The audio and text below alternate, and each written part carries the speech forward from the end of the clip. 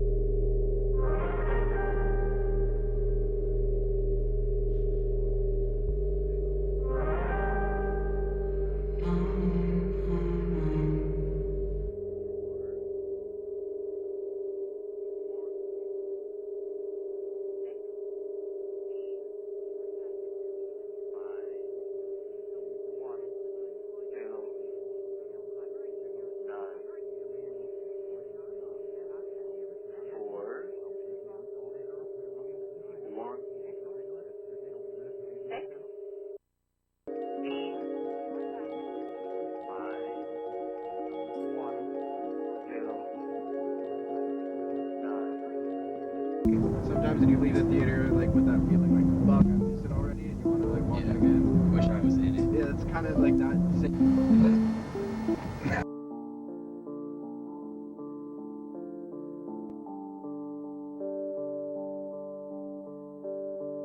Wither away in that comfortable place where I stay. Barely awake as I sleepwalk my way through the day. Don't ask how I've been if you run into me, it's so fake.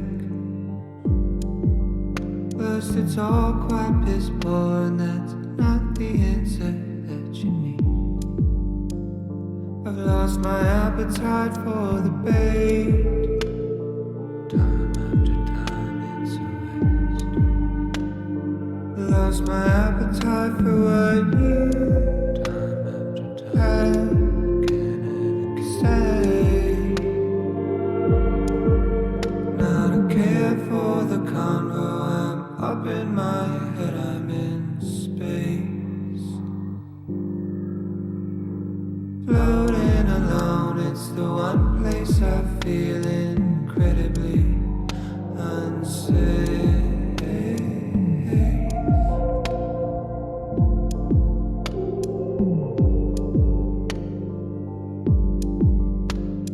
This heavy heart that beats in me will weigh me down a full 6 feet.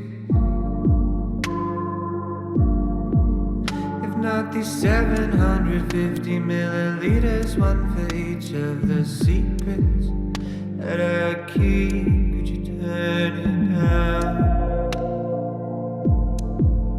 Turn it down. It's all too loud. Too loud. Oh. June turned me into a shell. Inhale, God. 6 year exhale. Left a residual self. Scraps of compassion. Missing in action. No care for the convo. I'm in space.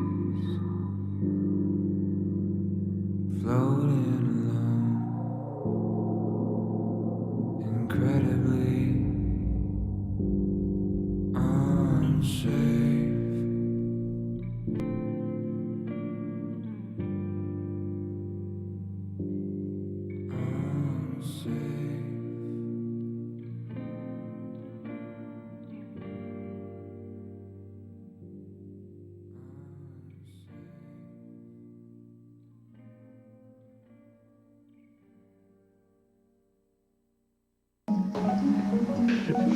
Anyway, I truly feel that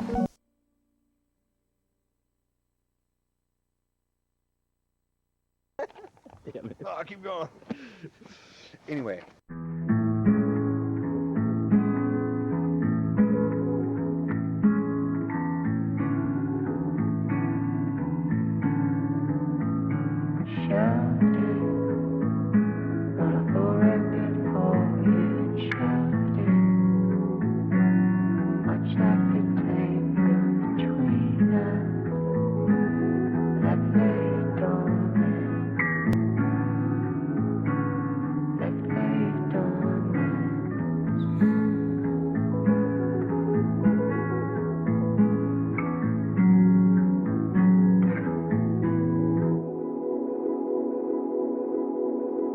Do I miss you or a memory?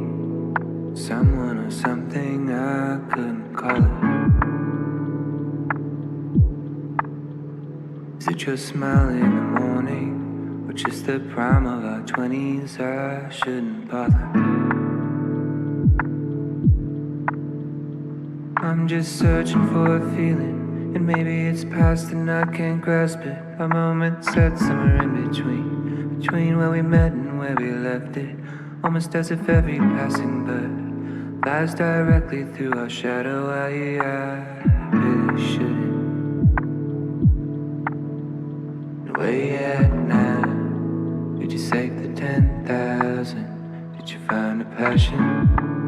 Alleviate some pressure? Have you got any new friends? Did you find a new man yet? Does he treat you special? I hope he treats you better than I did.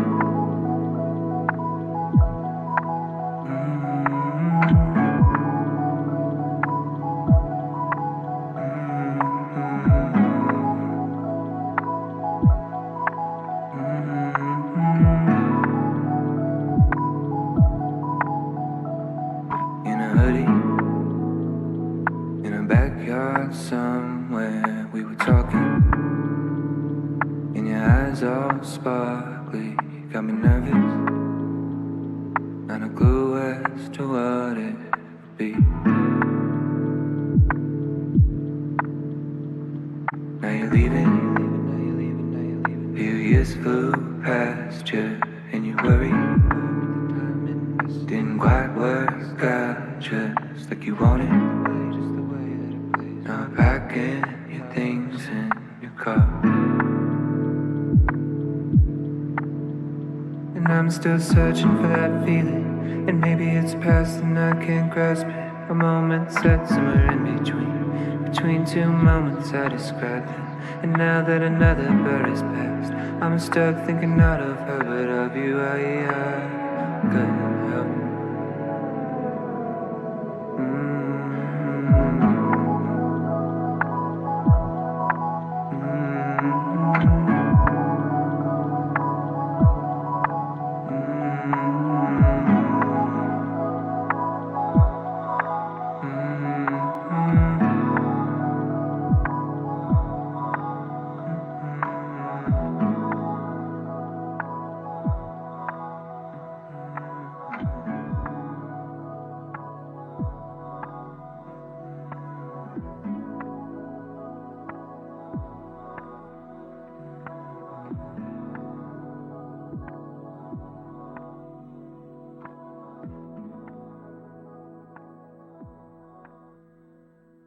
Okay, don't move a muscle.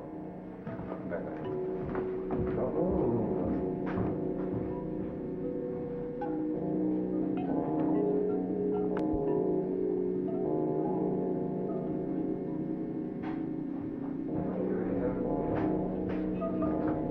Still got a vibe or no?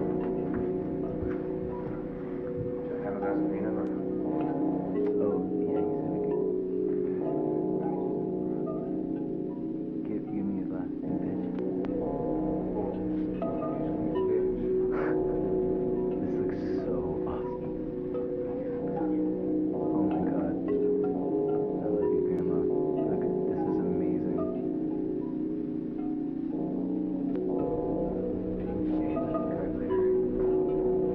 Look at your fucking hands.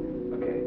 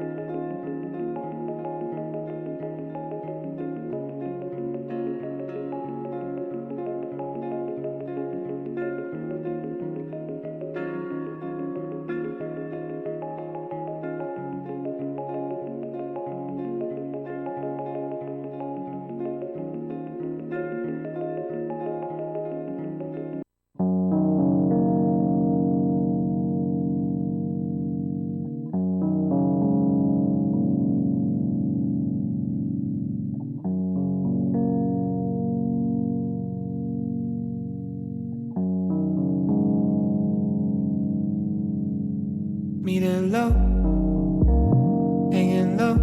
I'm on empty, headed home. I'll make it home. I guess I'm okay. I don't know. No, I'm not sure. I wasn't thinking about you. But the piano roll had me feeling cold with memories of you. Yeah, we were younger, I was struggling. We were good, standing still, right beside me. You were good to me. I couldn't say the same, but we laid the blame 2 ways. By the wayside, you went away. Took the good times, took the bad times, let them breathe. Left in the wake. Space.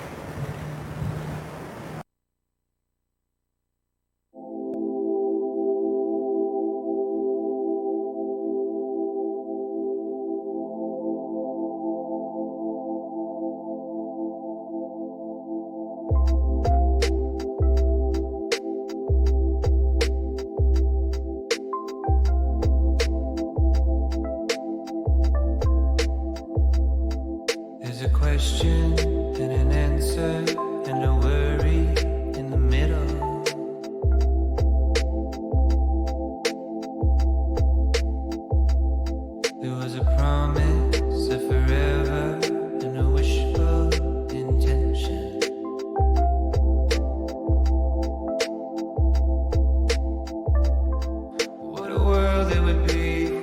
all made out of the books we read, all the films we see. It's a travesty. As the moon drifts by with the shifting tides, and you're lost in life, so the love floats into the ether. And there was something that you heard in her, and despite your parents, you placed your bet on love.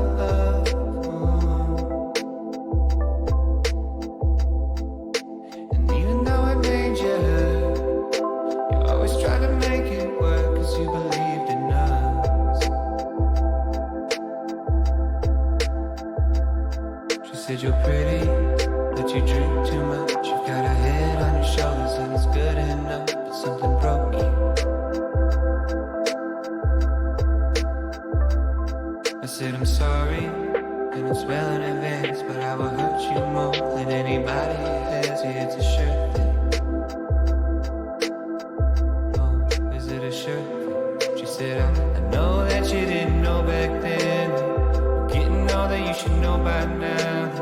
It never was about the pain you held, not in the way that you shut me out, not in the way that you hate yourself, or all the ways that you let me know it was that you and I, we were on our way. Kind of feeling that was unexplained, and you still feel like it felt back then. It's what you tell me when nobody's listening, and you ain't happy where you're at right now. Talked about it for a couple hours, a lot of change in the past few years, a couple deaths and a few relationships, a little older and a little scared of making all the same mistakes I made. She said you're weary because you think too much. You've got a mind of your own, it's free enough, but it'll drain you. I know you're sorry, and it's right on time, cause you told me what would happen if I stuck around. I know you warned me.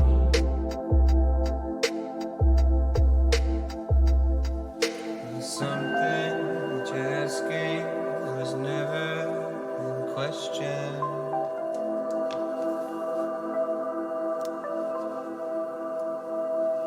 Something that you're asking that was never in question.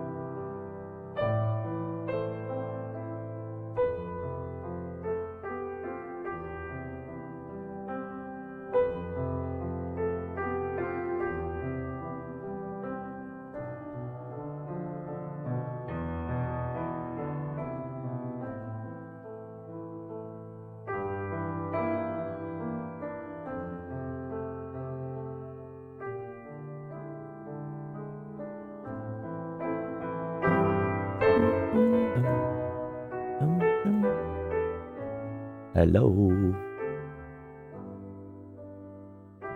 Hello, hello, hello, hello, hello, hello, hello, hello.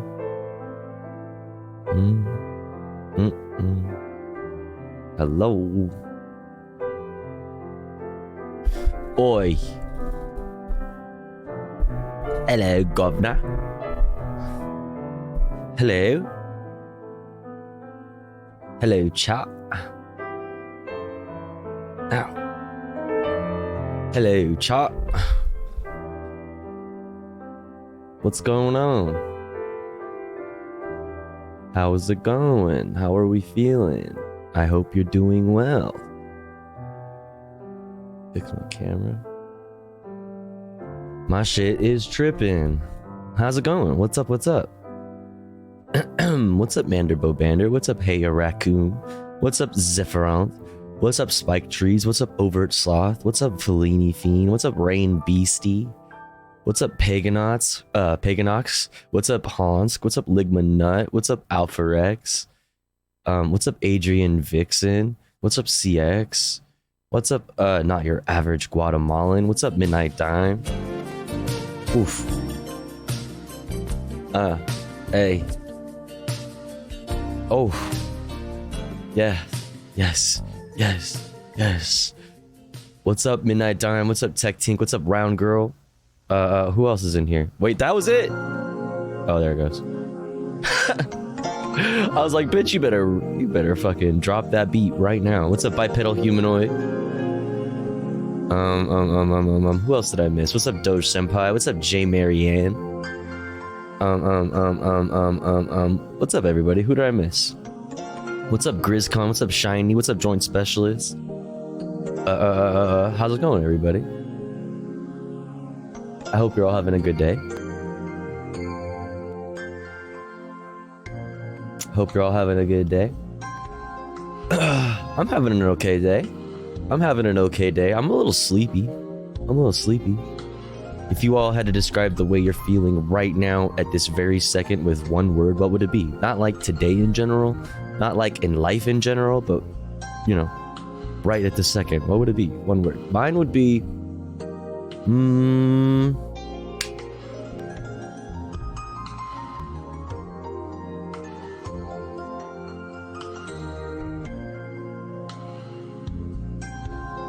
excited. Stress. Okay, I feel it. Cramps. I feel it. Smoking. Okay. Some brouhaha going on. Pensive. Poop. Okay. Are you pooping? Vexed. Okay. Chillaxing. Love that. Love that.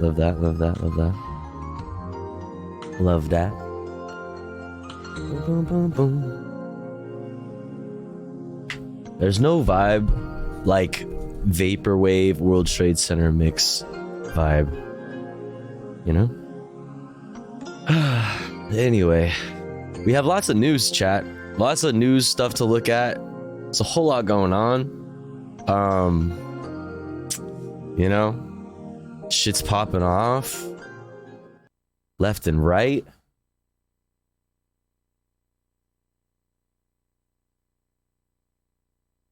Get this music on.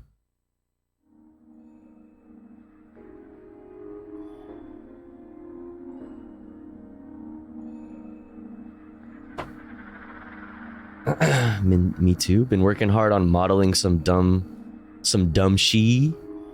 Modding some dumb she. What's that? What are you modding? Looks like Putin has gone missing. Gone missing? What do you mean? Are you for real? So I tried to gather the latest news on that. But that's like ever breaking. So if we have any updates on that you'd like to send my way, feel free to do that. I tried to grab the latest stuff when I had the latest that I could find on everything. I had an article and a little video. When I made my playlist a little bit before I started stream. Was he on a submersible? Uh-oh. Mine would be reticent. There might be a civil war in Russia right now, or maybe not. Who knows? We'll see. I mean, that's what I'm saying. I don't know. I'm trying to see if there's anything breaking on that. But like I said, I have some stuff here. I have a Politico article, the latest Politico article on it, and then I also have the latest little NBC piece on it. But yeah, if there is any other updates that you'd like to send my way that are more recent, I would like to see that. Yo, Doodleburb, what the heck? Thank you so much for gifting to Malty Pog. Thank you so much, Doodleburb. Shouts out. Oh, thank you, Fellini. Shouts out fucking Doodleburb. Thank you so much. Very generous of you. I appreciate that. Thank you, thank you, thank you. Wagner is like heading to the Kremlin, but heading to the Kremlin to not like. Okay, let's get some updates on it to say hi. Like heading to the Kremlin to like talk about what's going on. You know, I don't know. We got some news that we're gonna look at. We got some shit that we're gonna look at. They ain't going for tea. Okay, let's not get crazy now. They might be going for tea. Russians do like tea.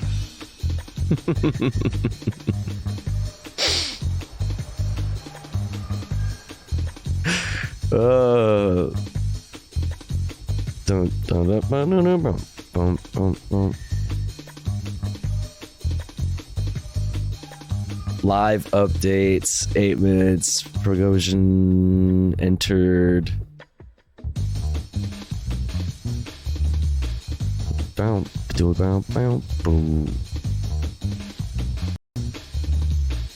Entered Russia. That doesn't tell us anything. All right, I got a couple things that we're gonna look at on it, but first we're gonna do the normal stuff. We're gonna get into headlines generally, and then we'll dive more specifically into some stories. Boom, boom, boom, boom, boom, boom, boom.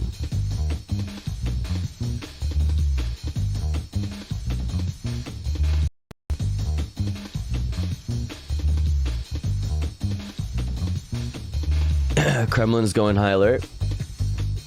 For sure. Well, like I said, shoot me articles or anything along the way if anything comes up. Yeah. Let's just get into it, huh? Let's just get cracking. Let's just get cracking. What's up, Scary Bunny? What's up, Papa John Pig? That AK-47 is rhetorical, huh? Oh, you're saying in regards to them going to the Kremlin. Yeah. The AK-47 that it armed with their words, you know what I mean? The AK-47 that is their mind. You know what I'm saying? Anyways, let's get started here on some headlines. First, this little fun story I wanted to check out. LA Video Store making a comeback for nostalgic film fanatics? I mean, there's a few, but is this like a new one? I want to check this out real quick before we get into what happened today in history.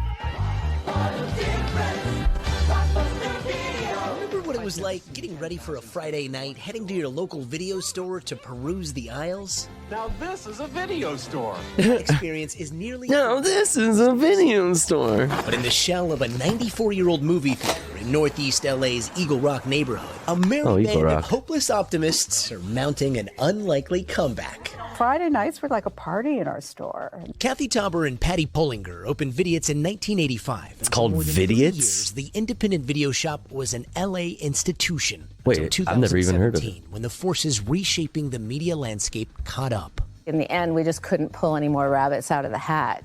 What was once a fixture faded. Until now. There's nothing like walking down here. Oh, it's incredible. I mean, this is like being 15. With the help of a star-studded cast of supporters like the morning show's Mark Duplass, Vidiot's is celebrating the unimaginable. The grand opening of a new video store with an astonishing 60,000 titles for rent, a 270-seat movie theater, and a hunger for the shared experiences of the past. You can come to a place like this and say, God, I really love what Spike Lee was doing and what Hal Hartley was doing. But like, I also kind of like stuff that's like a little more like visually interesting, It's like, come with me, my child, and they hook you up. And so far, demand has been a bit like 1985, with more than 1,000 DVDs rented in just the first few days. This is one of these things where the community just screamed, we want this thing and we need this thing. And that's the only reason it exists. I don't know about renting. As somebody who collects, yeah, for sure. But like at I don't know about renting and why that would be so popular. I don't know. Like, honestly, streaming is just like that much. I don't know. That just doesn't make sense to me. Would be the last bastion standing in this entire landscape. This is, I don't know. That's weird. Oh, it would be badass if you could rent the theater project in-house. I mean, the theater part is cool. Lots of stuff you can't stream. That's true. That's true. Yeah, that's true. We thought it was like a 5-year thing. I feel like I gave that guy a blowjob. Probably not him. What? Call it a Hollywood comeback, hoping to recapture that Friday night magic. I'm pretty sure that person's penis has been in my mouth. Not sure. Not sure, but something tells me. Thanks for watching our YouTube channel. All right, let's keep it moving. What happened today in history, chat? June 23rd. Let's check it out. June 23rd, 1972. In Washington, a key moment for President Richard Nixon and his chief of staff, H.R. Haldeman, during the Watergate scandal. They discussed using the CIA to block the FBI's probe of the break-in at Democratic National Committee headquarters at the Watergate complex. Yeah, where's the trigger warning? AP, yo, what the fuck, man? Oh! Nixon resigns more than 2 years later, soon after this White House conversation is made public on what's known as the smoking gun tape. 1940. During World War II, Nazi Germany's leader Adolf Hitler visits France's capital, Paris, a day They call me Deep Throat, no Nixon. after that country falls to his third. Just a hole you put your dicks in. Yo, that's a 1868. Inventor Christopher Latham Scholes receives a. Tell me that Tofu Ghost doesn't have bars. Okay. That was off top, bro. Patent for his typewriter. The first machines reached the market in the following decade. 1995. It was possible to do something about it. And that freed the parents of fear and freed the children to live a normal life. Dr. Jonas Salk, who developed the first vaccine to halt the crippling rampage of polio, dies in La Jolla, California. He was 80. RFK is typing. TV producer Aaron Spelling dies in Los Angeles at age 83. Among his hit series, Charlie's Angels, Love Boat, Dynasty, Beverly Hills 90210, and Melrose Place. Some Today in bangers. history, June 23rd. Mike Gracia, The Associated Press. Cool. Ugh. I thought I wasn't gonna have to think about this today. Yo, holy. Adrian, thank you so much. What the heck? Thank you. Thank you for the 5 bomb. Thank you so much. Thank you, thank you, thank you. I really appreciate that. Holy shit. That is very kind of you. If you got a gifty from Adrian, please make sure to thank them. It's very kind. Thank you, thank you, thank you. Starting off the day right. Hell yeah. Thank you, thank you. We're at 6 out of 25 already. Fuck yeah. Let's go. Appreciate that. Number 1. Top 5 stories that we need to know today from Reuters. I'm so sick of this stupid fucking story. Number 1. The submersible Titan carrying 5 people on a voyage to the wreck of the Titanic discovered the tail cone of the Titan submersible was found in pieces from a catastrophic implosion that killed everyone on board. the bow of the Titanic on the seafloor. The U.S. Coast Guard announces ending a The ROV multinational 5-day search. Found additional debris. We got Number 2. confirmation within an hour. Oh my God, seriously? Wait, 2 of them? Two of the 5 top 5 stories we need to know today have to do with the fucking Titanic? Are you kidding? Bro, I'm dying. Number 2, movie director and sub maker James Cameron says he wishes he sounded the alarm. Its comms were lost. A loud bang over the last submersible, adding that he found the whole design risky. I knew what happened. Sub maker. Sub imploded. Number 3, U.S. President Joe Biden will sign an executive order to protect and expand access to contraception. Amid fears birth control could face restrictions after last year's Supreme Court ruling. Okay. Overturning the constitutional right to abortion. Number 4. Indian Prime Minister Narendra Modi will meet business leaders on his final day in Washington. A state visit marked by pledges of deeper cooperation between the US and India. Number 5. Ukraine says its armed forces are advancing in the south and have stopped a Russian attack towards eastern cities Kupiansk and another one, Lyman. We had very fierce battles in the Kupiansk and Lyman directions, but our soldiers stopped the enemy there. Okay, thanks, I guess, Reuters. I guess. I have the piece. Oh wait, did I take it off? I'll probably add that back on if we have time. Emma Vigilant from obviously from Majority Report talking about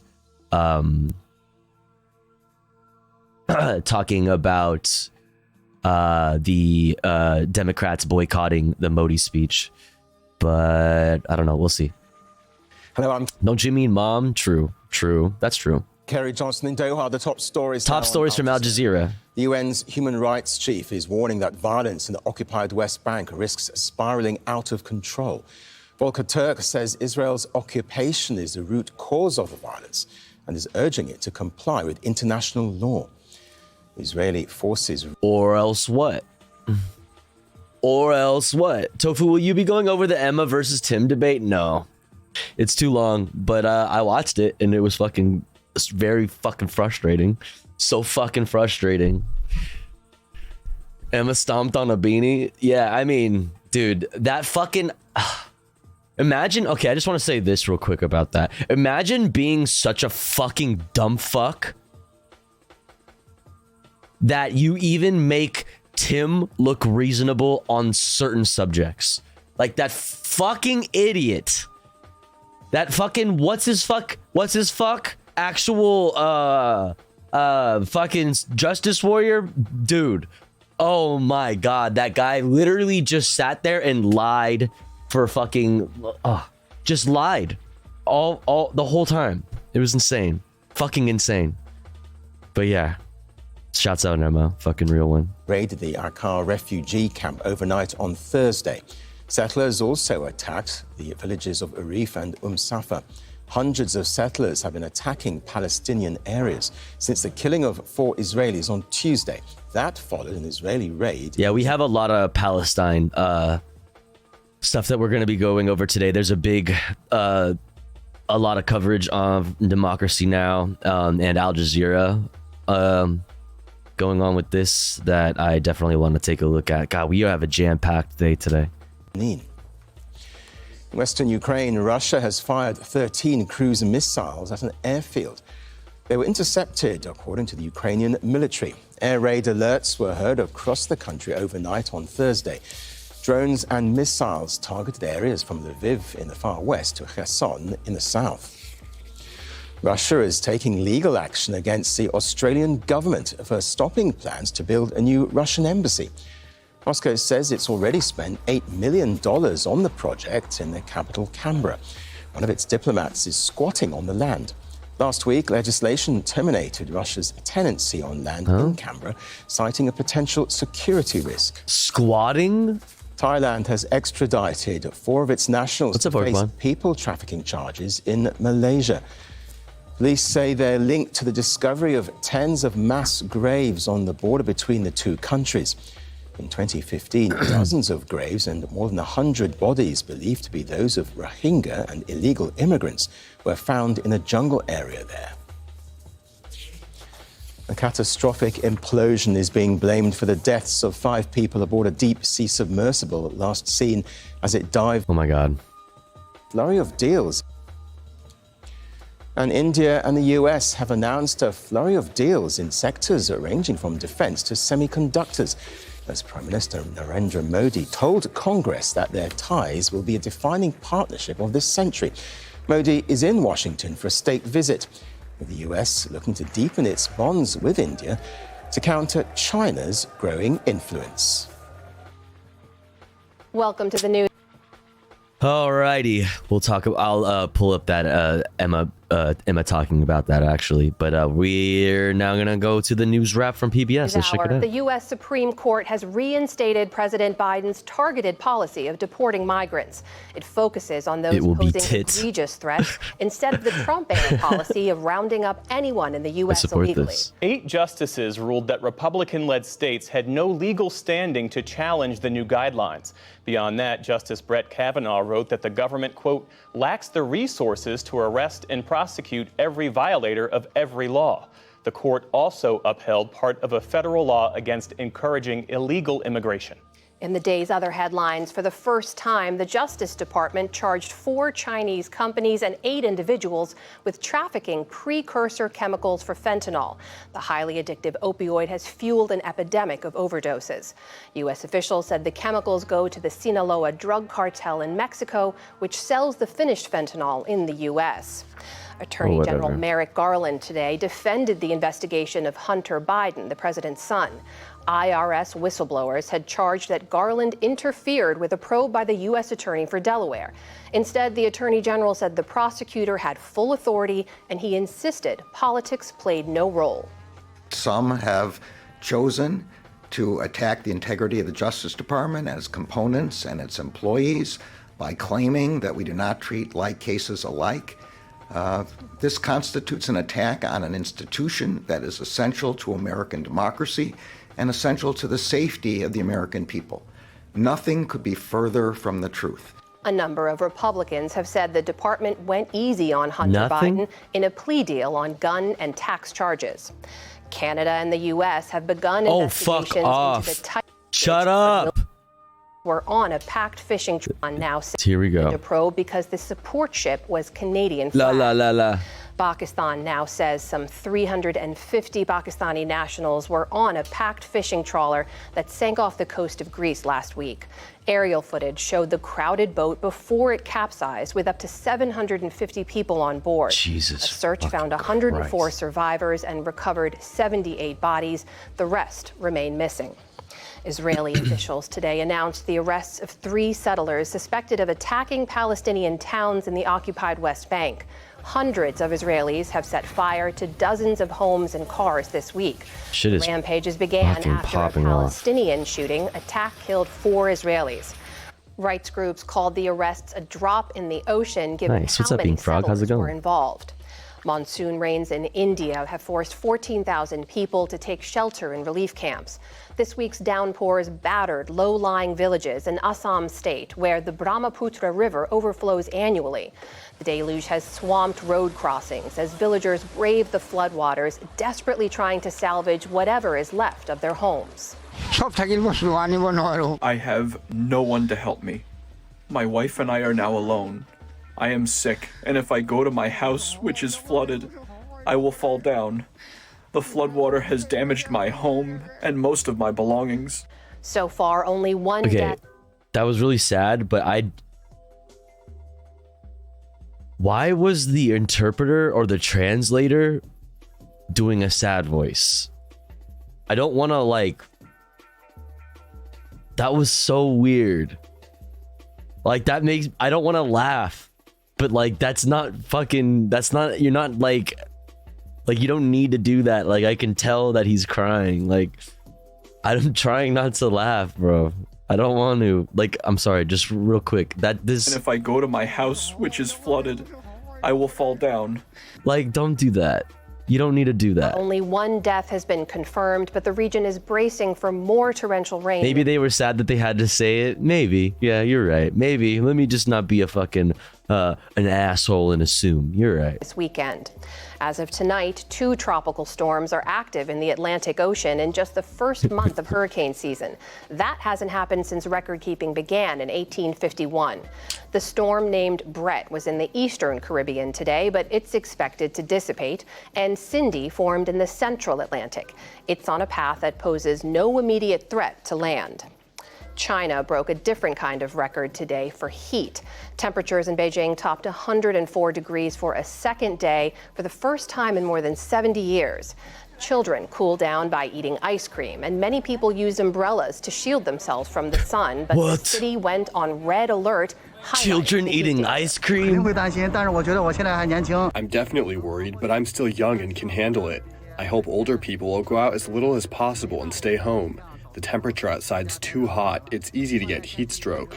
Forecasters predict the extreme heat could continue for 10 days. And on Wall Street today, stocks... All right, that's enough. That's enough from you, Pubis. What is this? Get out of here.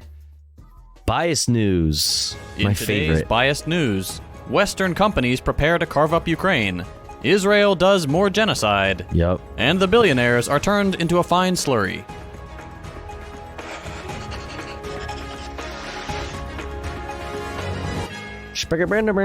A recent London meeting at the two-day Ukraine Recovery Conference saw pledges of over $60 billion towards rebuilding Ukraine, as the result of a war directly encouraged and maintained by US and NATO geopolitical interests. The donors include the EU, US, UK, and nearly 500 companies from 42 countries.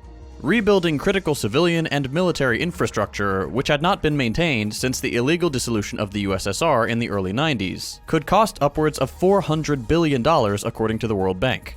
The conference also held talks about Ukrainian integration with the EU, with statements on how Ukraine still isn't ready in light of a judiciary and economy in need of reform according to EU specifications. Likewise with the country's crippling corruption issues, something that's been plaguing Ukraine for nearly 3 decades. Incredibly telling, the European Commission president stated that, quote, such reforms would send a powerful message to investors that they will get the transparency, fairness, and functioning institutions they need to invest in Ukraine. No step in this process is done out of the goodness and love Western nations have for Ukraine. It's a process dictated by the Western ruling class aimed at maintaining an important geostrategic military outpost for their own benefit. American lend-lease to Britain during World War II was finally paid off in 2006, and the Ukrainian situation will be no different. One military expert commented, "It will become a serious shackle on Ukraine. Ukraine will have to pay both the principal and interest for the various weapons and equipment it is to receive from the US in the future. The US is a businessman. It won't do business that will bring losses to itself." In previous American adventures at rebuilding, such as in Iraq, those that benefited were either American defense contractors like Halliburton and Lockheed Martin, private security firms like Blackwater, oil and energy giants that got preferential contracts to Iraqi oil, and reconstruction firms like Bechtel and Fluor. Is Dick Cheney dead yet?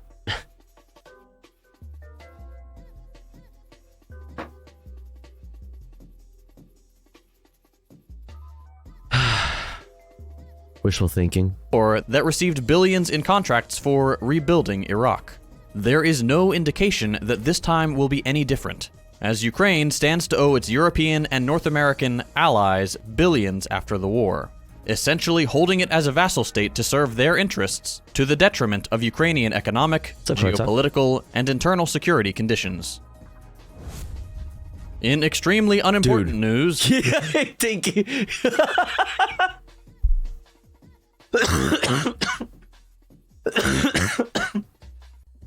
In extremely unimportant news, thank you for at least fucking saying that. I'm fucking... No purpose. Indian Prime Minister Modi and US President Biden faced questions about alleged human rights abuses during a joint news conference at the White House. Biden regurgitated the tired response about the importance of democratic values and the common commitment to diversity, culture, and open debate. The leaders discussed the need for a strong partnership, particularly in the Indo-Pacific region, in the face of China's growing influence. They pledged to enhance cooperation in trade, technology, climate action, defense, and other areas. Modi's visit was significant as it marked his first state visit to the US and highlighted the Biden administration's recognition of India's geopolitical position. Some legislators and activists raised concerns about human rights violations, including some who called for a boycott of Modi's address to Congress. The leaders also announced India's procurement of US-made armed drones, solidifying a next-generation defense partnership, which was clearly the main reason for the event. The United Nations has placed Russia's military and allied armed groups on its, quote, list of shame over the killing and maiming of hundreds of children in the Ukraine war. Coincidentally, and surely due to an honest oversight, Israeli forces have been left off the list, despite intentionally murdering hundreds of Palestinian children in recent years. Speaking of Israel, hundreds of Israeli settlers have stormed Palestinian properties in the occupied West Bank, killing one man. The murderers say they were motivated by the previous killing of Israeli settlers. As always, when Israeli genocide sparks justified self-defense, the military occupation uses it as yet another excuse for their atrocities. Back to Russia, Wagner chief Prigozhin has accused the Russian defense minister and commander of lying to President Putin We're going to talk and the about Russian all this public stuff over the extent of war losses in Ukraine. Those of you that are regulars know that we go over the headlines first from a few different outlets before we start diving into more specific things. But yeah, Not exactly a hot take, as this is common practice in war, but it makes for good publicity. On Thursday, Turkey's central bank hiked its key rate for the first time since early 2021. Diving.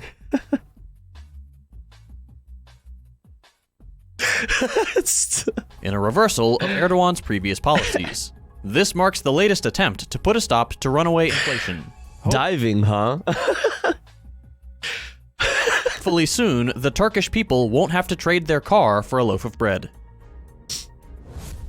And in positive news, the Conference on Jewish Material Claims Against Germany announced on Tuesday in a press release that Germany will pay out over $1.4 billion to Holocaust survivors in the coming year. This is a reassuring gesture in a time when right-wing sentiment and xenophobic rhetoric is once again on the rise in Germany. Wait, that's fire. That's all for today. We'll be back on Monday with more news. If you'd like to see episodes with more in-depth analysis, consider supporting the show on Patreon so we can grow and expand. That's actually really great. More German reparations. Yeah, more, and also more fucking precedent that can be pointed to while, you know, we have our own, like, fight for, you know, our own reparations here in the United States. You know, for Black Americans. So that's fucking great. That's awesome. All right, Democracy right fucking now. And then Democracy Now! Has two pieces here about Palestine. So since we are gonna cap off the headlines portion with Democracy Now!, we'll just go straight into the stuff about Palestine, Israel. But after that, we're gonna talk about the situation in Russia. Democracy Now!, democracynow.org, The War and Peace Report. I'm Amy Goodman.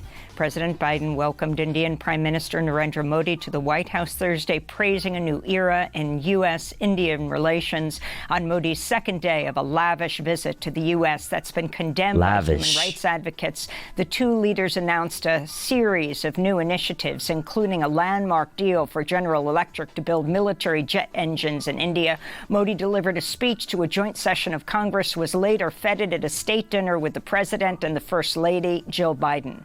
In a rare occurrence, Modi accepted questions from journalists during a news conference with President Biden. Wall Street Journal reporter more yoga washing. Siddiqui, who is more yoga washing, Muslim, pressed Modi on human rights concerns and asked him what steps he's taking to improve the rights of Muslims and other minorities in India and press freedom there. It's believed to be the first question Modi took from a journalist at a news conference since 2015. We have always proved that democracy can deliver. And when I say deliver, this is regardless of caste, creed, religion, or gender. There's absolutely no space for discrimination.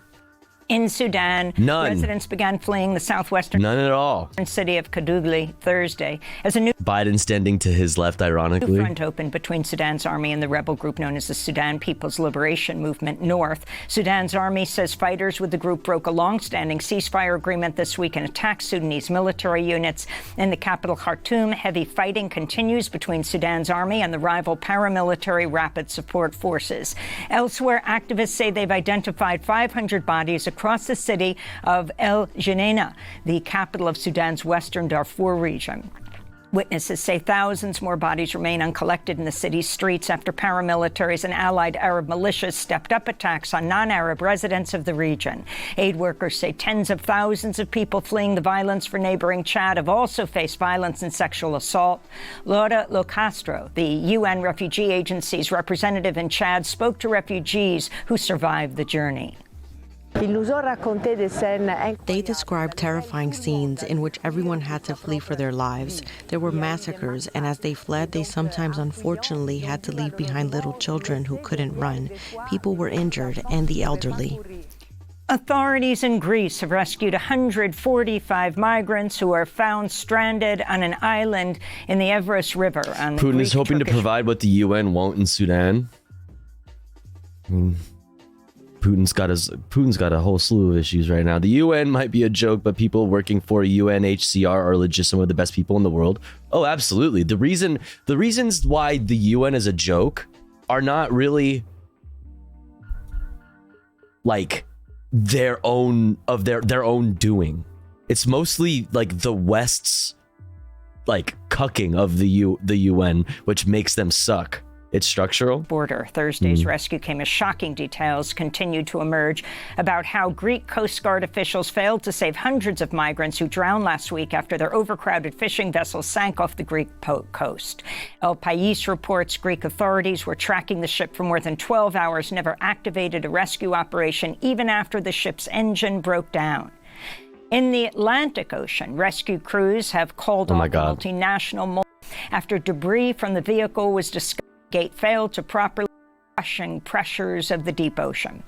It's believed the who paid two documentary by a Mexican. I think it was general. Oh my God. Navy acoustic detection system. Please. Submersible I know. implosion Yes, the Navy may have heard. Suffering its warmest June heat wave on record with.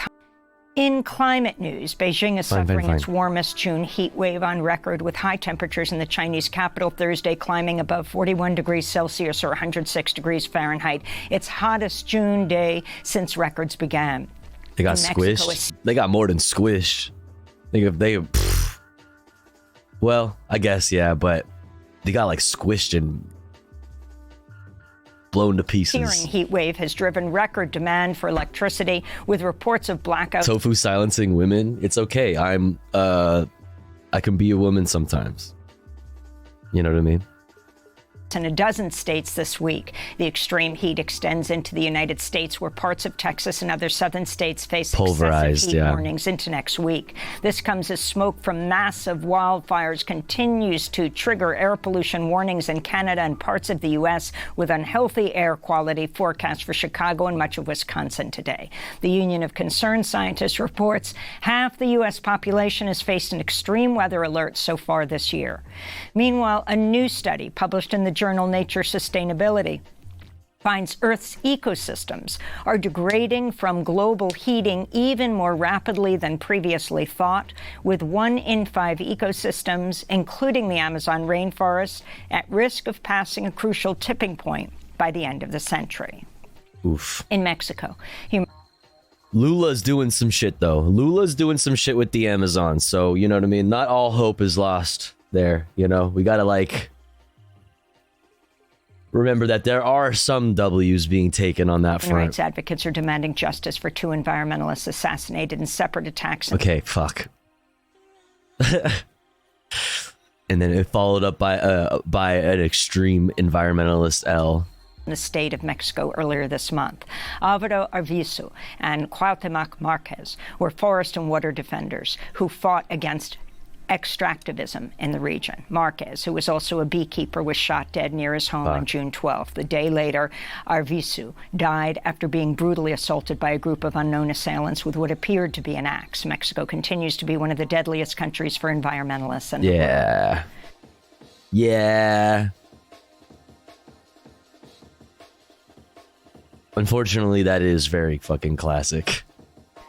The government of France has ordered the shutdown of the Direct Action Environmental Group. Like, people forget, really, like, why is it that, for example, people in the United States generally don't trust the FBI and stuff like that?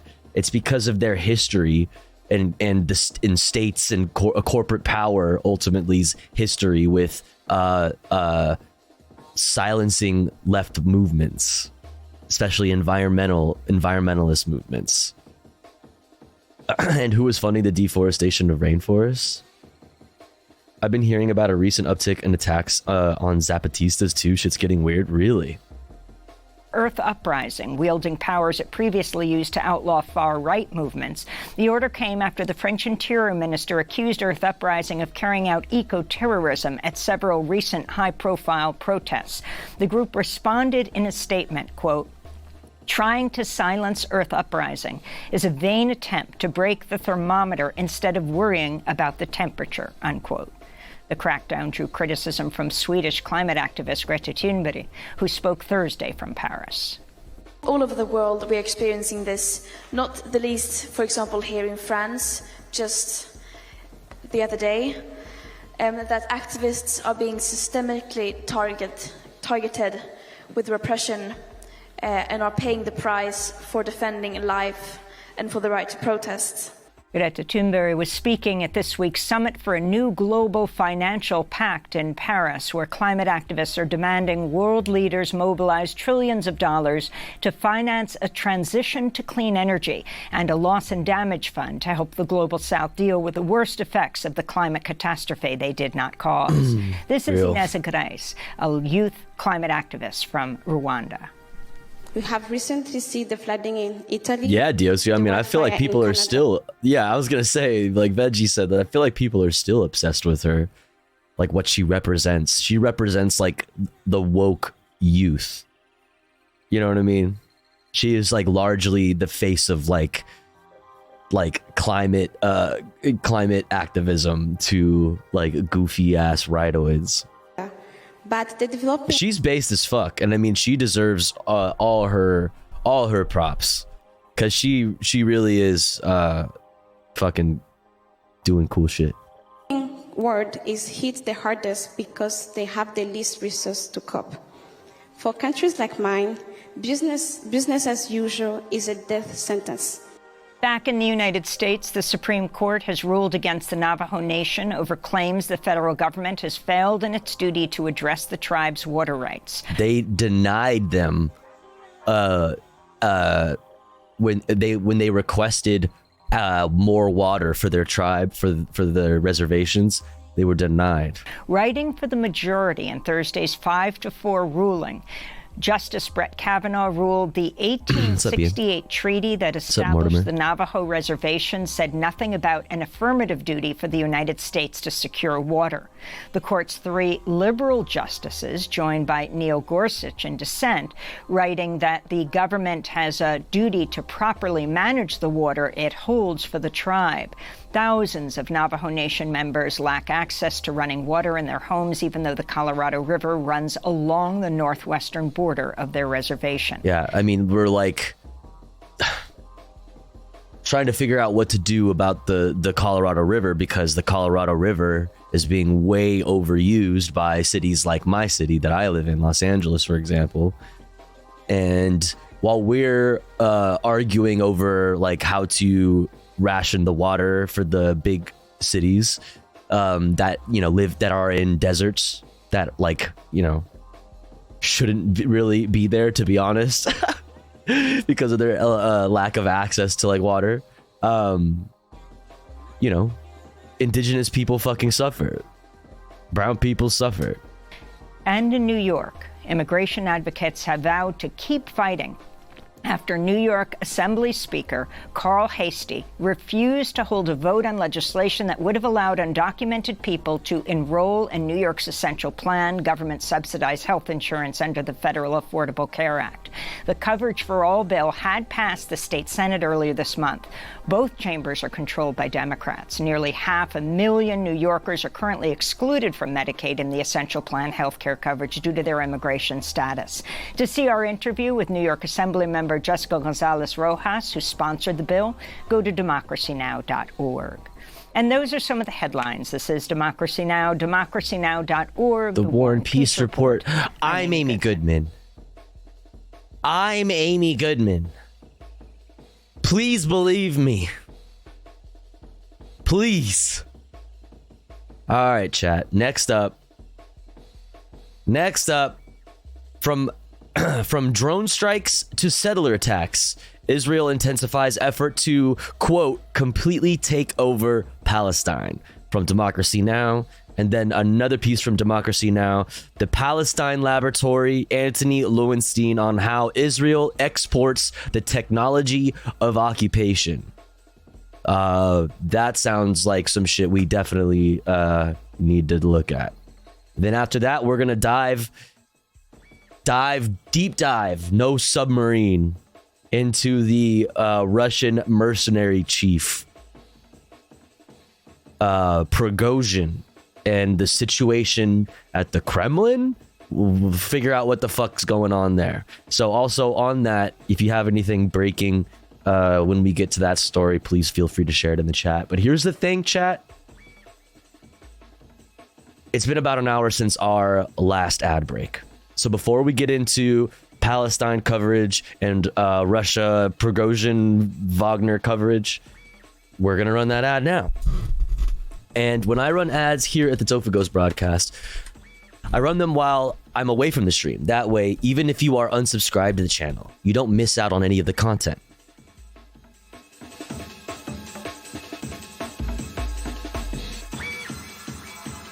However, if you would like to support the channel like Jack Cinder just did, Prime, let's go. All you gotta do is subscribe.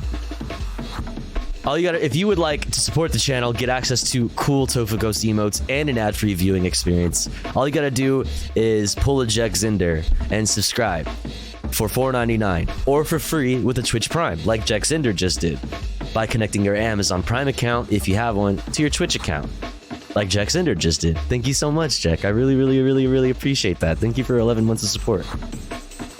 Or let's say you are already subscribed to the channel and you're feeling generous and you have the means to. Maybe consider gifting a sub to one of our friends in the chat, one of our comrades in the community that may not be able to afford a sub this month. That way they may also be able to enjoy the Topher Ghost emotes and an ad-free viewing experience. We are currently now, because of Jack Zinder, at 7 out of 25 for our daily sub goal.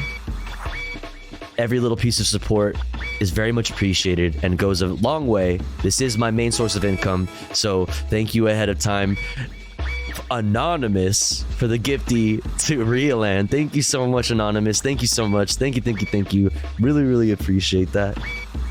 Thank you so much. Very generous. If you are unsubscribed, please make yourself known in the chat. Maybe somebody will gift you. I'll be back in 3 minutes. Don't you go anywhere. BRB. Thank you again, Anonymous and Jack.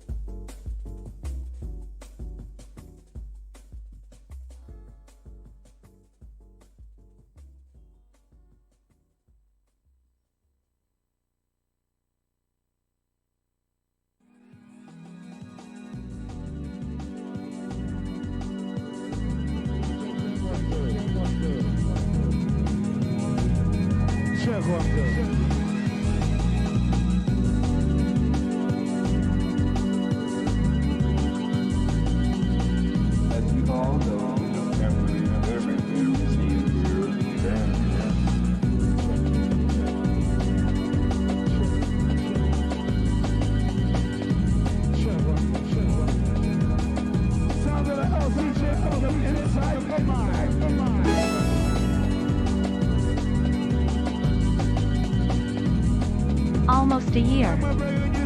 Wait. Yo. Wait, did y'all run a piss train on me? What the fuck?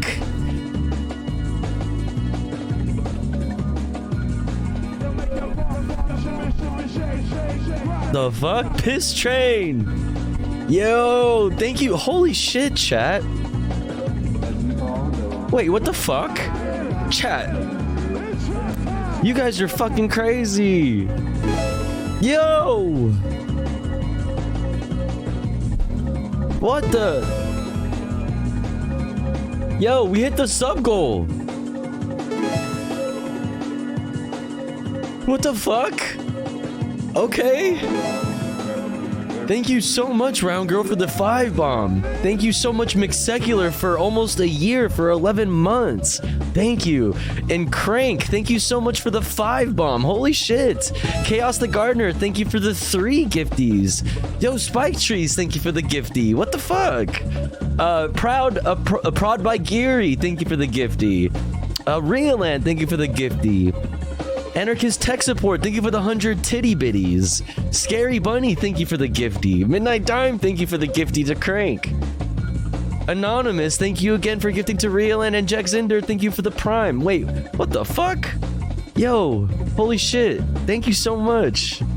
Thank you. Yo, 100 more titties from Fellini. PP Train. All right, listen, y'all, the people have spoken. The people have spoken. The people want a piss train, so I give them what they want. I give them what they want. Let's go. Let's go.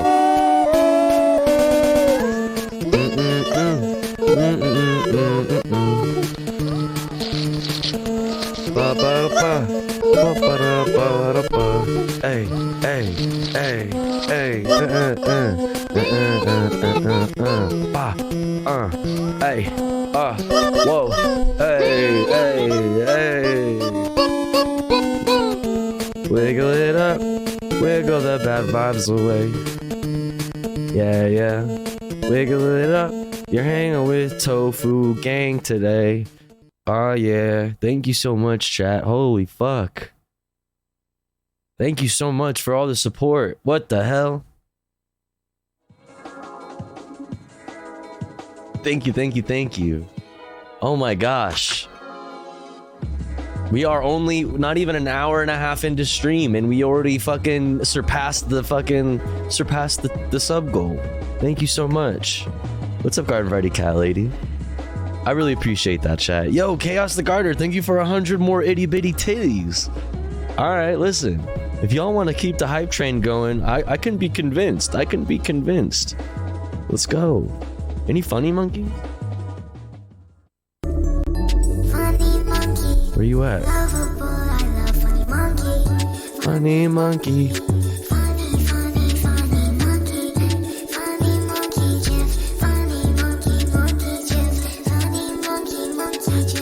Funny monkey, monkey GIF. Look at the monkey. It's a monkey.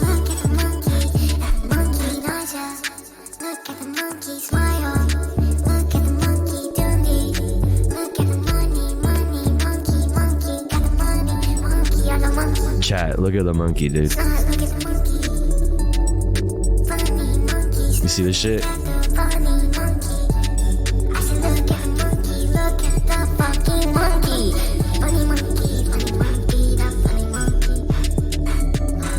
Fuck yeah. Fuck yeah. Face plant in the snow. Look at it. Banger. Banger. Thank you, chat.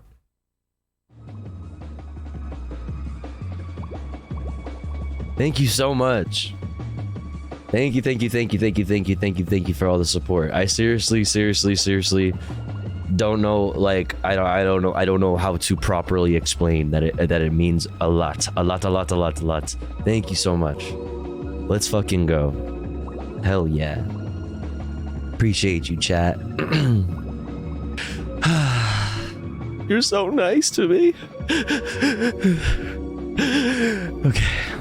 All right, no more fun. Unless you guys want to keep gifting. And if you guys wanted to keep gifting, I could be, like I said, I could be convinced to continue the hype train. I could be. But you know, unless we're gonna, you know, otherwise we're gonna get back into it. But I do appreciate all of the support. Really do. Thank you so much. Let's look at these Democracy Now! Pieces about Palestine. Israel-Palestine. This first piece, from drone strikes to settler attacks, Israel intensifies effort to, quote, completely take over Palestine. And then after that, we'll look at the Palestine Laboratory, Anthony Lowenstein, on how Israel exports the technology of occupation. Yeah, democracy right fucking now, dude. You fucking guessed it. This is Democracy Now!, democracynow.org, the War and Peace Report. I'm Amy Goodman as we turn now to the occupied West Bank, where tensions soared this week after Israel launched a massive military raid Monday in the Jenin refugee camp, killing 7 Palestinians, including a 14-year-old girl and a 14-year-old boy. During the raid, which was met by fierce Palestinian resistance, Israel deployed U.S.-made Apache helicopter gunships for the first time inside the West Bank in nearly 20 years. On Tuesday, 2 Palestinian gunmen shot dead 4 Israelis near an illegal settlement in the West Bank. Settlers responded by attacking Palestinian villages, setting fire to homes and vehicles. One school was set on fire. Settlers were caught on video tearing out pages from multiple copies of the Quran after they raided a mosque in the West Bank village of Uri. It's just to be evil. Like, just to be, like, you know, to add insult to injury, I guess, if you will. Just to be a dick. Meanwhile, on Wednesday, Israel carried out its first targeted assassination aerial strike in nearly 20 years. Holy shit. Wait, is that a fucking... Is that like a cave, or is that like the hole something made? First targeted assassination aerial strike in nearly 20 years. The drone strike killed 3 Palestinians, including a 15-year-old boy. This all comes as the Israeli Prime Minister Benjamin Netanyahu's far-right government has agreed to accelerate the process for approving new settlements in the West Bank, despite criticism from the United Nations, European Union, and the United States. We're joined now by the Palestinian journalist Mariam Barghouti. She's a senior Palestine correspondent for Mondo Weiss. She usually is based in Ramallah, but is joining us from New York City today. It's great to have you with us, Mariam. If you can talk about the escalating violence right now in the West Bank. Thank you. It's good to be here again, Amy. Thank you for having me. Right now, what we're seeing is an intensification of Israeli settler violence against Palestinians in the collective. So it's not just being intensified at the level of attacks towards Palestinians, but it's increasing in size. And this is reminiscent of what we have seen in 2021 when Israeli settlers rampaged through the old city of Jerusalem, as well as cities in heartland Palestine such as Jaffa, Tel Aviv, Haifa, chanting death to Arabs. And that's what they have been doing now, is killing Arabs. We've had almost 700 Palestinians killed since those chants began in 2021. And right now what we are seeing is a joining of forces once again between Israeli settlers in uniform, such as the army and border police, and Israeli settlers in civilian clothing, but also armed, attacking Palestinians under the false manipulated discourse that this is a response to a Palestinian militant operation. This is not a response to that. This is the status quo. This is the daily norm. We saw it happen in 2015 when an entire Palestinian family in Nablus, near the location where the most recent arson attack happened en masse, an entire family was burned in Douma. including an infant just a few months old and his mother and father, leaving the last remaining child in the family, who was 3 at the time, orphaned. So what we're seeing is an intensification to completely take over Palestine. And it's not just Palestine in the sense of the West Bank. This is Gaza, this is Heartland Palestine in Jerusalem. And right now you're seeing attacks exactly the same way Israeli forces have attacked Palestinians in the West Bank, happening in the occupied Syrian Golan Heights. So Israel is moving full force to do exactly what Bezalel Smotrich, the current finance minister of Israel, called for. Israel has killed a lot of people since this year began. Yeah.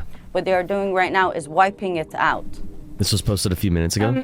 The U.S. State Department's Office of Palestinian Affairs said it was appalled by the attacks on Palestinians by the Israeli settlers, adding, "We call the Israeli authorities to immediately stop the violence, protect U.S. and Palestinian civilians, and prosecute those responsible." There are many also Putin is speaking now live. Oh, fuck. Okay, do we have a link?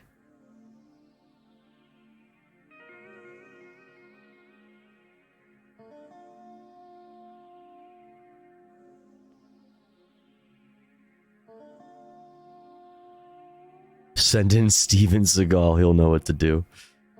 He'll know what to do.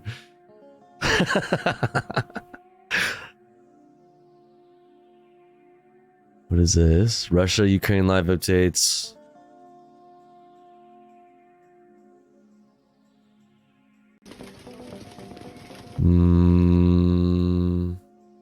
What is this?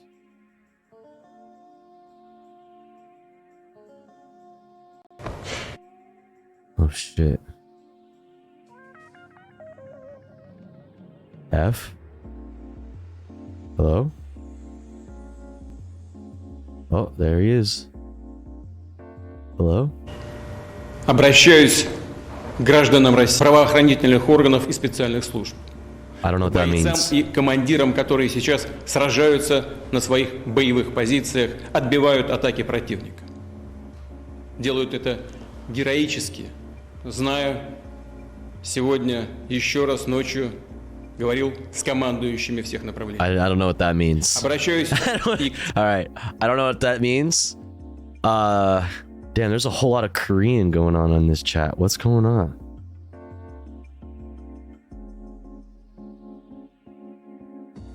He is saying, "I love big cocks." Damn, so true, bestie. Yeah. All right. All right, whatever. Let's just get back to what we were doing, and then we'll after this, like I said, we'll get into that story. Palestinian Americans who are living there as well, right? Can you talk about the State Department's response? Did that surprise you? It did not surprise me. The U.S. State Department has rarely interfered or intervened on behalf of Palestinian American citizens in order to push forward for justice. More than a year later, in the assassination of the Palestinian American journalist Shireen Abu Akleh last year, who was also killed by an Israeli sniper shot in Jenin, still did not receive accountability. And come the dozens of others that were killed who are American citizens and zero accountability. Anyone that was arrested in the Israeli military, known for torturing and mistreating their political detainees, the U.S. did not interfere. I think that the words, the language that they try to push forward as though they are truthfully and sincerely representing American citizenry, as they claim, is false. True.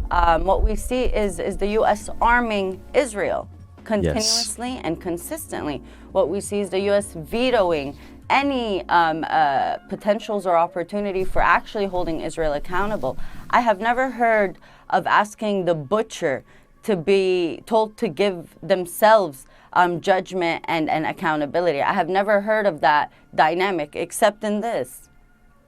During the raid in Jenin, Israel deployed U.S.-made Apache helicopter gunships for the first time inside the West Bank in nearly 20 years, and also carried out its first targeted assassination aerial strike in the West Bank for the first time in 20 years. They have done that in Gaza more recently.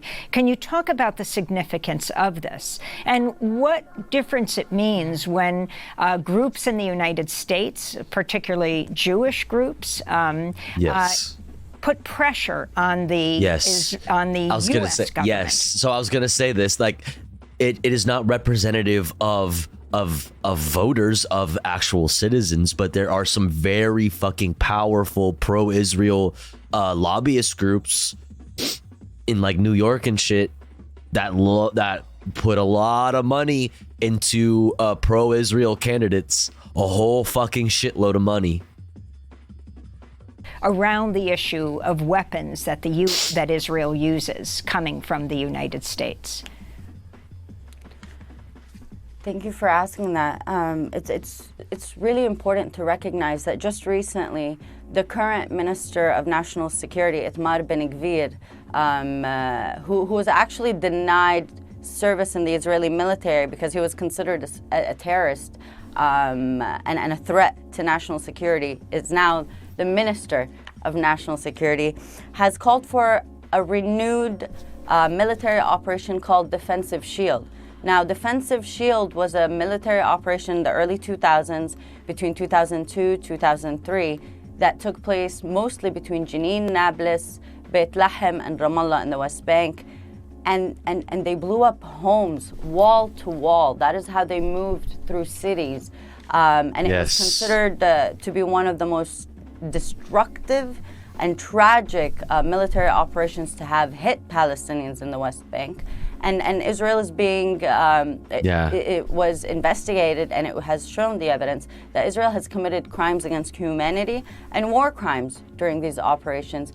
A few months ago, they just cut through walls. They drill a hole in the walls, and they just like make their way systematically through the neighborhoods. So, Itamar Ben-Gvir called for Operation Defensive Shield, which is going to be relevant when it comes to this next story that we're going to talk about, how Israel exports their like tactics and their technology that they learn and you know, a lot about or from when, you know, doing this kind of shit in the West Bank. That's how, you know, it relates back to the United States. If you think this is far away from you and doesn't touch you, and you don't, you know, you can't be bothered to care about children dying in the West Bank, you know, at the very least, this is being brought to you through Cop City. Exactly, Diosu. Being brought to you through Cop City, training LAPD, training NYPD, training the occupying forces in your cities with the tactics that they come up with and the technology that they test on these innocent fucking people here. 2.0, basically. So that's the significance of using that drone for the first time in 20 years, because the last time it was used was 2006, where they targeted the young fighters at the time. And now those born in 2000, 2002, 3, 4, 5, at the peak of Operation Defensive Shield, have grown up, and they have seen no change, and they tried to confront back. And now Ben-Gvir is asking to kill those, the children that grew up under nothing but war, who are mostly refugees on World Refugee Day. Almost 80% of those killed in the last 2 years were refugees in their refugee camps. Israeli settlers rampaged through Palestinian towns in the West Bank Wednesday, killing at least one person, critically injuring another, torching buildings and cars. This is a resident of the town of Termasaya. Dozens of settlers came here, around 250 settlers. They tried to enter the courtyard. They set the cars on fire. They started shooting towards the house, using live bullets and stones, and they damaged the balconies. There were almost 14 family members at home, including women and children, but thank God there were no injuries. They tried to open the doors, but they were closed. Mariam, if you can talk more about what the Israeli government, how the Israeli government responds to Israeli settlers rampaging.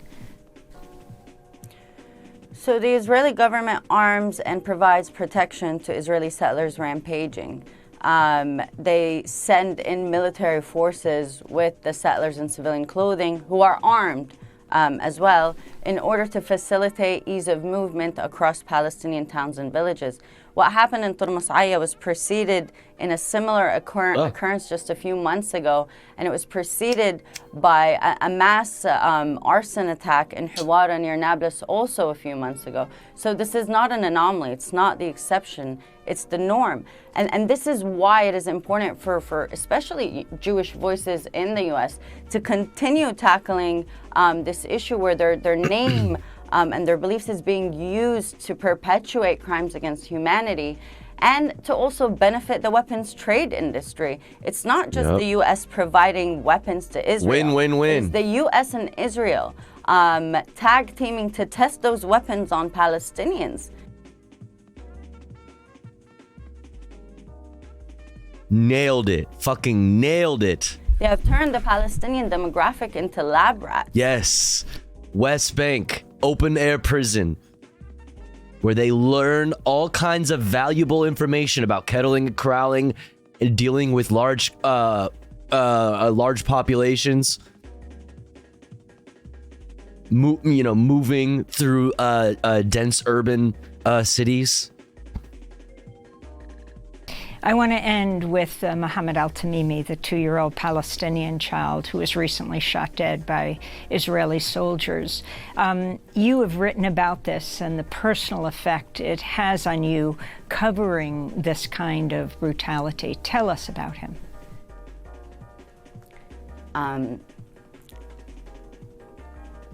Mohammed Al-Tamimi was a 2-year-old boy who was killed as Israeli soldiers chased other Palestinian youth firing bullets at the car near the village of Nabi Saleh in Ramallah. Mohammed was next to his father when the shooting happened. And as we know, as I have seen from testimonies and documentation, Israel does not discriminate, indeed, between child or adult, civilian or non-civilian, combatant or non-combatant. The father was injured. Mohammed, who is 2, was killed.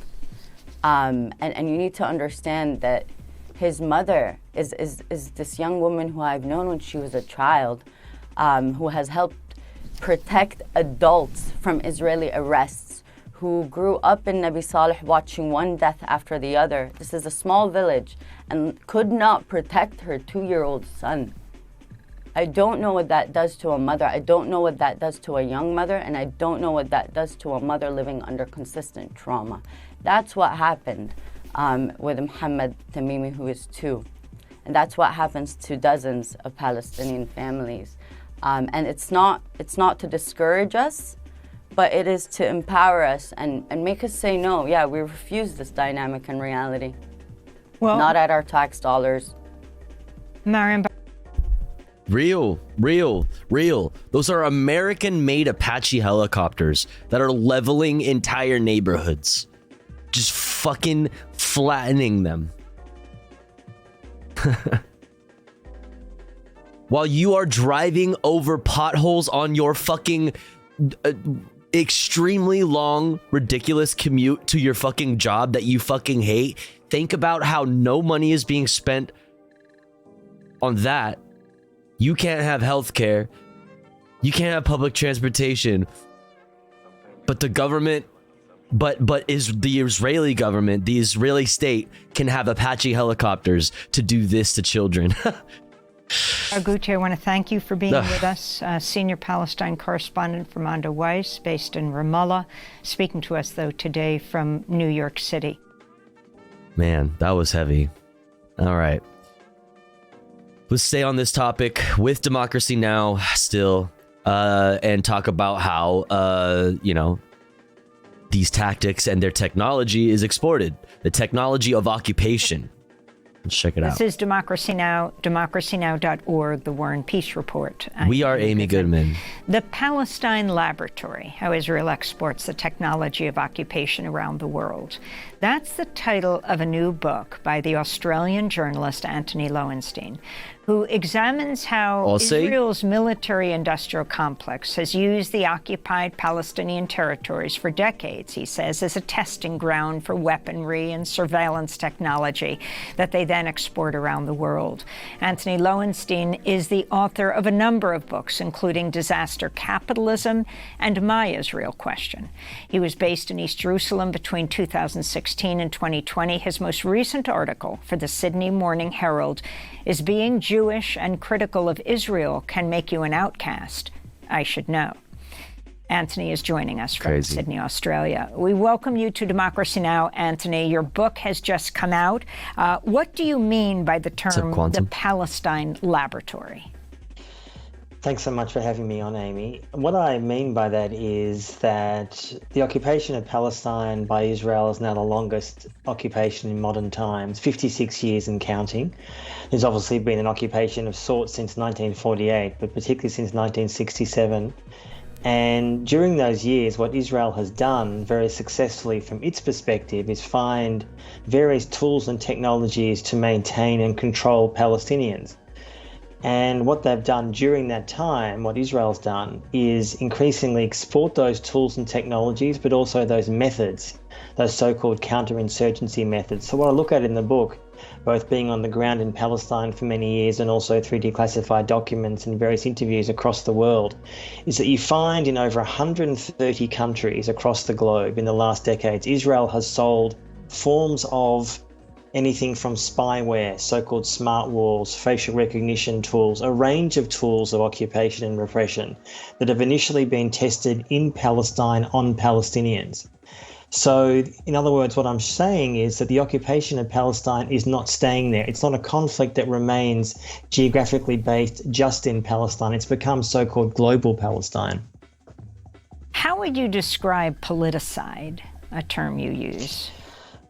Politicide, I think, was a term that was coined by Baruch Kimmerling, who is now the late amazing academic. And he was talking really about the concept of a desire within many in the Israeli elite to find ways to destroy Palestinians. That not necessarily just through killing them, but also through extinguishing their political identity, their political self-determination. And when looking at it from the outside, one could argue that in some ways Palestinian resistance lives on. Your last segment talked about that very strongly. Palestinians mostly have not left Palestine, they remain there. But certainly from the current Israeli government, and I would argue for decades, there has been a sense that there's a way to crush Palestinian aspirations, their views, their political reality, their future, their horizon. And by doing so, Israel has increasingly marketed that to a global audience, including in its whole identity as an ethno-nationalist state. It's arguably the most successful ethno-nationalist state in the world, a Jewish supremacist state. So spell this wrong. Growing numbers of nations around the world, from India and others, look to Israel with admiration and inspiration. We just covered Modi and the lavish reception he got by the President of the United States, Biden, with the state dinner last night, the joint session of Congress. Talk about a little more about how India looks to Israel. Look, what India is doing under Modi, of course, is not solely because of Israel, but traditionally Israel and India were not particularly good friends. But in the last 10 years or so, since Modi took power in 2014, there's been a real ideological alignment, but the relationship is really twofold. One, it's a defense relationship. So India buys huge amounts of technology, defense equipment, spyware. I interview a number of people in my book, individuals in India, lawyers, others, who are spied on by Israeli spyware, particularly Pegasus, by NSO Group. But also there's an ideological alignment, a belief that many Indian officials in the Hindu fundamentalist government there are openly talking about admiration for what Israel's doing in the West Bank and wanting to do something similar in Kashmir. And what I mean by that is they say that two reasons. One, because Israel gets away with it, no one's stopping it. There's a complete state of impunity that Israel has globally. really. But secondly, this idea of bringing in, according to India's view, huge numbers of Hindus to Muslim-majority Kashmir, to settle that territory, to build so-called settlements akin to what Israel's doing in the West Bank. And I mean, I hear you, Zephyr. And you know, that's like an understandable like, you know, thing to wonder. But consider this, like, what are like the classic, like things, like what's the word I'm looking for? What are like the classic signs of like fascism? It's always like based on a fear of your culture or your way of life, things like this being under attack. So like that can even be like a like come from like valid places, like, you know, Jewish people's history with, you know, of persecution throughout for like thousands of years, or like you know, it is easy for, out of that fear, even if it is sometimes like valid, that like fascist tendencies can spring out of. You know what I'm saying? I think there's a really disturbing ideological alignment. Because it's not, because we're also pointing out in these pieces here that like it is actually not representative of, like, especially like in America, Jewish people in America largely don't fuck with the way the state of Israel treats Palestinians. It's just that there are these pro-Israel political like lobbying groups, these groups, these think tanks and these lobbyist groups that have insane amounts of power and put insane amounts of money into election supporting pro-Israel candidates across the fucking nation. Yeah, and largely enabled by evangelical Christians who have all of the power over the GOP, and thus power over the corporate Democrats, because we all know who the real constituents of the corporate Democratic Party are, and that's just their fucking conservative fucking homies. Tofu, you look beautiful as always. Oh, thank you, Flunky. I appreciate that. Welcome in. Hope you're doing well. But that's what I'm saying. It's like, even they have a history of being persecuted, but that history, you know, that fear, you know, that can even lead to the like creating the contexts that are ripe for like nationalism and fascism to spring out of. Colonialism, imperialism is a stage of capitalism. As a fan, I would actually make the comparison between Israel and India today to Israel and apartheid South Africa back in the day. Nations that were very, very close ideologically and got inspiration from each other, in the belief, in Israel's case, of course, being a Jewish supremacist state, and India's case being increasingly a Hindu fundamentalist state. And that, to me, is something that should concern people, including the US president. Which is why it's cool to see some people, some progressive people, like boycotting Modi's speech, which is just a speech, and you know, and it is just symbolic, but like, you know, yeah. So, Anthony, you talk about a Jewish supremacist state. I'm wondering if you could talk about your own background, something that you take on in this last piece you wrote. Being Jewish and critical of Israel can make you an outcast. Did you already watch Grem's new video? And talk about... No, not yet, but I do have it on the list. ! Watching on the chat, in the chat, if you would like the link to all the videos we have for tonight. Your family, your grandparents, your great-grandparents, those who died in Auschwitz, those who didn't survive the Holocaust. Most of my family, sadly, Amy, like most Jews who lived in Europe, perished in the Holocaust, including Auschwitz. And the ones who got out and escaped Europe, particularly in 1939, just before the war started, escaped to wherever they were given a visa, Australia, Canada, the US, elsewhere. And the ones... Chat, real quick, I just want to say thank you so much for all the support. For the first time ever in my streaming career, I have passed 1,000 subscribers. That's fucking insane. Thank you, chat. I came to Australia when I was growing up. I was born in the mid-70s in Melbourne. We're at 1,002. I just realized it. I looked over and I was like, holy, that's a big number. Holy. Thank you, chat. I fucking... Seriously, that's crazy. I appreciate that. Oh my god, make that 1,003. Spike Trees, thank you for gifting to Flunky. I appreciate it. Thank you so much. Thank you, thank you, thank you. Very, very generous. Thank you, thank you. I was here with less than 400 followers. Now I'm here with 1,000 subs. Let's go, baby. Hell yeah, you real one. Yo, Midnight Dime, thank you for the 500 titties. You deserve it. Thank you, chat. Oh, thank you, Midnight Dime. I appreciate that. Thank you so much. Thank you for all the support. It really, really means a lot. Fucking coolest job ever. Thank you so much. Israel was not the center of their lives, but Israel was seen as a safe haven. For those who don't know, as a Jew, I can go to Israel tomorrow. Hey, yo, Spike Cheese, thank you for gifting to I Spelled This Wrong.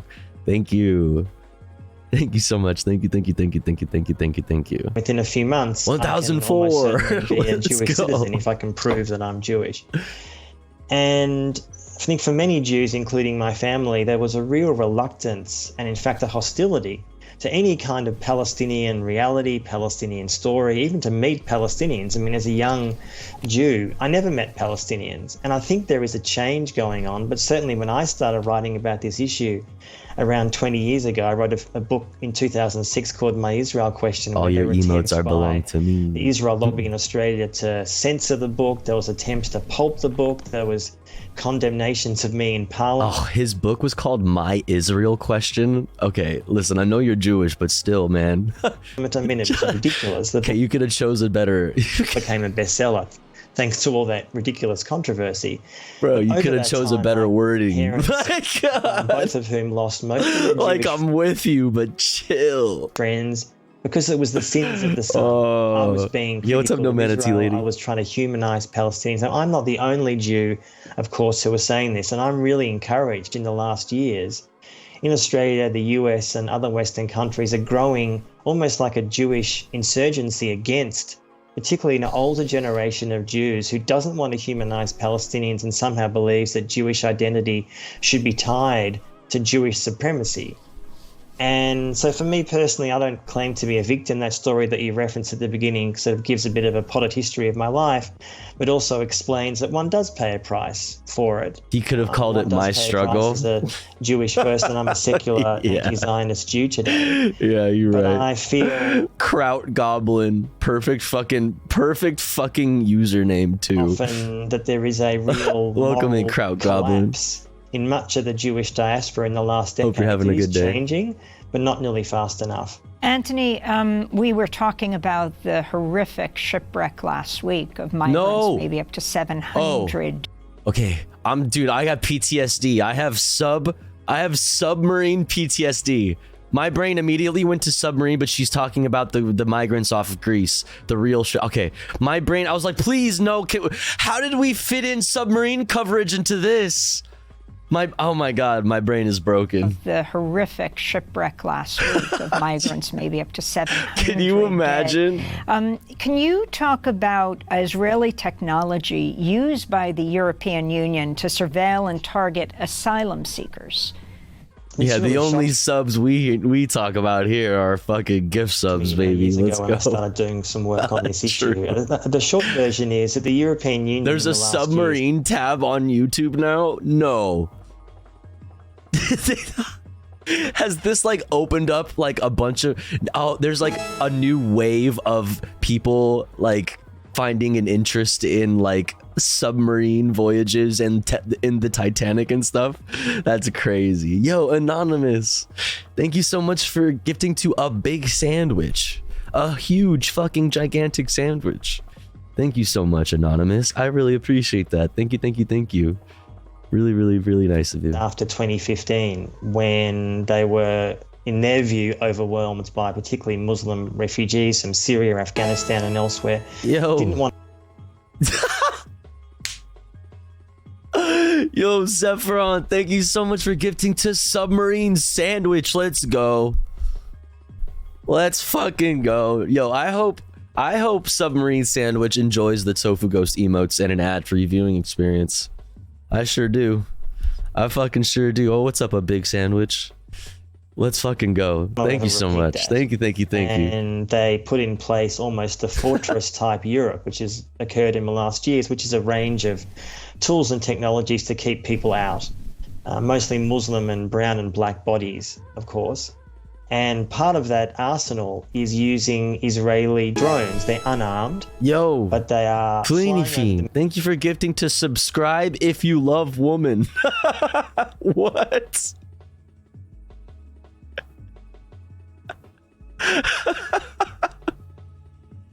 It's just one woman though. Just one woman. I typed in sub and saw that. Subscribe if you love woman.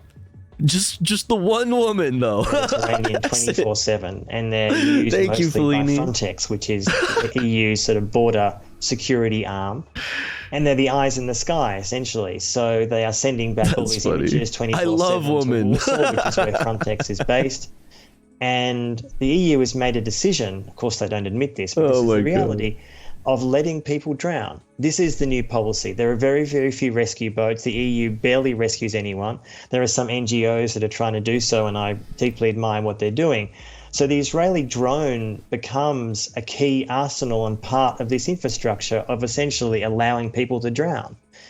And to me, it really goes to the heart of why Israeli drones It's awesome to see you taking on the graveyard shift and prospering. Hell yeah, dude. Listen, I volunteer as tribute to be the leftist degen, the NA leftist news heavy, you know, middle of the fucking night stream. You know what I mean?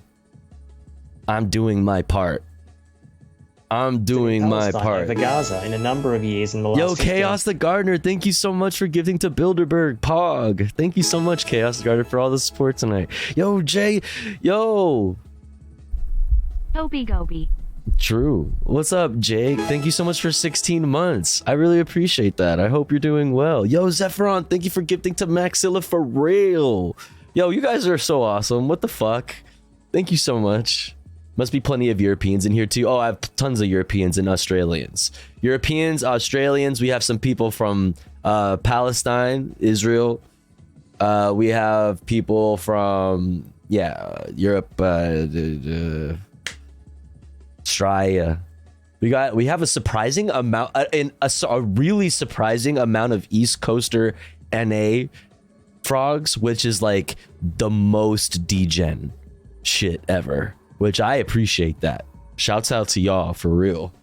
The East Coasters that hang out when it's late as fuck for me. I'm Alaskan. Let's go. Let's fucking go. Let's fucking go. East Coast gang, y'all are crazy.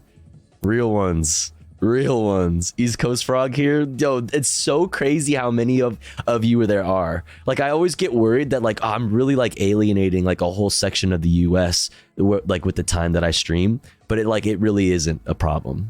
Like, y'all motherfuckers are always awake. On West Coast though, let's go, let's go. I'm not DJing, I simply work nights. Okay, I get it. I feel it. East Coast best time.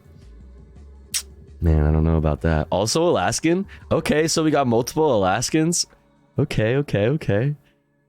Shouts out to y'all. Yes. And you see this almost Israeli chronic insomnia in California. Let's go, baby. Across the US-Mexico border, for example, there are massive amounts of Israeli surveillance towers made by Elbit, which is Israel's leading defense company, dotted across the border. It's a key part Minnesota of the US DGen. Let's across go. its border with Mexico. And why was that company chosen by the US? Because, of course, it was tested first in Palestine. Yo, no manatee lady. Thank you so much for gifting to Subby Sub. Thank you so much. I really appreciate that. Thank you so much. Thank you. Thank you.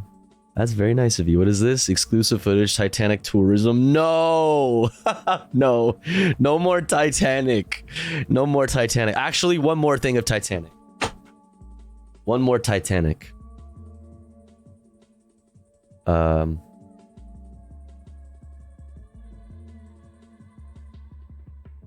This was the first piece of music that I ever purchased. Or not, I actually didn't buy this. My parents bought it for me, but this was the first piece of music that I ever owned.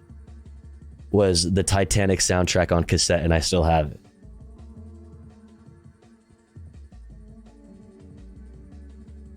So, listen. I'm the realest fucking Titanic fan. I wish I had all of the drawings. I had a thing for drawing the Titanic when it was sinking. I saw the movie when I was 7 years old. Yes, I'm that fucking old. And the part where it breaks in half when it like goes up in the air, I used to draw that moment like all the time. It was like, I'm good at drawing this, so I would just like be my go-to. Like, all right, I'm gonna draw some shit. What I'm gonna draw? I don't know. Fucking the Titanic sinking with people fucking jumping off of it and falling and hitting the propeller like in the fucking movie. You know what I'm saying? Just some normal fucking 7-year-old shit. Totally normal. Totally, completely normal.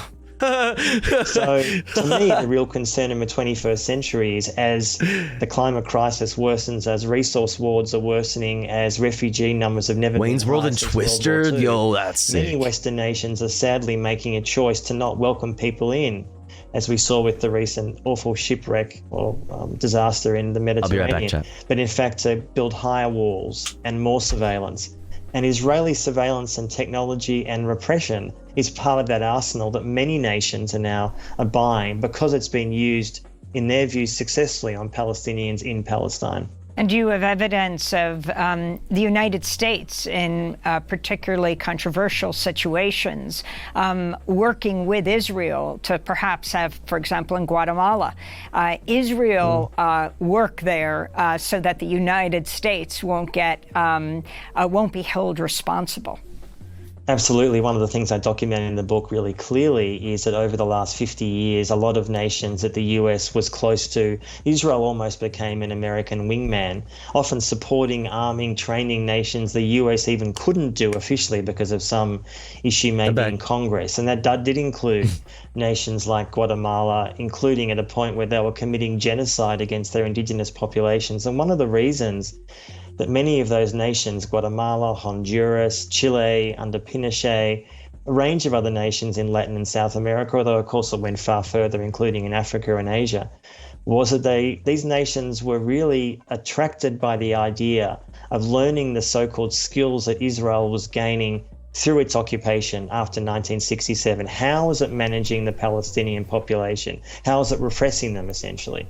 And there's huge amounts of evidence through declassified documents and interviews, much of which is in the book, which really goes to the heart of showing that the US and Israel became almost like invaluable partners during that period, to the point where today, look, America remains the world's biggest arms dealer, 40% of the world's arms sold by the US. Israel is now 10th. And just last week, in fact, Israel released its 2022 arms figures, 12.5 billion US, the biggest amount ever. And 25% of that was going to Arab autocracies after the so-called Abraham Accords, the Trump deal from a few years ago. So we're talking about Bahrain, Saudi Arabia, Morocco, and others. So what are they selling? They're selling repressive technology, spyware, intelligence gathering, a range of other tools to prop up US and Israeli-backed dictatorships in the Middle East. So this is what the Israeli arms industry is about. Like, this to me is not just a moral failing, but a really dark stain on the Jewish legacy 75 years after the Holocaust. Like, this is what we've become. We, meaning the Jewish population of the world. The legacy seems to be backing and supporting and arming the worst regimes in the world. Damn. Let me ask you about something you mentioned earlier, and that's NSO's Pegasus. But wait, I thought that was anti-Semitic.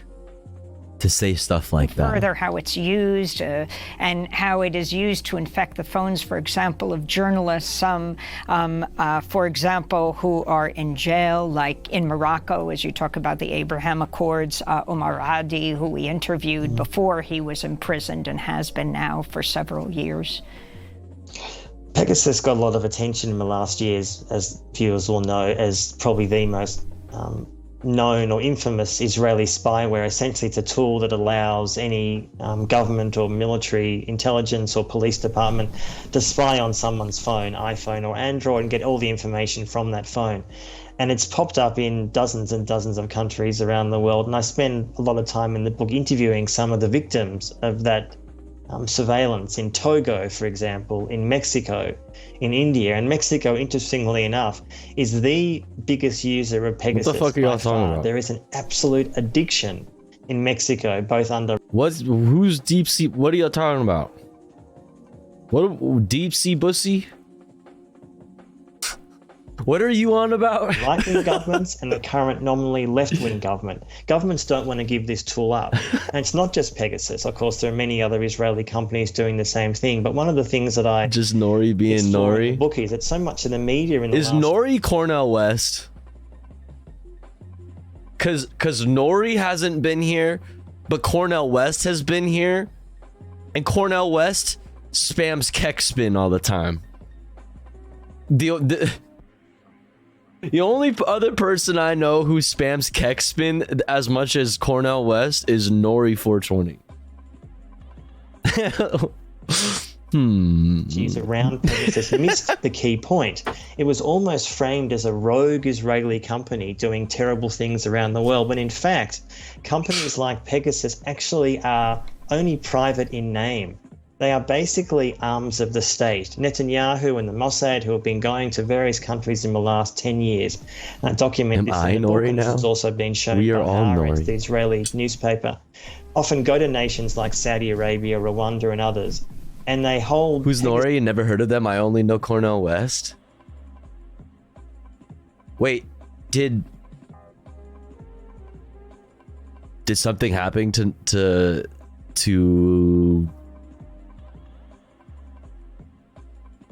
and other tools as a diplomatic carrot? If you support us in the UN or elsewhere, we will sell you the most powerful spyware in the world. And it works because it's been sold in UAE and Saudi and Rwanda and many other repressive states. So unless there is a complete ban or massive regulation, which currently does not exist at all, these technologies will continue. And even if NSO Group disappears tomorrow and it's currently in financial crisis, many other companies do exactly the same thing, and which is why Israel is now one of the leading spyware. Okay, who's Deep Sea Pussy? You just made that account. Russia's getting J6 by Putin's neo-Nazi private army happening live. So wait, do we have a link on that? Because we're about to get to that story after this video ends, which is literally, it's ending right now. So we could probably just skip now. I have this is what I've got for the Russia situation. Yes, I can give you Putin's address translated. Yeah, you can post a link. You're gonna dox Putin? Oh my god. Joint times 1,000. Yeah, for real. For real. Cause yeah, we'll just skip over the rest of this. You get the idea. Israel fucking exports the fucking technology of their occupation, and fucking it's they're in cahoots with the United States and military industrial complex, blah blah blah, this and that. Address? No, I know, it's just messing. Oh, we saw this earlier, but it was I can't speak Russian. Recorded address heroic to Moscow, where we're hearing from President Putin in a recorded address. Heroic. And last night I spoke to the commander of the southern troops. This is a criminal, adventuristic campaign. It is equivalent to armed mutiny. Russia will defend itself and repel this inimical move. We are fighting for the life and the security of our citizens and our territorial integrity. To Moscow, where we're hearing from President Putin in a recorded address. Is heroic. Привет. Как дела? Я тебя люблю. I know, I actually how to speak some Russian, this is a stab in the back for our country and our people. Who's saying that? Is this person saying that, or this is Putin saying this? I spoke to the commanders of all directions last night. The troops are fighting heroically. Where? Yo, Zephyron, thank you so much for gifting to the Mayor McCheese. I appreciate that. Everybody also go follow the Mayor McCheese.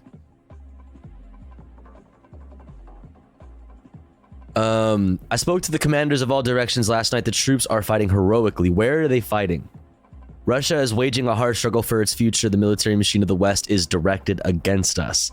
Any internal unrest is a deadly threat to statehood.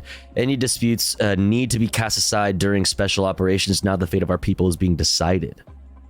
The authorities will not let a split in Russia happen again. We will protect the people. Actions will be taken to stabilize the situation in Rostov-on-Don. Vladimir Putin. Nice, wrecked.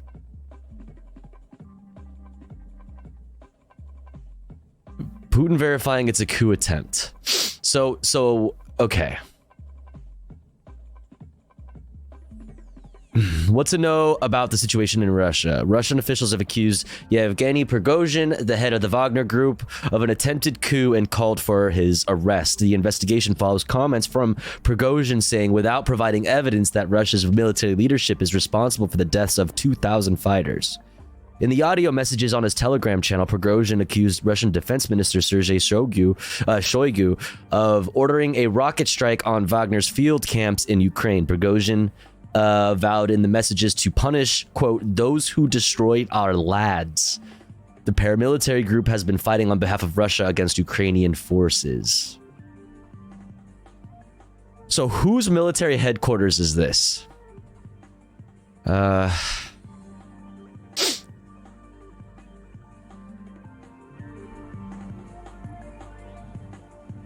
Wagner troops take over military headquarters in southern Russia as mutiny spreads.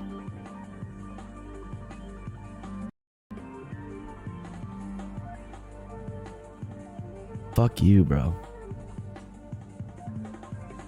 Southern branch of the Russian military. The fighting seems to be up the M4 highway between Rostov and Moscow.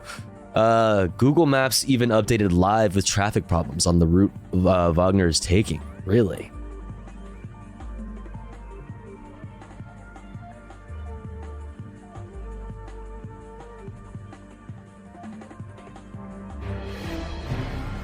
And we do have some breaking news that is just into us here. Russia is investigating the head of a powerful mercenary organization. This is from 8 hours ago now. After the leader of that group vowed to retaliate for what he says was the Kremlin's killing of thousands of his troops.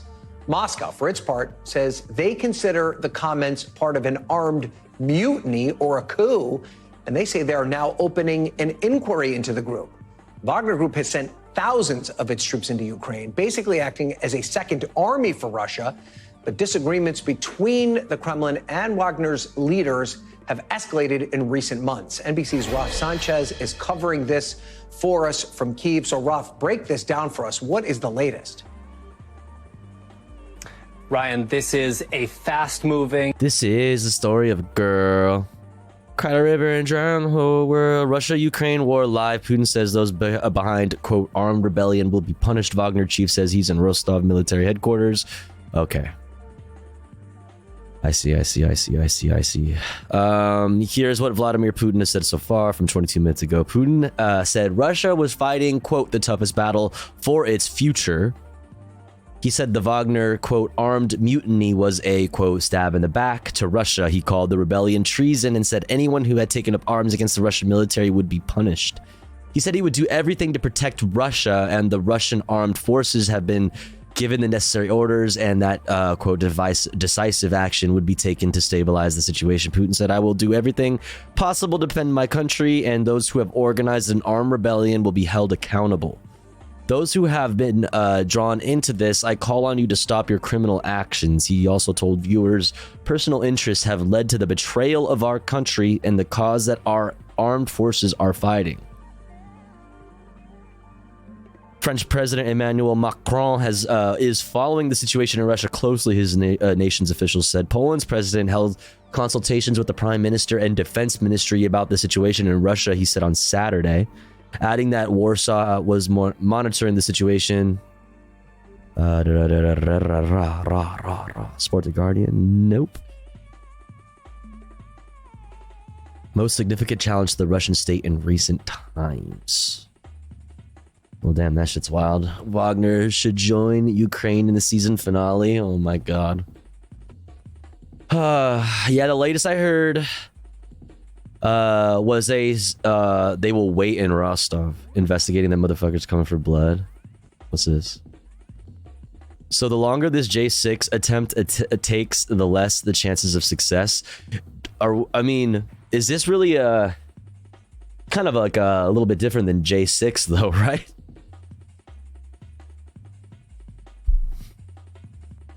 Tofu is blitz.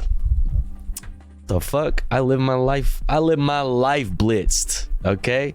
Russian mercenary boss Prigozhin in standoff with Russian army amid, quote, armed mutiny. Hey, shoddy.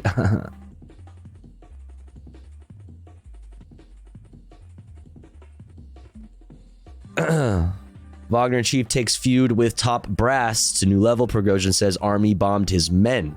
Vowed justice. So, okay, what is this? So, there was like, Prigozhin says that that Wagner forces were attacked or like were shelled by Russian military. Moscow accuses him of calling for armed mutiny, and this would be following saying that he vows justice for this. They're brothers with the Azov, so they may already rallied. Rebellious Russian mercenary chief Yevgeny Prigozhin said on Saturday he had taken control of the Russian city of Rostov-on-Don as part of an attempt to oust the military leadership amid what the authorities said was an armed mutiny. The dramatic turn... Here, let me...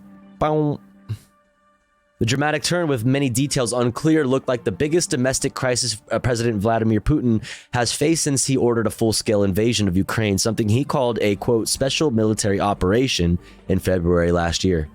Prigozhin demanded that Russian Defense Minister Sergei Shoigu and Valery Gerasimov, the chief of the general staff, whom he has pledged to oust over what he says is their disastrous leadership of the war against Ukraine, come to see him in Rostov, a city near the Ukrainian border. J6 slain for coup d'etat. Okay. No, you're good. No, you're good. No, you're my bad for being... I don't know. He had earlier said that the 25,000 fighters moving towards Moscow to, quote, restore justice, and had alleged, without providing evidence, that the military had killed a huge number of fighters from his Wagner private militia in an airstrike, something the defense ministry denied. Those who destroyed our lads, who destroyed the lives of many tens of thousands of Russian soldiers, will be punished. I ask that no one offer resistance, he said in one of the many frenzied audio messages. There are 25,000 of us, and we are going to figure out why chaos is happening in the country, he said, promising to destroy any checkpoints or air forces that got in Wagner's way. He later said his men had been involved with clashes with regular army soldiers and had shot down a helicopter. One Russian security source told Reuters Wagner fighters had also taken control of military facilities in the city of Voronezh, which is about 500 kilometers or 310 miles in freedom units south of Moscow. Reuters could not independently confirm that assertion or many of the details provided by Prigozhin. Putin was due to address the nation soon, the RIA news agency cited the Kremlin as saying on Saturday. I guess we just saw that. Prigozhin, whose Wagner militia spearheaded the capture of the Ukrainian city of Bakhmut last month, has for months been openly accusing Shoigu and Gerasimov of incompetence and of denying Wagner ammunition and support in its battles in Ukraine. Russia's FSB security had earlier opened a criminal case against Prigozhin for armed mutiny and had said that his statements were, quote, calls for the start of an armed civil conflict on Russian territory, and his actions a, quote, stab in the back of Russian servicemen fighting pro-fascist Ukrainian forces. It added, quote, we urge the fighters not to make irreparable mistakes, to stop any forcible actions against the Russian people, not to carry out the criminal and traitorous orders of Prigozhin, to make measures to detain him. The state news agency TASS quoted Kremlin spokesperson Dmitry Peskov as saying that all of Russia's main security forces reporting to Putin, quote, round the clock. I say Reuters. Rooter tooter. It's Reuters, right? It's Reuters. It's Reuters. I'm almost certain the Wagner took a big offer. I mean, that's that's kind of the thing about mercenary groups, right? Yo, that bussy be popping. Who are you?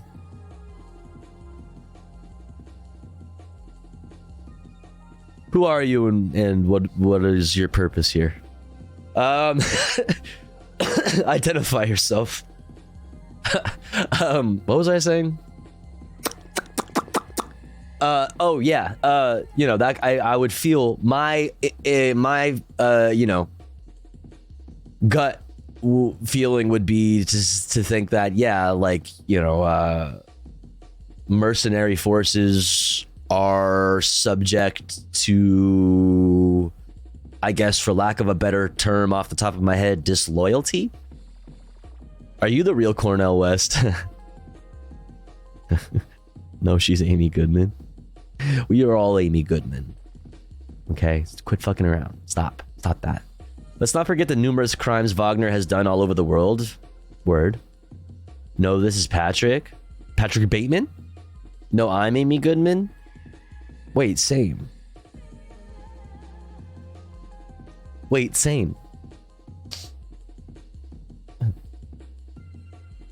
No, I'm Amy Goodman.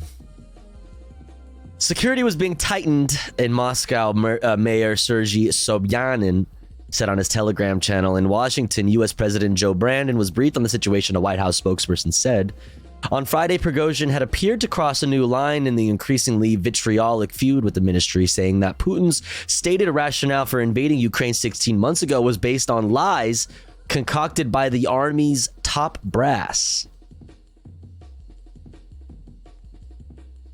Russia accuses mercenary chief of armed mutiny after he vowed blah blah blah. Wait, this is just the same. What? Why is this? What is it? Why? What? The war was needed so that Shoigu could become a marshal, so that he could get a second, quote, hero of Russia medal. Prigozhin said in a video clip. The war wasn't needed to demilitarize or denazify Ukraine, he said, referring to Putin's justifications for the war. I mean, is that just his, like, the Nazi in him just what's going on here? What are the odds of the CIA?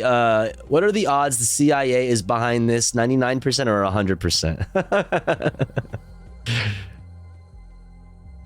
98.5. I mean, whether they are completely to blame for it, I don't know, but they definitely, you know, they're at the very least very aware of what's happening. Has to be. Putin is branding Prigozhin as a traitor. I can't talk. Putin is branding Prigozhin as a traitor. Not really any going back on that. Yeah, it looks like the Prigozhin. I don't know. It looks like they're about to get fucking the Russian military about to fucking, you know, swarm on them or something. I don't know. 25,000 strong though.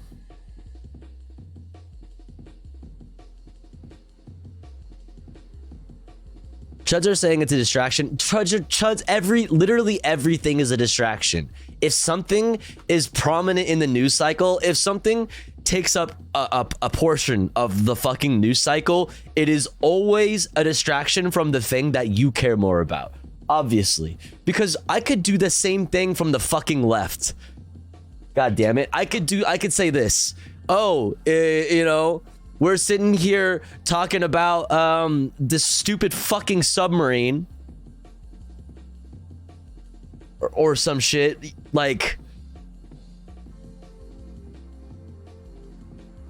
instead of talking about the ship off the coast of Greece or like blah blah blah, whatever. It's fucking annoying. Everything, it's almost like things can happen, multiple things can happen at the same time, and like multiple world-changing events or like relevant events can be overlapping. Like, the fuck is this shit? It's so fucking stupid. Don't even acknowledge these dumbasses. It's always like, it's like motherfuckers on Twitter with blue check marks going the cover-ups and the distractions are getting even more and more obvious every time. It's like, bruh, the fuck, dog? You're so, like, it's so pathetic how unaware of how stupid you actually are. Like, it's really a bummer. The fuck? If Hunter Biden went into a porn, it would pacify the chuds. They would get to see the cock all they want. Whoa. Bum bum bum. All right, do we have anything else on this? Are we kind of up to date on this? Like, is there anything really that we...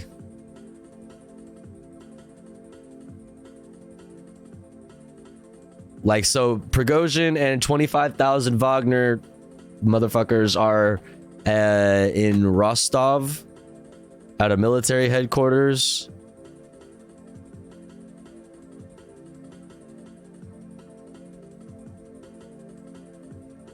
Dude, you look at the map.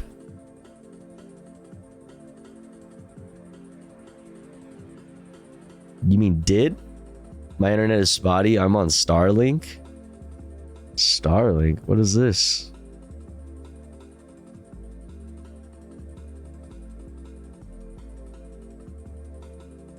Are you saying this is the traffic jam?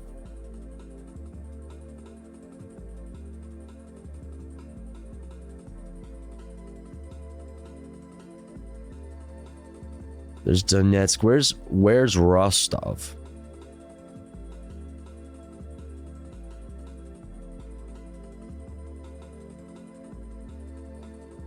South? Oh, right there. I see it. Bottom. Here's the traffic jam. Oh, dang.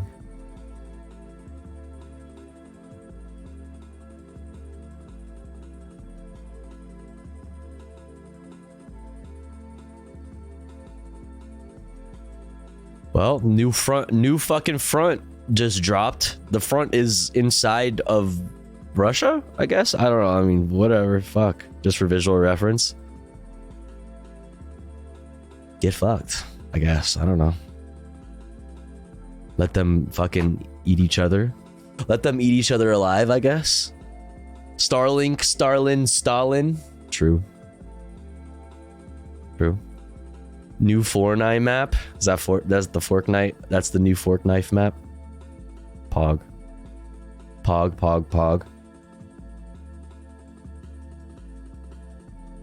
All right, I think we're all good on this Russian story then. We'll just kind of have to see how this goes, you know? We'll just kind of have to see how that turns out. Libs cheering them on because it's anti-Putin is weird though. Yeah, right. That's what I'm saying. Like, it's just like, let them fucking, I don't know, hurt each other, I guess. I don't know. whatever. They fucking like the Wagner fucking mercenaries are responsible for some really fucked up shit. So like whatever. I guess let them fight each other. I don't know. That's what I'm saying. Like let them, like, I guess a little, like a new front has opened for Russia. Now they're just gonna have to, like, another thing for them to deal with. Like, you know, shouldn't have fucking invaded Ukraine. You know, as much as I'm like not fucking pro NATO. You know what I'm saying? As much as I understand the fucking history surrounding the situation, shouldn't have fucking did it. Shouldn't have did that. Wagner is gonna get Putin. I don't know, man. We'll see. Absolutely, well, we must channel our inner radical centrists in Chud versus Trud and be neutral. Exactly. Exactly. He underfunded the mercs and they turned on him. Yeah, I mean, it seems like that. It seems like they, you know, were not, you know, they were not getting the things they needed. So there's probably some kind of resentment there that they are dying for their fucking cause and not getting the things they need. And then probably some kind of influence from the West. You know, they are mercenaries after all. They do kind of just like want money, right? So, who knows? Maybe they found a better deal. Not paying your mercs because causes them to turn on you. Who would have thunk? Yeah, what a concept. Yeah. Oh, man. All right. All right, where are we at? All right, so unless we get any updates on that, we're going to move on. Let's, Joe Brandon's comments. All right, let's watch that. No, what is this? You fucker, Stoutman.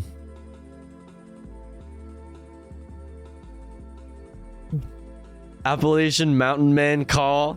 Shut the fuck up.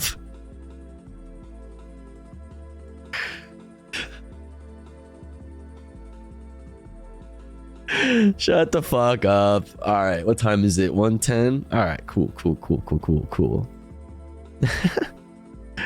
Let's next up, chat, I regret nothing. Next up, we are going to check in with our friends over at the Majority Report, namely Emma Vigilant. We are not going to be watching Emma Vigilant versus Tim Pool because I've already watched the fuck out of that, and so yeah. Yo, Admitted Flunky, thank you so much for gifting to Deep Sea Bussy. Thank you so much. I really appreciate that. Why not? Because it's been covered to fucking shit. I try to keep it on the news. I try to keep it pretty newsy. Like news heavy. But Emma fucking killed that shit. And as a queen. And like seriously, like a fucking one of our best. One of our best. Plus it's 2.5 hours long, dude. The fuck? I'm trying to cover all the news. But next up, we're going to check out Emma Vigilant talking about Democrats boycotting right-wing Indian Prime Minister Modi's speech to Congress. So we are going to check in with Based Emma. And then we are going to see this little piece here from PBS about all the anti-trans laws that face legal roadblocks throughout the United States. So make sure we can track the W's that looks like we are getting on that front. I also have this little piece here from our friends over at Fox News. AI accused of becoming a, quote, political tool for the left.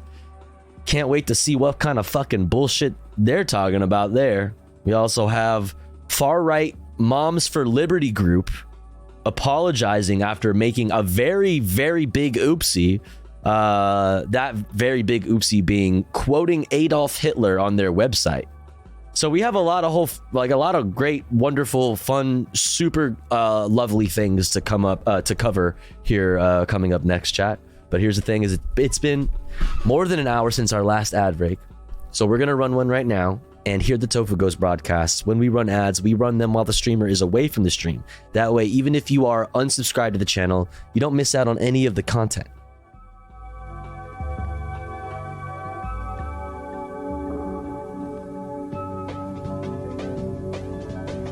However, if you would like to support the channel, support the stream, support me, the streamer, and also get access to cool Tofu Ghost emotes, as well as an ad-free viewing experience. Oh shit, yo. Noxel donated $10.77.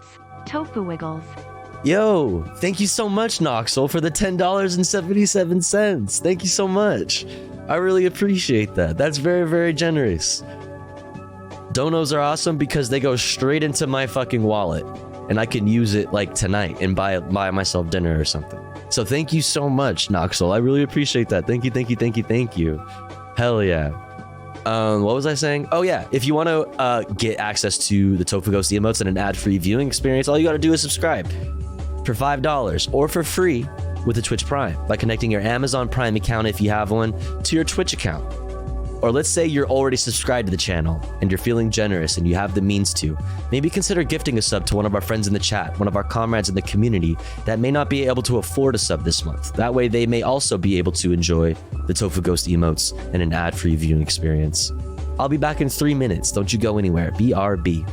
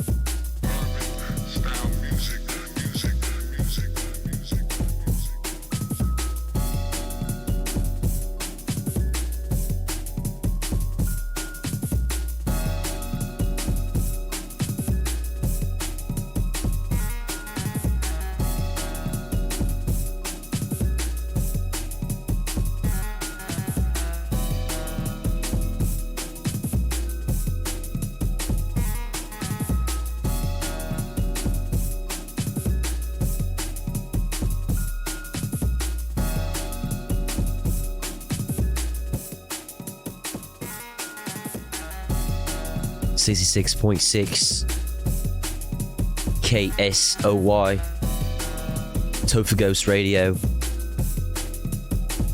This is your host, DJ Tofu Ghost in the mix, all the way live from the UK.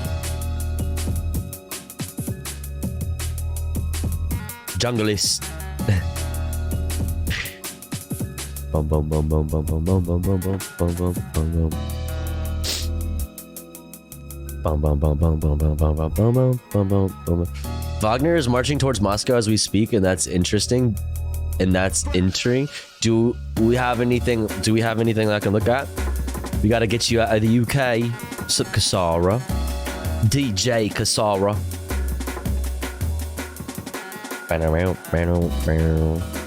Alright. I mean, we saw the traffic jams apparently from Rostov to Moscow.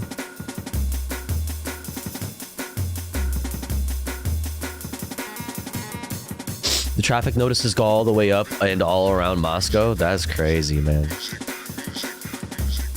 Holy fucking...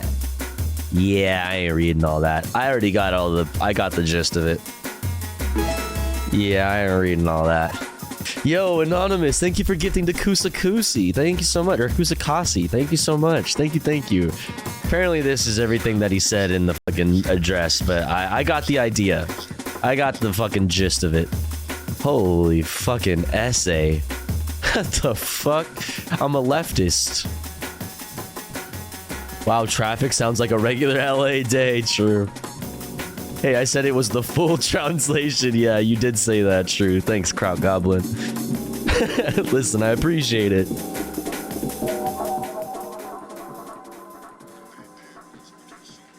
I'm a fucking leftist, not a fucking avid, voracious reader.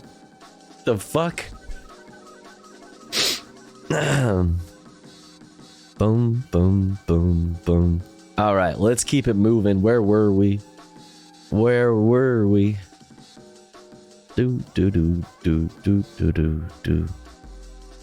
Yes, let's go to Emma Vigilant talking about the Democrats boycotting right-wing Indian Prime Minister Modi's speech to Congress. Let's go.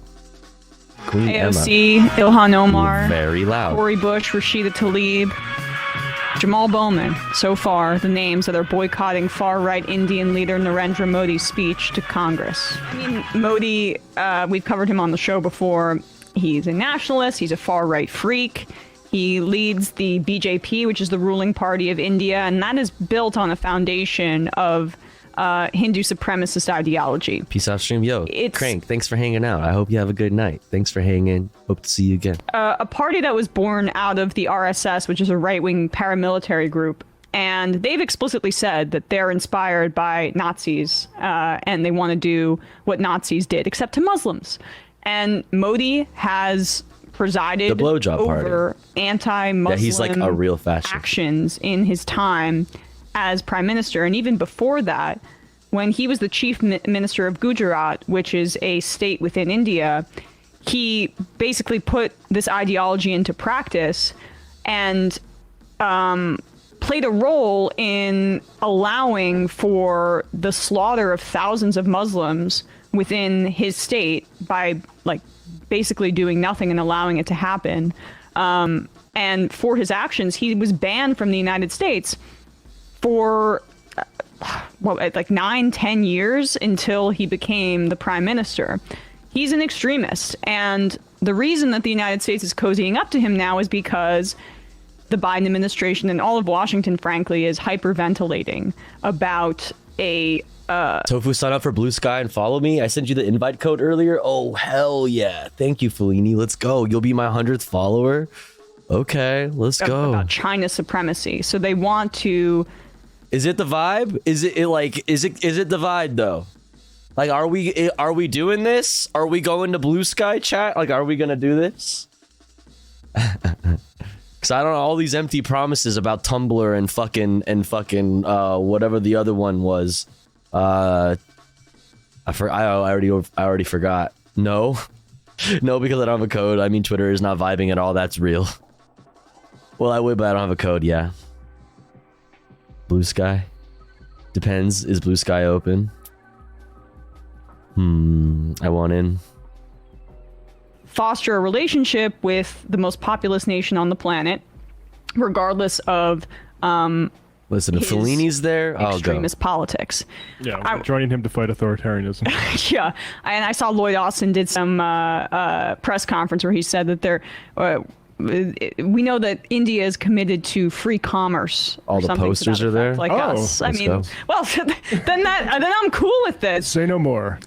This is Twitter a segment from Eddie Electric Hassan's Boogaloo. show last year that I thought was really good, where he does a deep dive into the BJP, Narendra Modi, the RSS, and fleshes out a lot of what I hinted at earlier.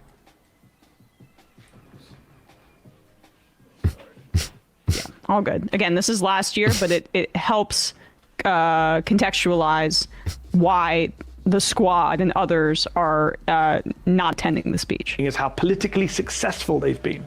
Prime Minister Narendra Modi is a man in charge of leading a country of 1.4 billion people, almost 4.5 times the US population.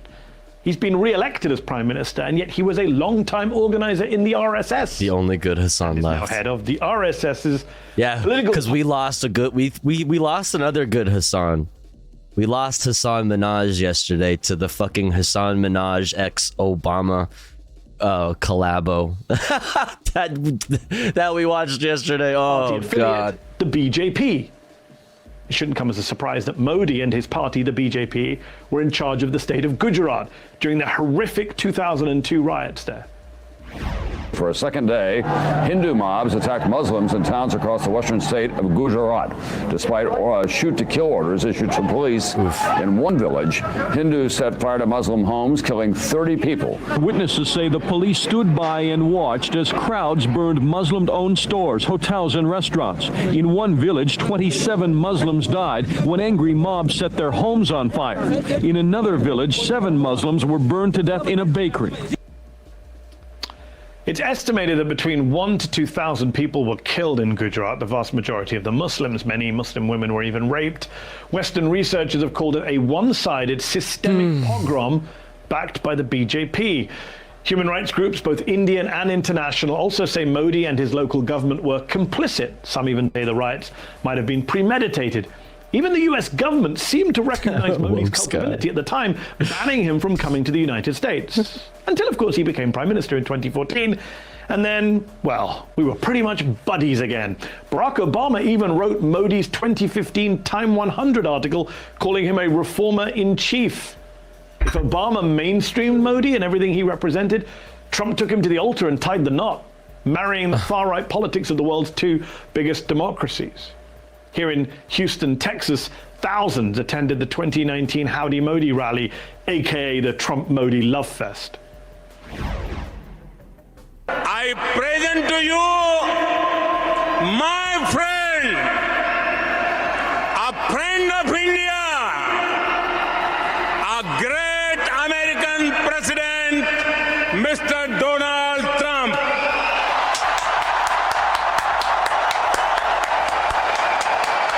Prime Minister Modi is doing a truly exceptional job for India and for all of the Indian people.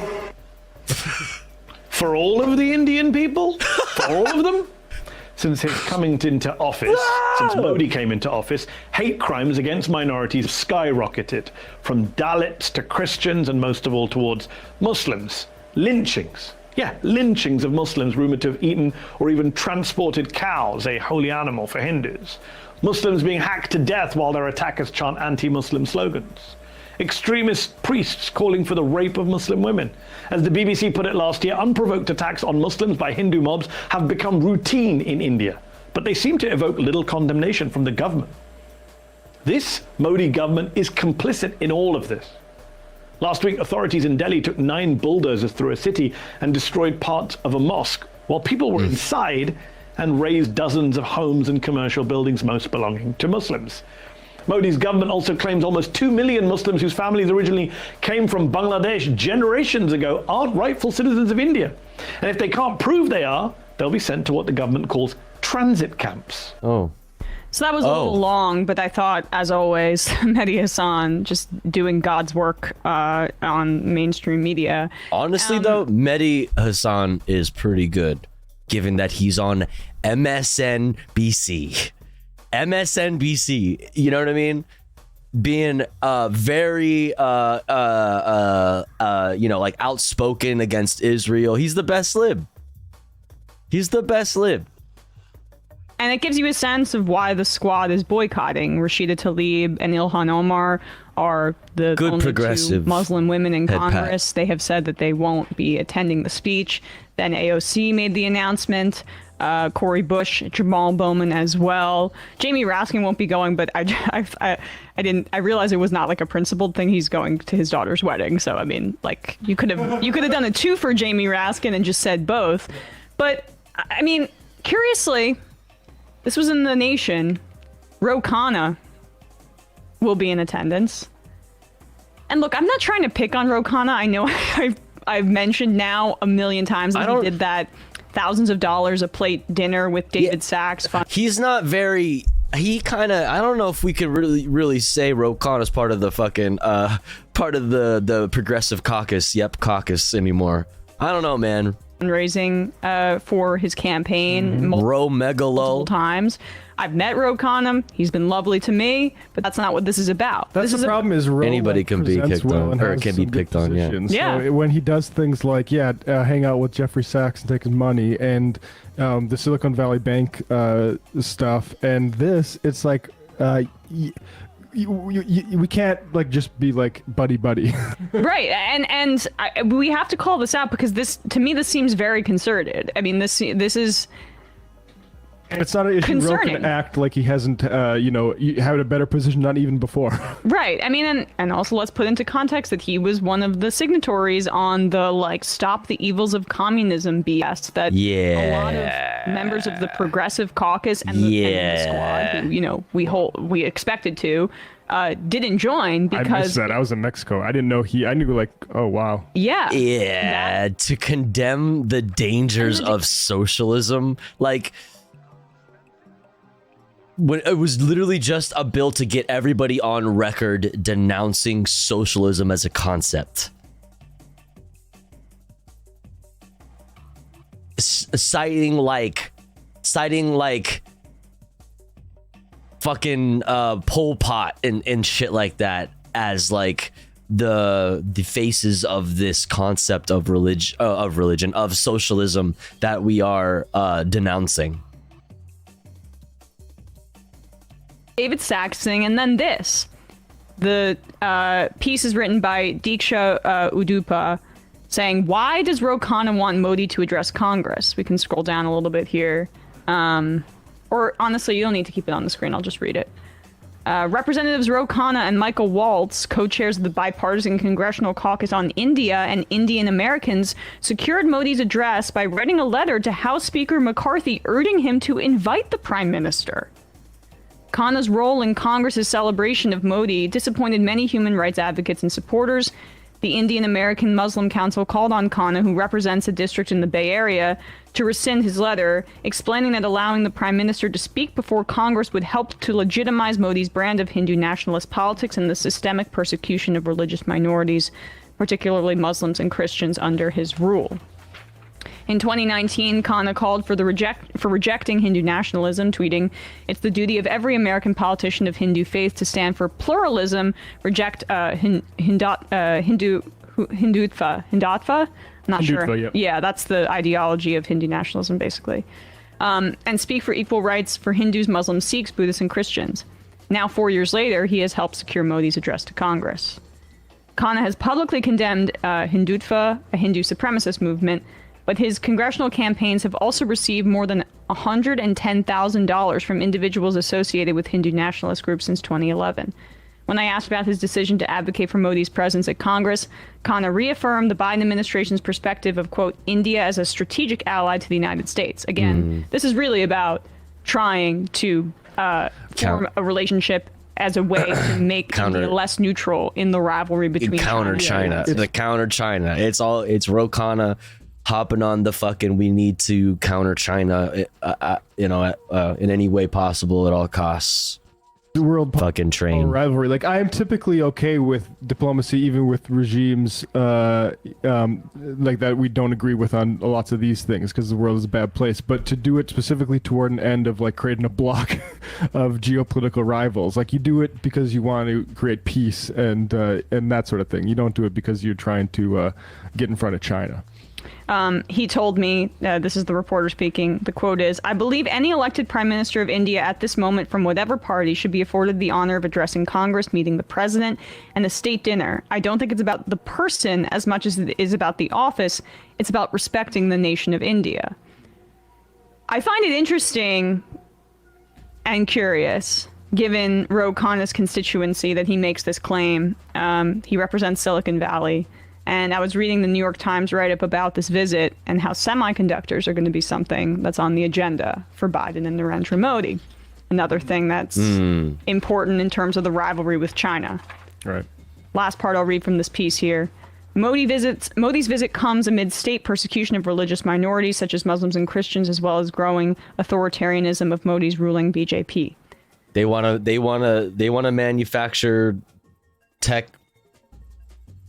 in India. They want India to replace China as the the facilitator of like the sweatshop labor that is needed and responsible for our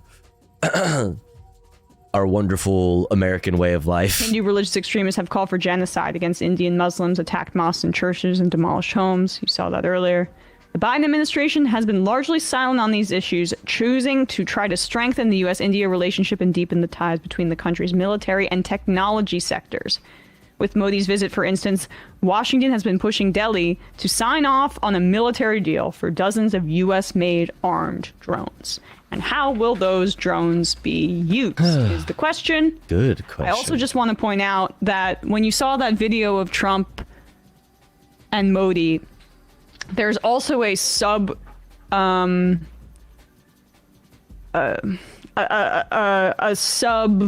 I trying to think of? Theme here, which is a battle for the votes of the Indian diaspora in the United States.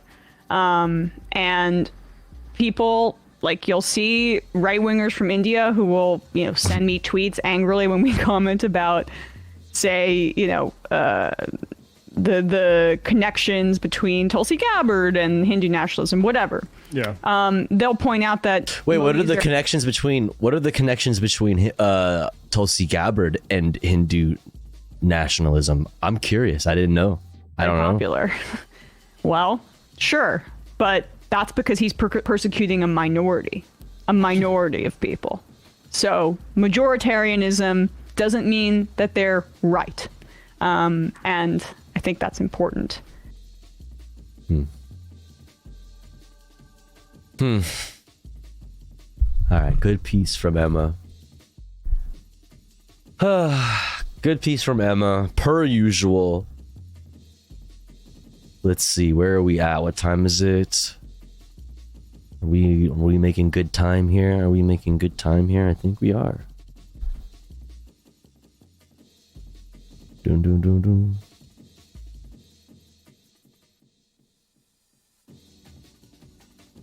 Dun dun dun dun dun dun.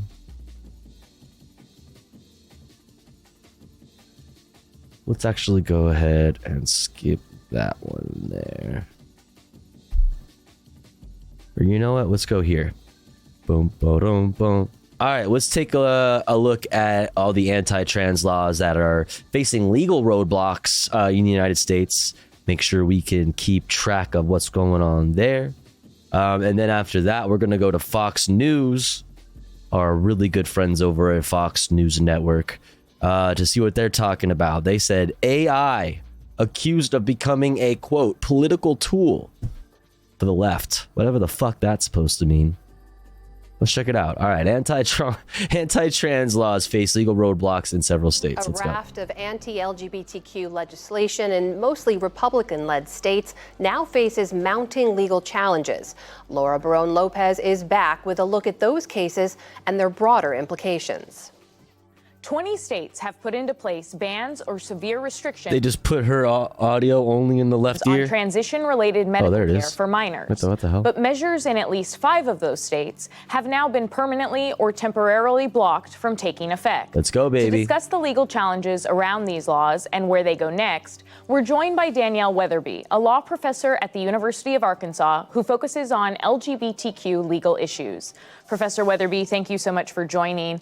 Arkansas was the first state to ban gender-affirming medical care for minors, but this week a federal judge ruled that ban unconstitutional, making it the first ever ruling to overturn such a prohibition. Can you explain the judge's determination in this case? Absolutely. Thank you for having me.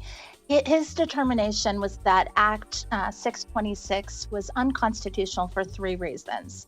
First, he said that the act violated the Equal Protection Clause to the extent that it discriminated on the basis of sex. Second, he said that it usurped the parental right to make well-informed medical determinations on behalf of their minor children. And this is a right that is implicated by the substantive due process clause. And then finally, he said that this act violated treating physicians' First Amendment rights insofar as it prohibited them from consulting with their patients about the gender-affirming care.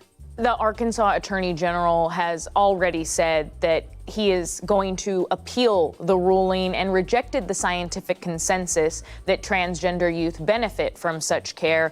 What do you make of that appeal? And is it a matter of inevitability that this is ultimately going to reach the Supreme Court? Well, that will take some time. Certainly, the Arkansas Attorney General has said that he intends to appeal to the 8th Circuit Court of Appeals. And I believe that that is just inevitable. In terms of the medical science, however, the vast majority of experts, including the American Medical Association, the American Pediatrics Association, and all of the experts that have weighed in on this subject, unanimously agree that this type of gender-affirming care is in a minor's best interest. They'll be like, no, but never. But what about this random study that I pulled out of my ass? When never mind all of those institutions. Nope, they're all part of the fucking liberal fucking gay agenda. You know what I mean? No, but what about this fucking random bullshit study? Been diagnosed with gender dysphoria. And but what about this? But have you considered this anecdote that I have for you? Aha. I see all of these experts that you have that say that this is a good and needed and necessary medical treatment. But I have this handful of anecdotes.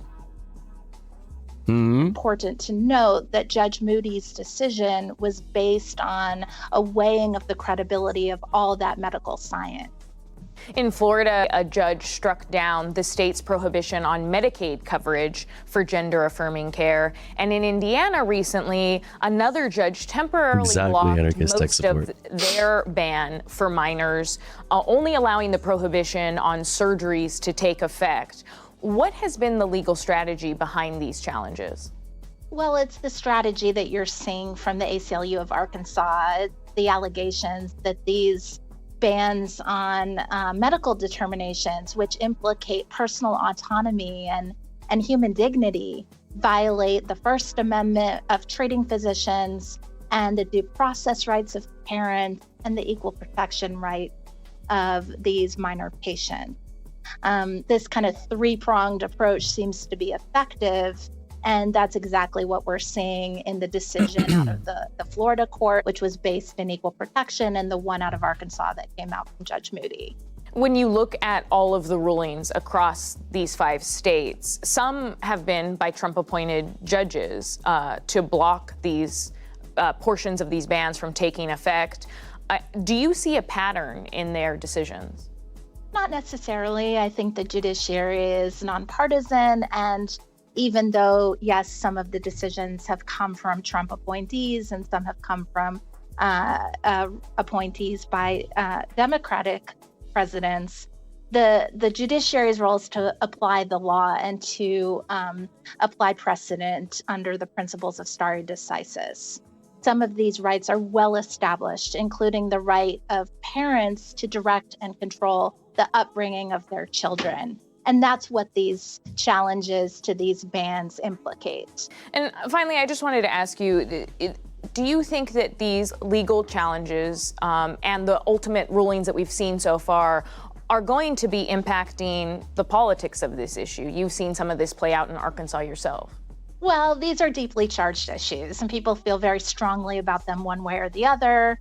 I would note that Governor Asa Hutchinson, who has put his name in the hat for presidential candidate, actually initially vetoed this bill when it came out of the Arkansas legislature, and it was only passed after the legislature overrode his veto. Wait, did I know that? That candidates Wait, did I know that? Have we talked about that? He's running for president?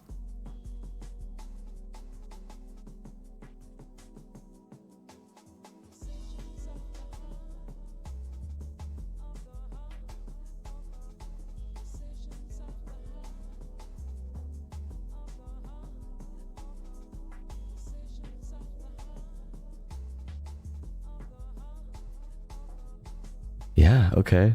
I didn't even know that. I didn't even know that he was running for president. Did I know that and I just completely forgot? Yo, Oxy! What's up? Thank you for the raid, Oxy. How's it going? I hope you had a great stream. Raiders, do me a favor, hit this link. Also, chat. If you don't already follow Oxy, what the fuck? He's awesome. Go follow. Go follow. Go follow. Awesome cosplay, gaming, comfy, just chatting. Go follow. Go follow. Hope you had a good stream. If you've never been here before, I'm Tofu Ghost. We talk about news and politics and other stuff. Right now, we are just finishing up a little piece on all of the anti-trans laws across the United States that are being blocked or postponed. So just keeping up with some LGBTQIAWs, you know what I'm saying? But we're about to move on after that to some fucking brain rot from Fox News. Our good friends over at Fox News talking about AI and how it's a, quote, political tool for the left. And then we're going to talk about the far-right Moms of Liberty group and how they are now apologizing for quoting Adolf Hitler on their website, which is pretty funny.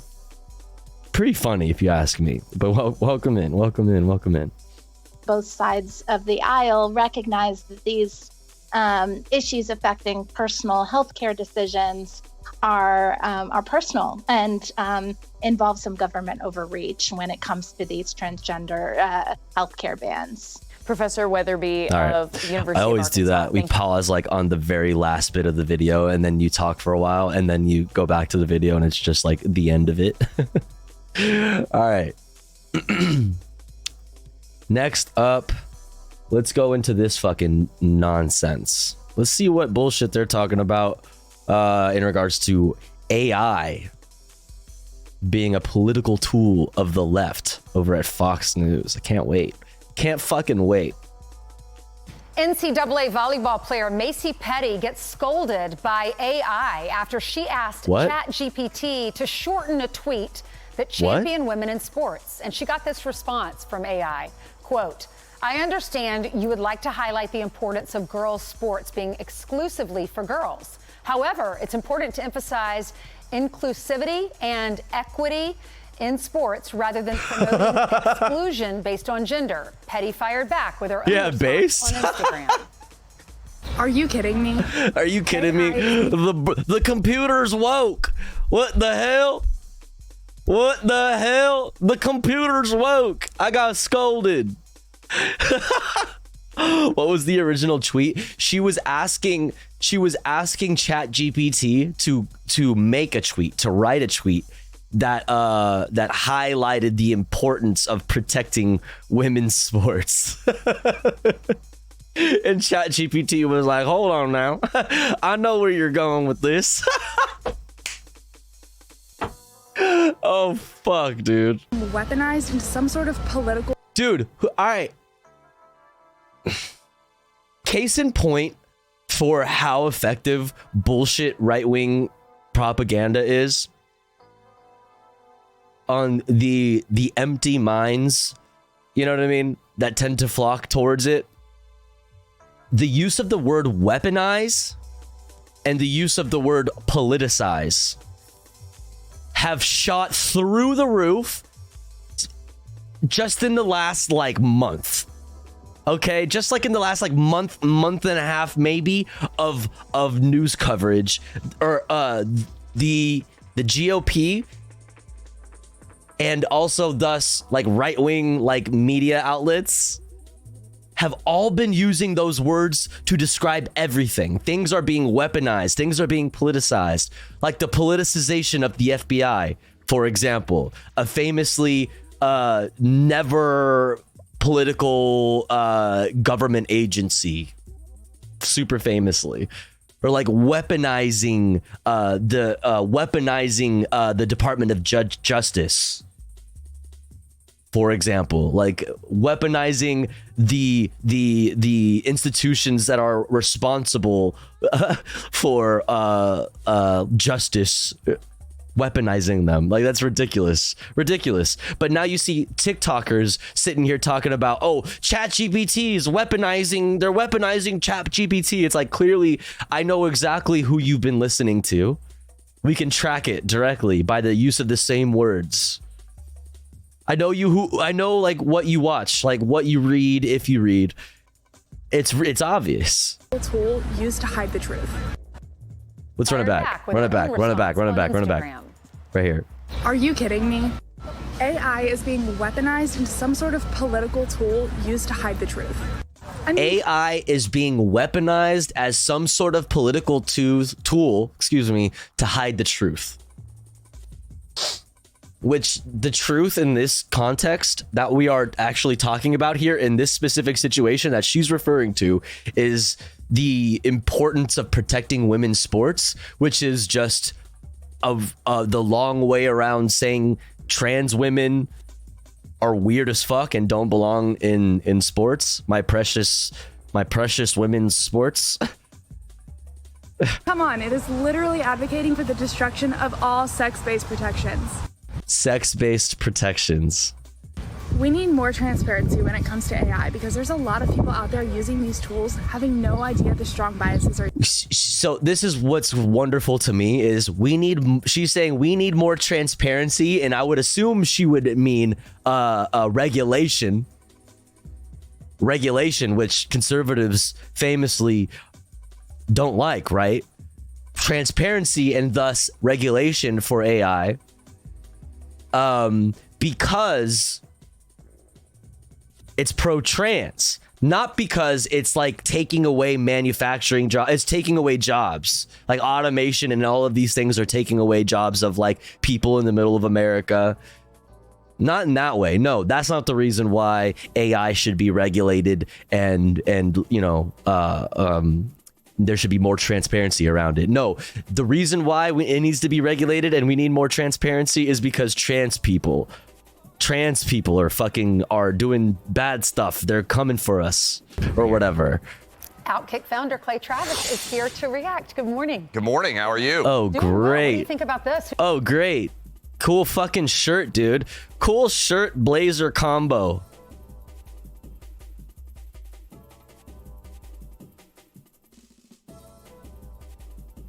Sick. Let's go. Who's running AI? This is just who's running AI, I think, chat? Symptomatic of the ridiculousness that applies here. I think, Ainsley, if you really break down one question that I would tell Republicans to focus on in 2024, because I think it crystallizes so much of this absurdity, it's this.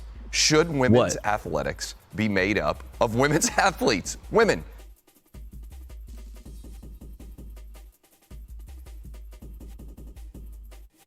He said a whole bunch of words, said that about crystallization. Ultimately, are trans women? Notice the lack of mentions around like trans men in sports. I wonder how long this dude with the red, white, and blue popsicle fucking shirt with the plaid blazer to match, how long he's been into women's sports, how long he's been following like women's basketball or like women's water polo or fucking swimming or like what? Like I'm so curious. Biological women. And if they can't answer, think about this, Ainsley. Every Democrat in the House refused to vote to support that statement. Every Democrat in the Senate refused to vote that statement.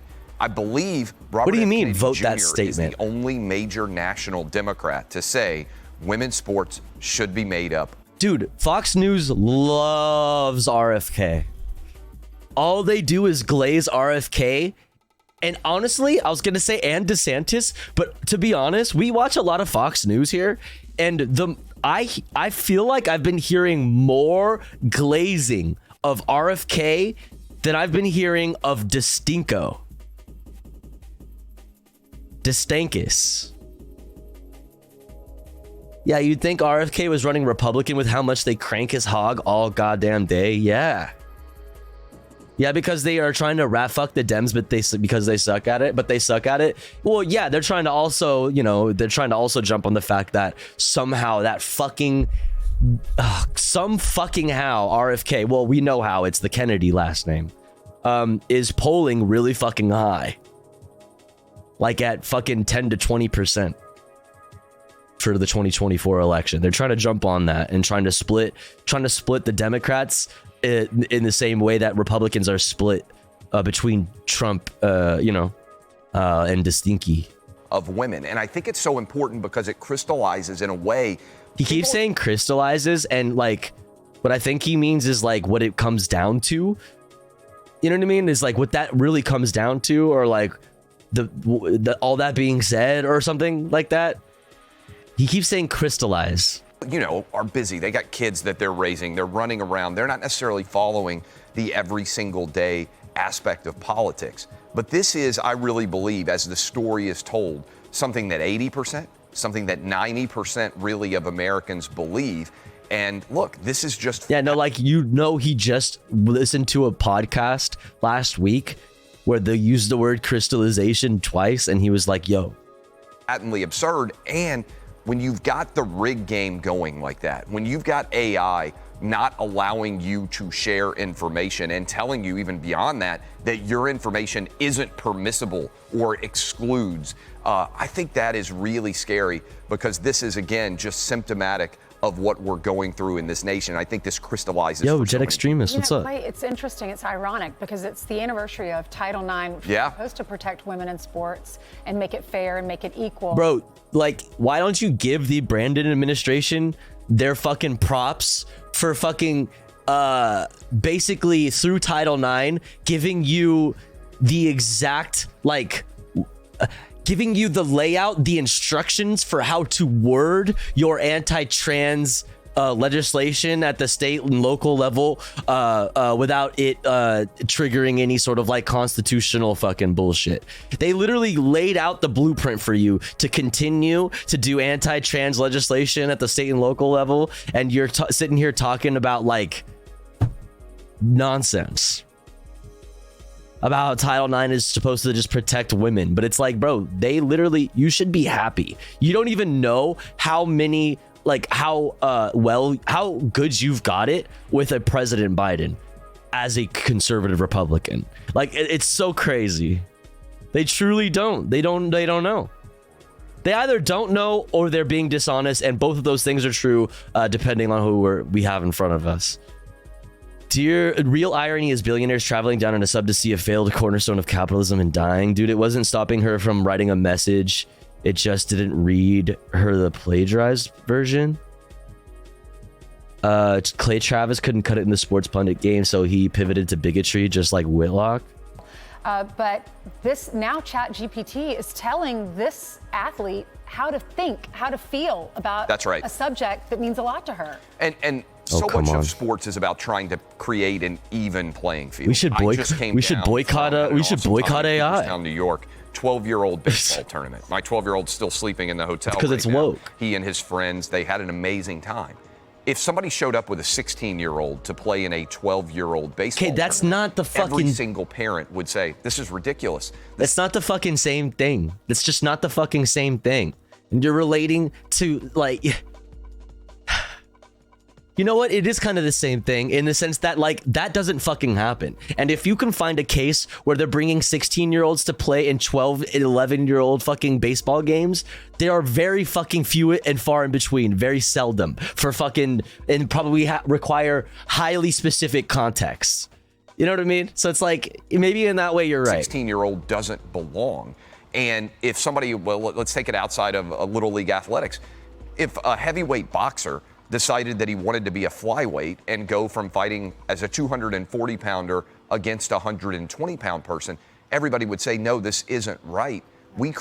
But like, also, you're what about like the fact that there are like, you can have a bunch of different people in all these different weight classes, right? And then have them all be men, right? They all could all identify as men. They could all even have been born with penises, if that makes you happy. and the fact that there are different weight classes, some are bigger than others, are you telling me then that those ones that are the featherweights are less of a man? People that are in the featherweight class are less of a man than those in the heavyweight class? By that logic, who is like that doesn't actually work here. You fucking idiot. Create all sorts of rules to create evenness in competition. The fact that feminists, think about this for a minute. The fact that feminists have allowed a world to be created where someone like Leah Thomas can be a woman for a year and a half, and become a women's sports champion and a woman of the year. This doesn't... Y'all, let's get it straight. Let's get this out of the way right motherfucking now, you dumb bitch. Y'all made Leah Thomas woman of the year because of the reaction that you guys have to people like Leah Thomas. That's the only reason why Leah Thomas gets any sort of like recognition, because of the hate that people like you fucking throw their way. It's literally like, why is it that Leah Thomas is considered to be woman of the year? Because people like you want to talk about how terrible it is that they exist. Also, keep in mind, we are talking about one fucking person, dude. This whole debate is really over people, like the amount of in the United States, like people that you can count on two hands. Like the amount of people that this actually concerns in the United States is like, could be counted on two hands. Just a handful of fucking trans people. There's just a couple of them. Like, that's it. But think about it. Like, you guys are the ones that make people like Leah Thomas and Dylan Mulvaney and whatever rise to any sort of prominence and get any sort of recognition based on their gender. It's literally you guys. It's crazy. The rest of us just want to look at them like normal fucking people. I just want to be looked at like a normal fucking person. The rest of us just want to be fucking normal. And y'all can't shut the fuck up about it. So then people want to be like, yo, you, in the face of all this bullshit from people wearing fucking red, white, and blue popsicle fucking button-ups with blue plaid blazers, because you have to fucking exist, you know, in the face of these assholes, we're recognizing you. Idiot. That happened, by the way, in the other direction. There is no woman who identifies as a man and suddenly ends up becoming the man of the year. Women, I think, are being taken advantage of here. And trans men don't exist. Trans men just They just don't exist, I guess. I don't know. More women speaking out in favor. There's just no trans men. Where are they? They don't exist. Truly What a the right-wrong fuck, issue, dude? and many are on the wrong side here. Clay. So fucking dumb. She said, I like your shirt. It's so sick. And he's like, yeah, fuck yeah, bitch. For July 4th early, Ainsley. Hell yeah, Yes. July 4th. Fuck yeah, dude. Fuck yeah. They all shop at the same store. They all have these like, they all like have this, it's this aesthetic where it's like, yeah, like I'm professional, but I'm also casual. It's like, these are sneakers, but they're like leather. You know what I mean? And these are like khakis, but they're breathable khakis. And like, I have dress socks on, but they have fun designs. And yeah, it's a button-up shirt, but it's got red, white, and blue bomb pops on it. I'm still wearing a blazer though, but it's plaid. You know what I mean? It's plaid. I'm professional, but also I'm a pretty cool guy. Like, I'll have a beer with you when we're off the clock, and you know what I mean? We'll talk shop, you know?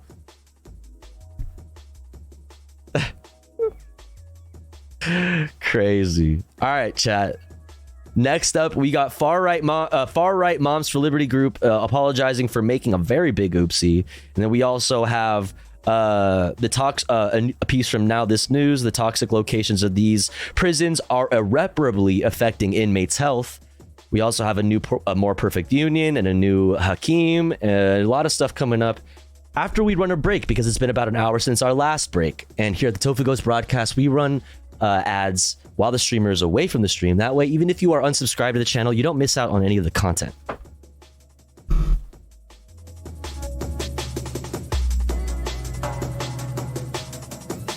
However, if you would like to support the stream, support the channel, and get access to cool Tofu Ghost emotes as well as an ad-free viewing experience, all you gotta do is subscribe for $4.99 or for free with the Twitch Prime. Or maybe consider gifting a sub to one of our friends in the chat. I'll be back in 3 minutes. Don't you go anywhere. BRB.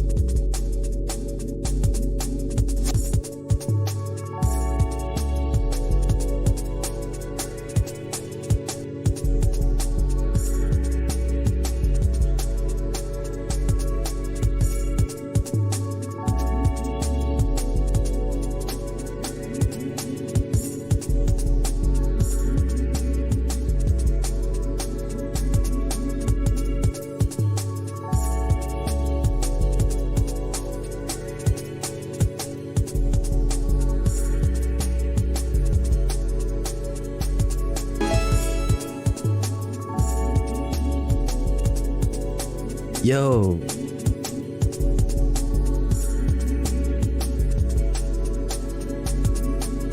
Brown Girl, thank you so much for gifting to Sun Devil.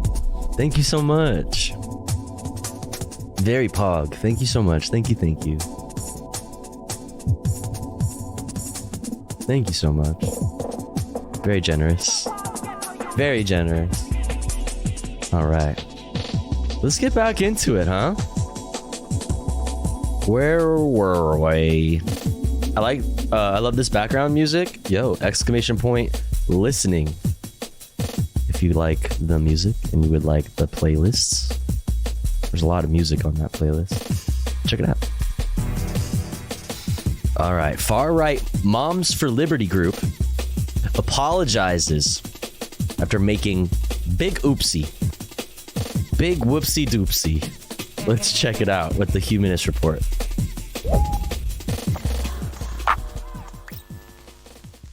So, as right-wing extremism continues... Holy ballsack, loud fucking balls in my ears. Fucking my ear drums. Fucking them.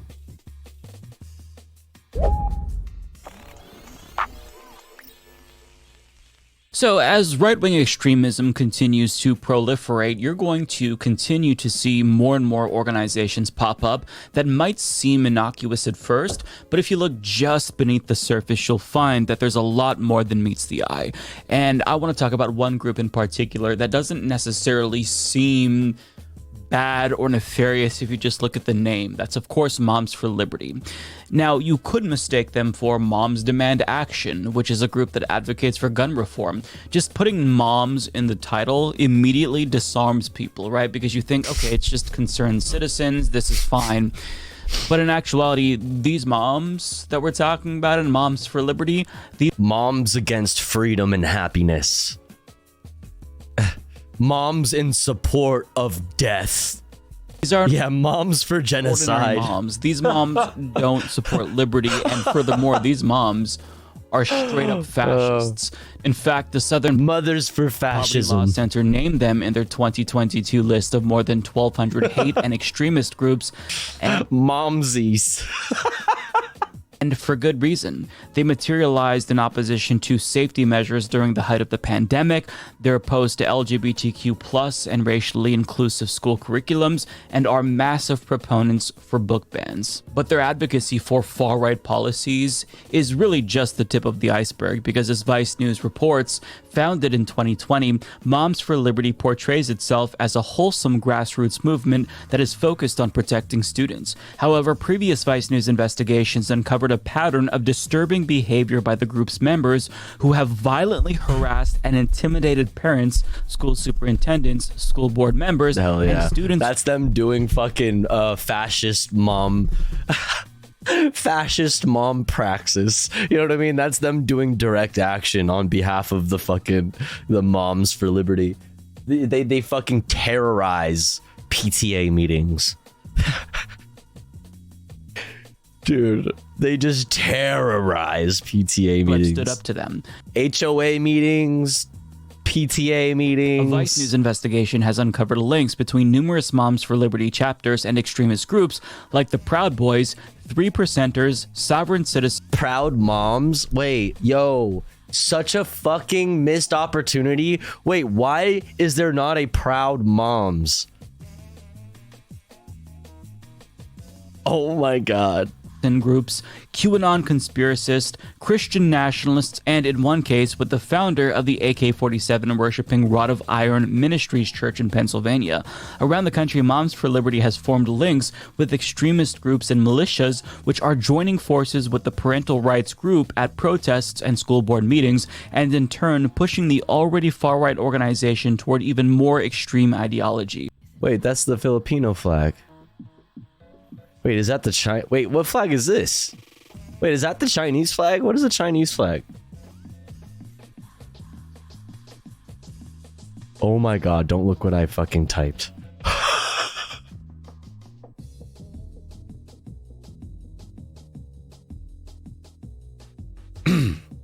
Yeah, it is the Chinese flag.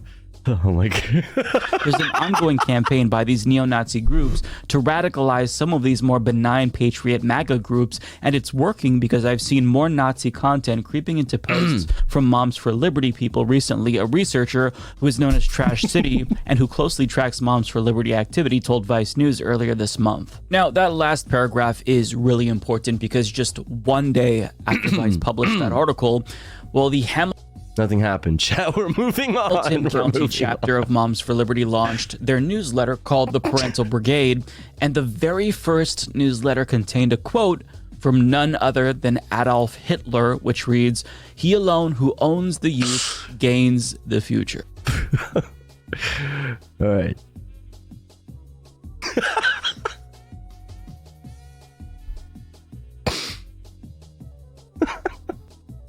The Parent Brigade.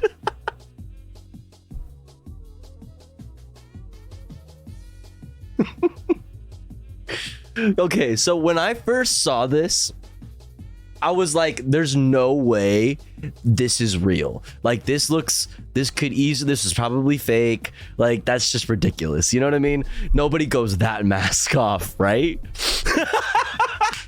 Yo, like, literally, when I first heard this, I was like, I just brushed it off. Like, no, that's not real. I feel like that's probably just edited and it's a funny meme and whatever. Nobody would go that far. Even if they are actual fascists, they would never just do that, right? But this is real. They actually apologized. So it was like they acknowledged that it actually happened. They did it. That's what I was thinking. All the different fonts are fucking horrible. One, it's giving fucking welcome to my website in 2002. But like, that's what also led me to think like this is probably not real. You know what I mean? Like, that's ridiculous. This looks like this looks like it's off. It's just a bad website. And also they actually did it. They admitted that they did it. And it's like, wow. Holy fuck. There's a lot of things that I love about Hitler. A little bit of an oopsie. Dude, wait. Why did I have to pause right before a fucking Kanye soundbite? Oh my God, I wasn't ready for that. Well, now, the far right, who's focused specifically on school issues, wasn't ready. Really seems to love that quote from Hitler for some reason. Because as journalist Matt Binder points out, this Hitler quote that Moms for Liberty used is the same Hitler quote that Republican Representative Mary Miller recited at a Moms for America event 2 years ago. Yikes. Now, Moms for America, for those of you who don't know, is a group similar to Moms for Liberty. But they The power of the purse. That's right. That's right. That's right. It's feminism. It's pussy power, but make it fascist. The power of the purse. I urge you to stay home from Target. Housewives across the nation.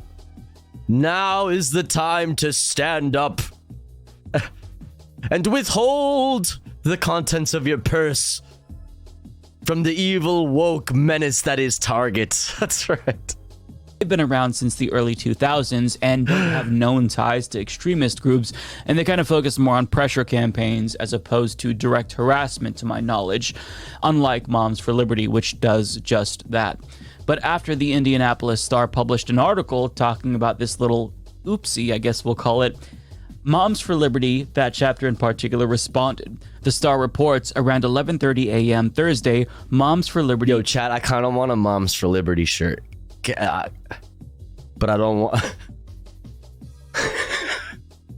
But I also don't want to support them, but I kind of would fucking rock the fuck out of a Moms for Liberty shirt. The Star and posted a statement on the group's Facebook page condemning Adolf Hitler and apologizing for using the quote. A new version of the front page without the quote or Mommy Milkers for Liberty explanation was uploaded. Quote, we condemn Adolf Hitler's actions and... Oh my God, that would be a perfect shirt for Azan to send him in a P.O. box. Send him a Moms for Liberty shirt. Oh my God. His dark place in human... Okay, so now somebody has to do that. History, the statement from chapter chairwoman Paige Miller reads, we should not have quoted him in our newsletter and express our deepest apology, sure. Like, who did that? Who put the Adolf Hitler quote in there? Like, come on, Hamilton seriously, County Democrats and the dude, chairman of the seriously. Hamilton County Republican Party denounced the quote in the newsletter. Now, they may have denounced Hitler, which is literally the lowest bar ever. Yeah. But as Brad Rita Ross, Congratulations. Congratulations. out, they still haven't explained why the quote was there in the first place.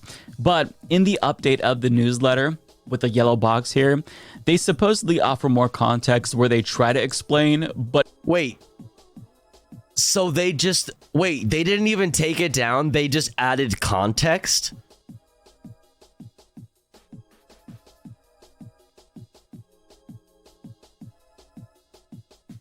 Are you serious? They're like, we're not going to be silenced. We'll just do this.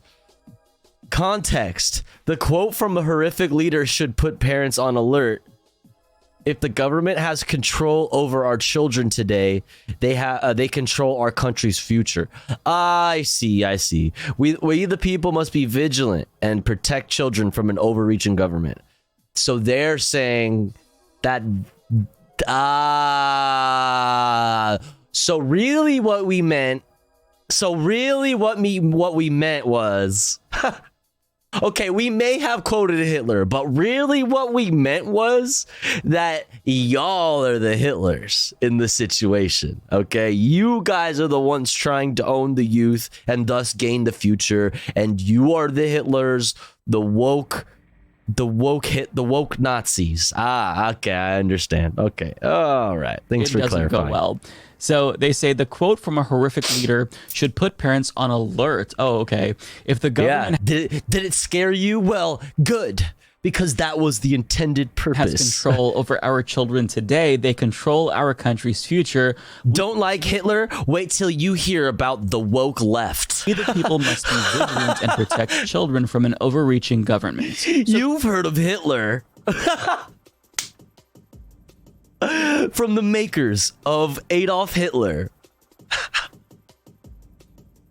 Now introducing the woke, radical, Marxist left. Basically, what they're trying to say is this is a complete misunderstanding because by quoting Hitler, we were trying to suggest that the Democrats are the real Nazis. And that was a warning about them. They think that, not us. But it's a bit contradictory considering that the next sentence says that they want to protect school children from government overreach. But when you look at the policies that they advocate for, along with their tactics, the way that they want to protect children from government overreach is by getting the government to step in and censor any and all content that is racially inclusive or LGBTQ+. So it's a bit interesting, right? Ironically, they're proving that they're the ones who are Nazi-like as they call their opponents Nazis after they quoted Hitler. You just can't make this shit up. Quoting Hitler to own the libs. Let's go. Hi, Conyer. I hope you had a good stream.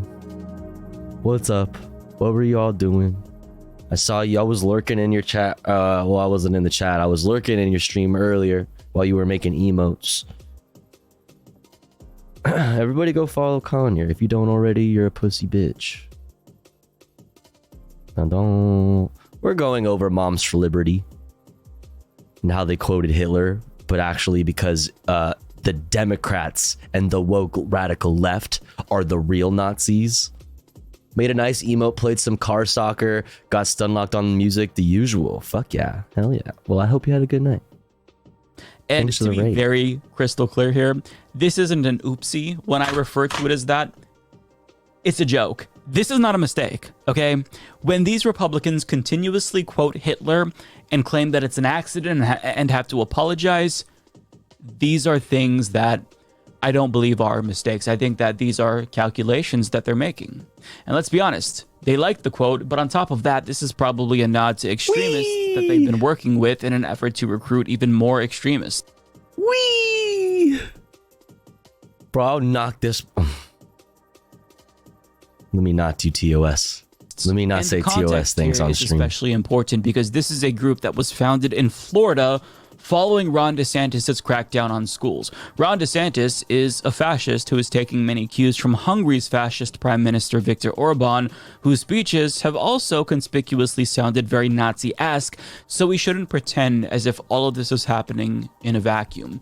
And I wouldn't be surprised if this organization has monetary ties to a larger, well-funded right-wing network.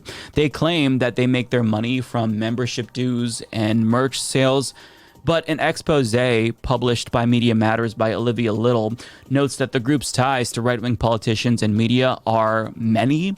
And on top of that, they seem to have a weird affinity for the Heritage Foundation, which is a bit suspicious, although there's no evidence to be clear at this point that there are financial ties to a broader right-wing network. But either way, if you don't know about them, doesn't matter. Now you know, and it's really important to educate your friends and family about these fucking PTA meeting terrorists. Doing like emotional terrorism on your local PTA meetings, dude. Sorts of groups, because again, the name, it just on its face is very disarming, right? You would think, okay, these moms, they're just normal citizens who are looking to do something good for the students, right? I mean, maybe you don't agree with them, but their intentions are pure. But in actuality, this group is very, very nefarious. So the problem, and what I worry about with groups like this, is that they could potentially act as a gateway to further far-right radicalization in the same way that Facebook mommy groups ended up radicalizing a lot of regular moms and turned them, into anti-vaxxers. I'm serious, dude. We need... Okay. All right, we're gonna do a psyop chat. We're gonna start a group called the Proud Moms. All right, and we're gonna get mothers to join. All right, and we're gonna feed them talking points to go to their PTA meetings, right? And fucking and spew, and we're gonna make so much money off of merch. Proud moms, like Proud Boys, but moms, but like mothers, proud mothers. Something that doesn't necessarily seem harmful on its face can be harmful in this era where fascism is omnipresent. And when these fascists oftentimes don't say the quiet part loud and they use coded words or synonyms to say what they're really thinking, you really do have to be on the lookout. So if you didn't know, Moms for Liberty, these are not ordinary moms. These are fascists. It's not your average everyday mothers. Sometimes like to quote Hitler. Sometimes. Hey, whoa, yeah. Humanist reporting this bitch. Humanist reporting this bitch. Whoa, duh. Okay. Next up, chat. The toxic locations of these prisons are irreparably affecting inmates' health. And then we're going to go to this new More Perfect Union, why actors are shutting down Hollywood. Then we have a new Hakeem video. What are tankies? Why are they like that? Then we have some other videos. We have a new Gremlo video, Andrewism video that we could maybe check out, maybe. And then I also have comfy shit that I want to get to that we've been skipping the past few nights because we haven't had time to get to fun stuff. I want to watch the new Steve video, new Shy video, also a new Slow Dive song and music video dropped. So yeah. All right, let's get into it. If you've been watching the news, you've probably noticed a lot of stories about chemical spills and people worrying about being poisoned making the top headlines. But you probably haven't heard about a prison where inmates could be being poisoned in a similar way. For years, former and current inmates at the State Correctional Institution Fayette in Pennsylvania have been experiencing health issues ranging from consistent nosebleeds to cancer. I think the biggest thing is that it was denial that they even had a problem. And meanwhile, people are dying in the facility and around the facility. It's a pretty big deal. SCI Fayette is located directly next to LaBelle Refuse Site, the dumping ground for a nearby coal mine. You get a prison stuck on top of a trash heap. They just dumped tens of millions of tons of coal waste. Coal ash contains contaminants. Do you have someone make these playlists or do you make them? I make them every day all by myself. Exclamation point watching. Of coal ash can lead to respiratory illnesses and cancer. Warmer months, all by myself. Goes right over into the yards. The air is bad, so you basically are starting to fight for your health and eventually fight for your life. Though coal ash is no longer being dumped on the site, the land is still polluted, and SCI Fayette remains open. In 2014, the Pennsylvania Department of Corrections enlisted the Pennsylvania Department of Health to investigate cancer risks at the prison. Their findings were as follows. Based on the types of what is happening? Based on the types of cancer observed and the rates, there isn't an indication the environment contributes to the risk. And there are no environmental data demonstrating that there are human exposures to significant levels of carcinogens that could increase the cancer risk. But inmates... Fantano gave the Slow Dive song a 2 out of 10. Then he gave some guy banging 2 rocks together a 10 out of 10. Damn. Wait, do you have oh fuck. Well, I kind of all right, if we watch the Slow Dive music video, we'll also watch Anthony Fantano if it's on his YouTube. Give it a 2 out of 10. Fuck, that's crazy. Are still getting sick, and these experiences are not unique to SCI Fayette. Organizers across the country are fighting to protect the human rights of incarcerated Slothany Dive Tano here. To learn how you can help, visit impact.nowthisnews.com. Tofuthany Ghost Tano here. Tofuthany Ghost Tano here. Why actors are shutting down Hollywood from More Perfect Unit. Let's check it out. It's like a weird dichotomy of both feeling really successful and really gratified, and then also wondering if you'll have health insurance 2 months from now. Hollywood strikes again. I'm an actor and a writer. I've been on such shows as Barry, The Patient, stuff like that. I think what we've all seen is the shift to streaming, and unfortunately, our contracts were not negotiated for streaming, they were negotiated for network television. So in some instances, we don't have protections on streaming in the way that we have protections on network television. And so what you have are situations that occur where got you, Dr. we're not being compensated fairly. And so a residual is something when the show re-airs somewhere or it gets sold to another outlet, we get a check. Sometimes those checks are pretty good. Maybe you get $1,000 one day in the mail that you weren't expecting. Sometimes those checks are literally 1 cent. Sick. The biggest thing I was on a show on Netflix called Bonding. My show was originally like an independent series, and then Netflix bought it and put it on their platform, which was amazing. And more people saw it than I ever anticipated, like millions and millions of people. The way the contracts were set up, because the budget was so low, was that there was no residuals involved in it. It sounds like you made nothing in residuals. Like you didn't make a dime in residuals? I didn't make a single dollar in residuals for that show. Jesus as residuals Christ. are going down, and as these shows are being pulled off platforms or not aired, actors aren't receiving any residuals from them, which leads them to not be able to often make their health insurance. So health insurance is obviously a difficult thing when you're in a business where your income is completely unpredictable. I was a series regular on NCIS Los Angeles. I played Nell Jones for 11 network television seasons. So I've done a lot of TV. And in December of 2022, I received a letter from SAG letting me know that I no longer qualified for health insurance. What was the work for? My labor lines the pockets of these executives. Hey, yo. And to what benefit in return, right? Okay, they're still profiting off of my performance, and I can't even go to a GP if I have a sore throat. That's not okay. I think the perception is that performers who work at a professional level are all successful.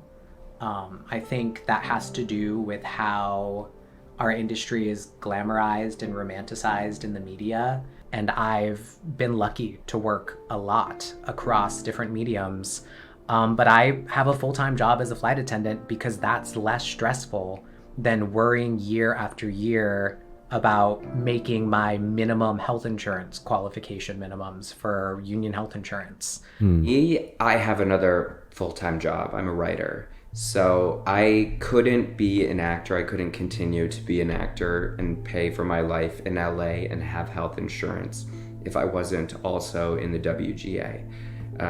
I sometimes say that writing supports my acting hobby. I was very fortunate to land the job that I got right out of school. It's not the norm. I'm aware of that. I'm aware of my privilege, and I'm very grateful for the opportunity that I've had. But it's not the norm.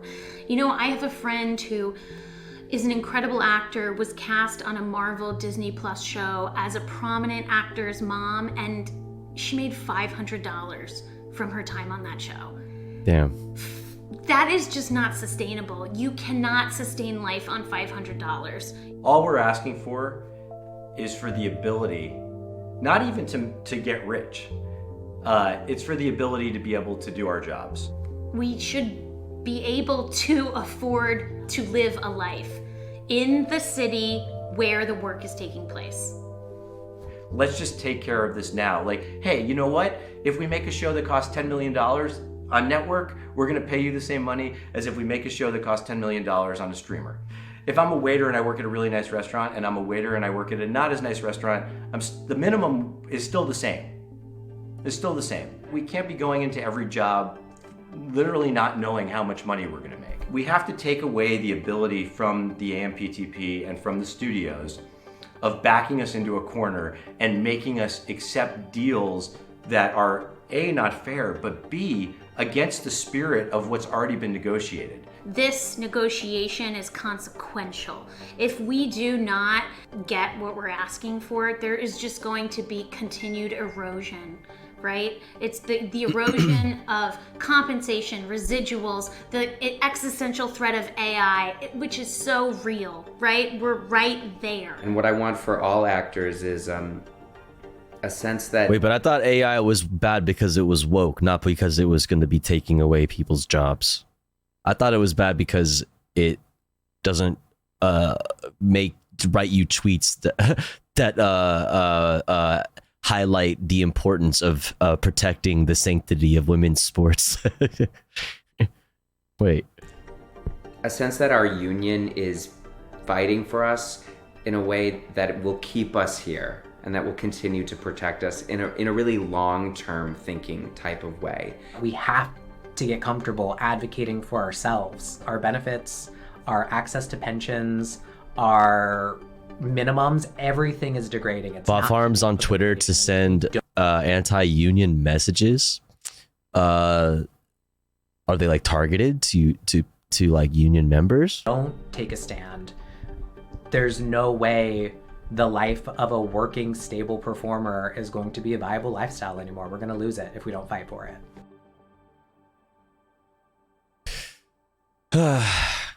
Solidarity with them, man. The amount of fucking money, especially since fucking 2020, that people like Netflix, I shouldn't say people, corporations like Netflix are seeing. Man. All right, let's get to this Hakeem video, huh? What do you say? Hi there. Hi. Come join us over on The Deprogram, a podcast I run with Second Thought and Yugopnik. To quote our favorite authoritarian GT, have these gentlemen ever seen these nuts? Intro topics, history, memes, and me being perpetually tired. All of it is at your disposal over on the links in the description and pinned comment. This video is a companion to our recent episode titled Tanky Discourse. Go check it out. Alright, let's get into it. Tanky is a term you hear thrown around a lot, but it seemingly doesn't have any meaning. The quick summary is, it doesn't really. Well, it kinda does, but the intention behind its use is generally nebulous, and the term is expanded so much as to be meaningless. The origins of the term. Originally, tanky was a term that originated in the British left wing for those that supported the Soviet intervention in Hungary. The intervention is a huge topic in and of itself, so take a look at the history of the working class movement in Hungary for a deeper dive. TLDR, fellow it's far more leftist that I don't complicated than agree with. libertarian socialist uprising or complete fascist takeover. Regardless, neither that Hungarian Republic nor the USSR are with us today, so why is the term still used? What people mean. Nowadays, the term tanky is mostly used by people, some which claiming to be leftist while others clearly not, to refer derogatorily to... Whoa. What did Ian Miles fucking by people, goofball say? Leftist while others clearly not. Jesus, brother. Jesus, to refer brother. derogatorily to... Well, What a here's where it gets a fucking little loser. more complicated. There are a few targets. Number What a one, in the fucking narrowest loser. possible definition, tankies are those that are more or less partial to the experiences and lessons of former socialist as well as current socialist examples, as well as their leaders, for example the USSR, Cuba, Vietnam, etc. Number two, slightly broader, a tanky is anyone who defends or more commonly simply clarifies misconceptions around former socialisms. A tanky also usually presents a nuanced understanding of why certain actions were taken, which some interpret as running defense for something supposedly inexcusable. Number three, broader still, as a catch-all term for Marxist-Leninists and adjacent ideologies, which usually encapsulate support for the concept of the dictatorship of the proletariat, democratic centralism, the active suppression of the bourgeoisie, a more involved approach towards internal security, economic planning, etc. This also usually follows the condemnation of the use of force in times when it was possible that it was warranted. This links well with the general link with authoritarianism, which we'll touch on soon. Anti-imperialism, and by extension anti-Americanism too, fits here, so I'll mention it. Number 4, much more commonly, tanky is a lazy term used to demonize people to the left of the one using the term, generally intended to dismiss and ostracize said people without engaging or offering a counter-argument. This particular usage case is most common with liberals who adopt a radical lib approach without any theoretically derived radical content besides engagement A radical liberal in electoral politics and an allegiance to American exceptionalism. A derived term, although even more nebulous, is red fascist, usually just shortened to red fash, but we're not going to touch on that today. And number 5, finally, the caricature. A person that doesn't exist with opinions that no one really holds, but it's used for soy Wojak memes, as the internet usually does. It's supposed to mean someone who uncritically supports everything a socialist nation does. These people don't exist. The USSR or China or Stalin did nothing wrong is a meme set online as a joke. No one actually believes it. Likewise, seeing someone say... If there is, and in the few instances where there is people who unironically like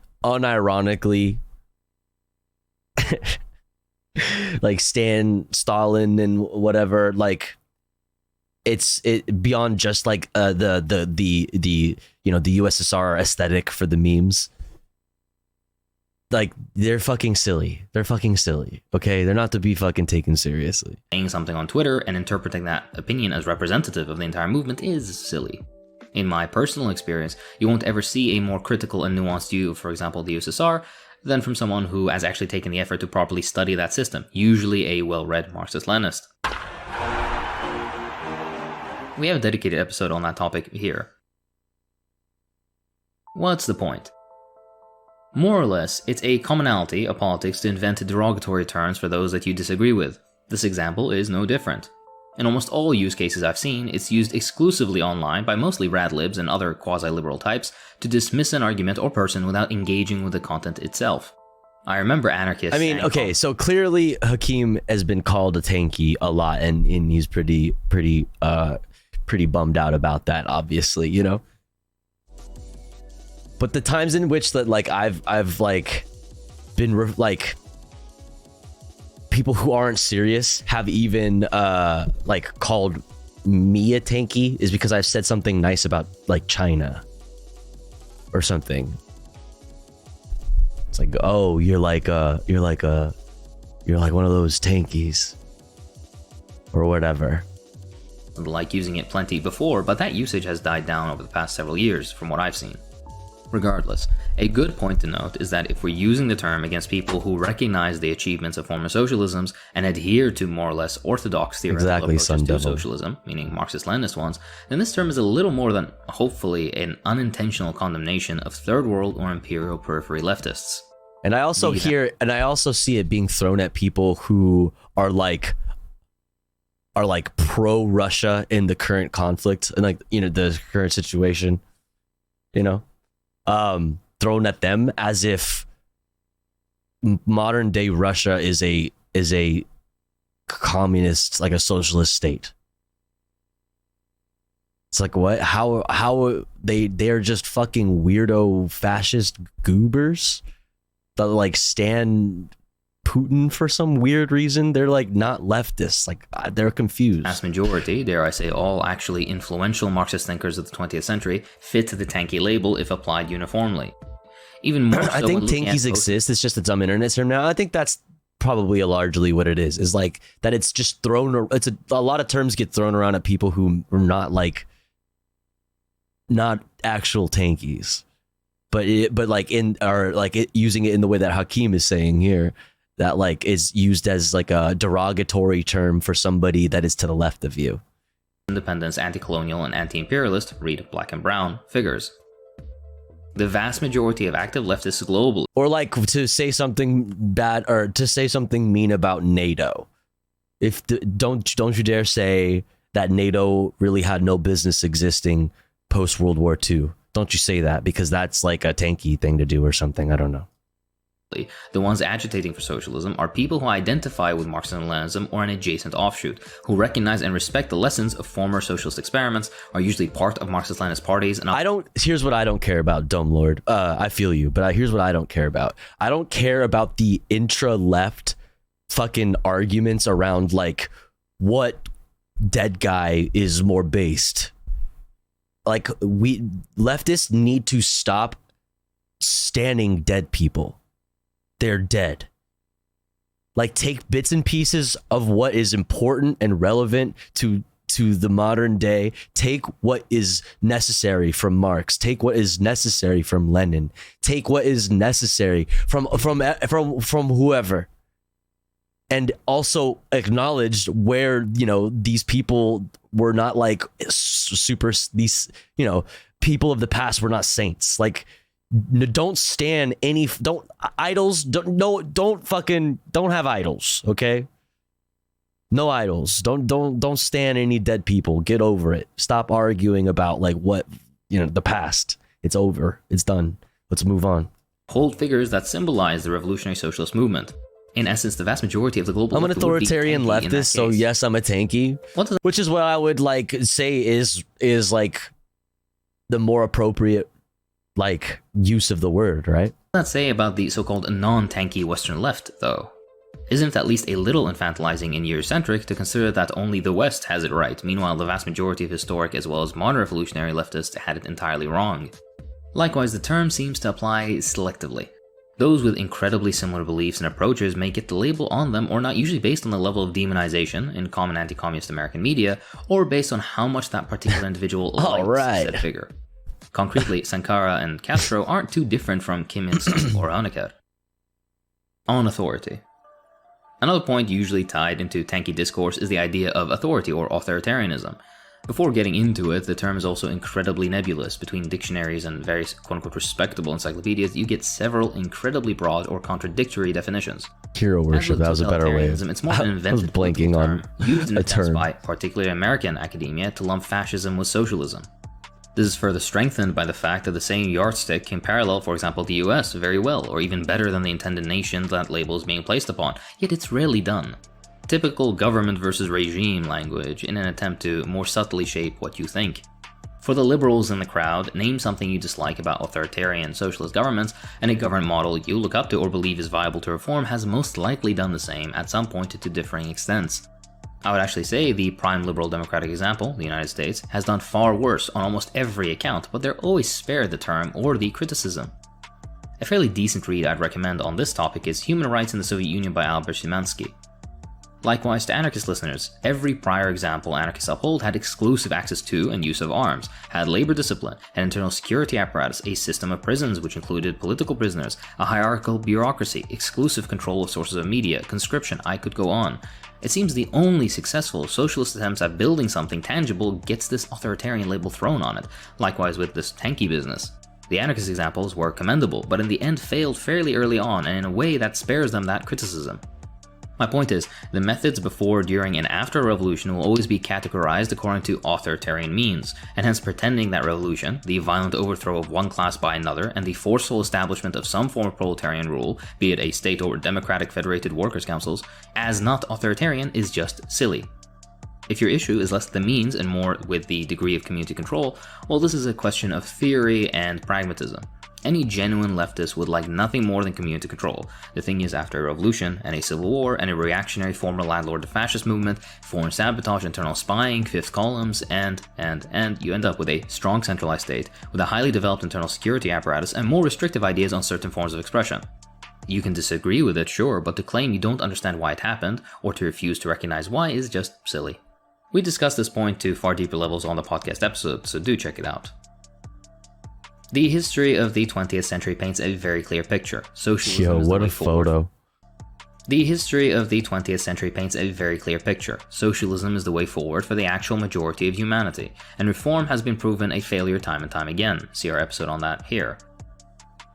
This leaves us with revolution as the only viable option, which likewise mostly occurred as a result of a party constituted from the working class with sufficient political will and the support of the people. The work of said party and the mass of the population may, we hope, culminate in revolution and the seizure of state power. This will naturally involve some level of violence, as no ruling class in history has ever peacefully Are the guns blurred out? Oh my given up god. their own power. Not only this, but it's also logical to assume, based on the historical image, that once state power is Wait, he missed this one. seized, that fledgling nation will require all sorts of new organizations to protect the new gains of the working class, an internal security apparatus, a military of some size, or nuclear weapons, or something similar. Certain levels of oppression against reactionary sections of the population, landlords, former capitalists, fascists, etc. This will take the form of prison or re-education, or possibly even more severe measures if necessary, for example in the case of counter-revolutionary terrorism, as occurred to various extents throughout socialist history. In the messy post-revolutionary period, it's also logical to expect excesses, although they are undesirable and should be limited to the maximum extent. Does that make all of this right? Maybe not, but you can see why it would be necessary. Give Frederick Engels on Authority a read. Oh my god.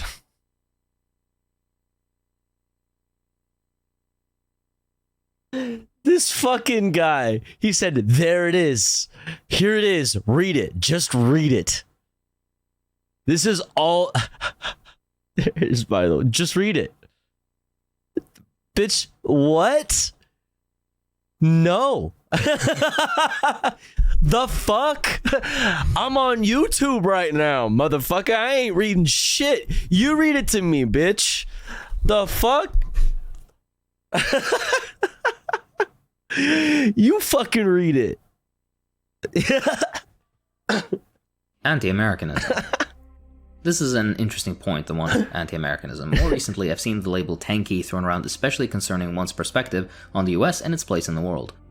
There are some that claim tankies uncritically dislike the US to such a point that they'll end up strange bedfellows to groups or nations that they otherwise wouldn't or shouldn't ideologically support. Oh, my based fucking my based socialist party in the Philippines. Yo. To groups or nations that they otherwise wouldn't or shouldn't ideologically support. Putting aside the meaningless content of that support, meaning if you're not sending money or guns or specialists or information, what material reality is there to your so-called support? Let's take a deeper look. First and foremost, again, this is an incredibly online phenomenon. Just because some guy on Twitter said something doesn't make it representative of the actual real-life movement. Likewise, just because your local 32-member Communist Party in the Imperial Core has some out-there beliefs, doesn't make it representative of a movement that spans millions and the entire globe. This in and of itself should be enough to discount this anti-American tanky connection. However, for those that believe in this connection, there is a strange dismissal of certain geopolitical realities and likewise actual anti-imperialist approaches. There are such things as primary and secondary contradictions. Likewise, class struggle above all is cute but falls apart in the complexities of reality, with the perfect example being the existence of the illegal settler colonial military occupation of Palestine. We need to be materialists about this. Having a critically supportive overview of, for example, Gaddafi isn't based in anti-Americanism, but is based in tangible benefits that administration brought to Libya. Dude, this man looked so crazy. Based in anti-Americanism, but is based intangible benefits that administration brought to Libya, being critically supportive of the Syrian government's attempts at piecing the nation back together after being ravaged by US-backed militias of all ideological stripes, doesn't emanate from an anti-Americanism, but from a sober understanding that stability under that government is far more likely, especially when the reason for the massive geopolitical disruption in the region wasn't an organic leftist movement to begin with. You can disagree with the reasoning, sure, but to claim that this number one makes you a tanky, and number two is mostly based in anti-Americanism is incredibly myopic and shows just how little this term means. Secondly, calling whataboutism when someone replies the US is currently doing worse things as we speak is less about ignoring non-American examples of things worthy of condemnation, and more a highlighting of the supreme hypocrisy of liberals that have endless criticisms for everything non-American, but never even so much as graze genuine and principled analysis of the US, NATO, or other related entities. That doesn't mean you should go, what about blank, each time something is brought up. Actually, the inverse. You should be well read enough to be able to rightfully criticize the things worthy of criticism, while being able to provide nuance to the rest, which requires nuance. It's a delicate process. That's why whataboutism doesn't happen between principled and educated Marxists, even on contentious issues within the left.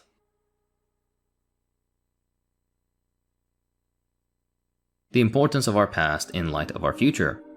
An important side note is to always study our history and learn from it. Dismissing it is either lazy or ignorant, and likewise arguing from oh, that wasn't real socialism, that was just tankies, makes you look ridiculous as you give the enemies of socialism ammunition against the whole movement in the propaganda war, which tanky man, the pro-democracy Hong Kongers standing up to Western communists. Far less resource-wise in fighting.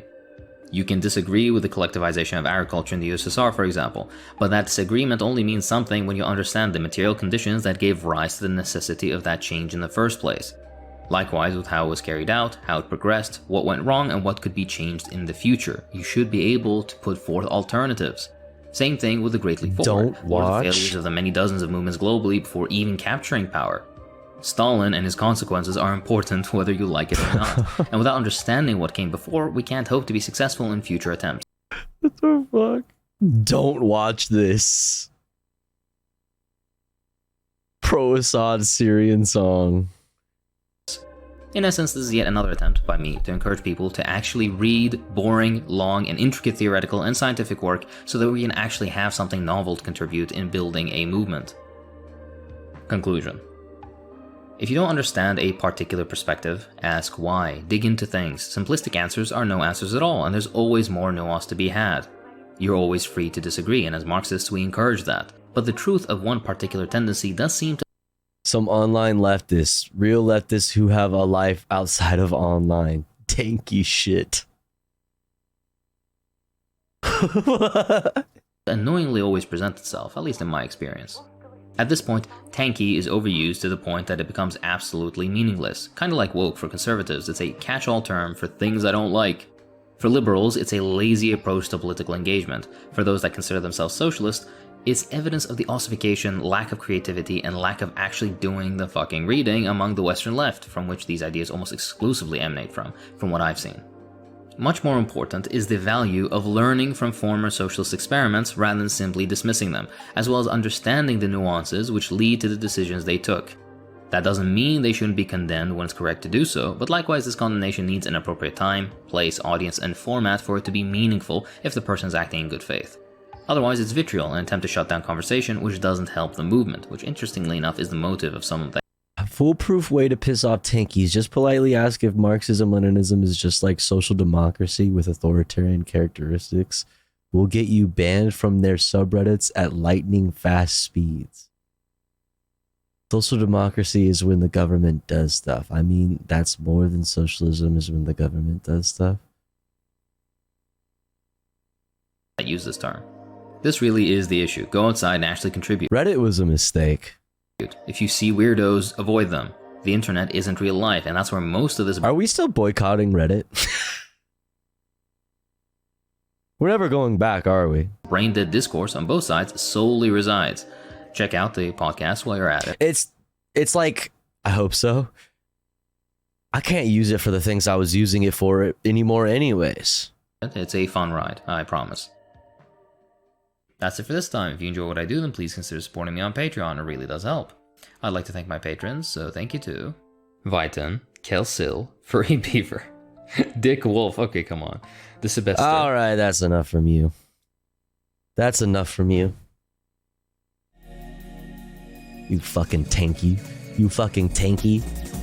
I'm going on 3 decades strong of boycotting. 3 decades? The fuck? That's a lot of decades. Dum, dum, dum. Yo, Adrian, I don't know why that for some reason never sets off the alerts, but thank you for continuing the gift sub you got from Classic Banana Milk. I really appreciate that. Let's go. Let's go. Thank you so much. Thank you. Dum, dum, dum, dum, dum, dum, dum. All right, we're gonna skip this one. What time is it? 3 o'clock? I think it's about time we get into some comfy shit. You have a wonderful voice. I was lurking in Conyor's stream and got drawn back to the computer by the wonderful ways you make the air wiggle. Let's go. What's up, Bear Dame? Welcome in. Hope you're having a good day. Chat, next up, we're gonna get into some fun shit. Let's watch the new Steve Wallace video, overnight remote camping. Overnight in a remote cabin, and then a new Shy video, cycling journey to the Adriatic Sea, and then maybe the new Slow Dive music video, and then maybe some other stuff. But here's the thing, chat, it's been about an hour since our last ad break. And here at the Tofu Goes broadcast, we run ads about every hour or so, and we do it while the streamer is away from the stream. That way, even if you are unsubscribed to the channel, you don't miss out on any of the content.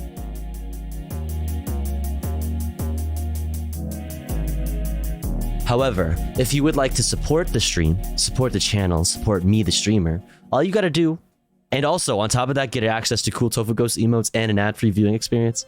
Anyway, all you gotta do is subscribe for $5 or for free with the Twitch Prime. Or maybe consider gifting a sub to one of our friends in the chat. I'll be back in 3 minutes. Don't you go anywhere. BRB.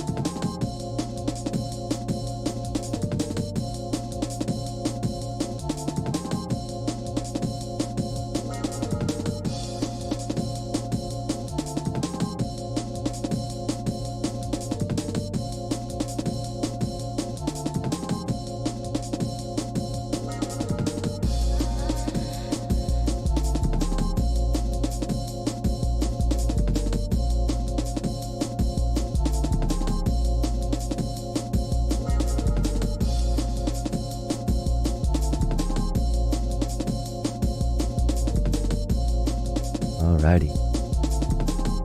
66.6 KSOY. Tofu Ghost Radio. We're back.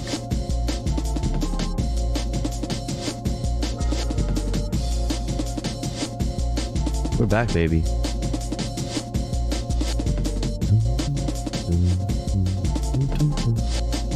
Alright, let's do some fun shit, man. I'm politicsed out, brother.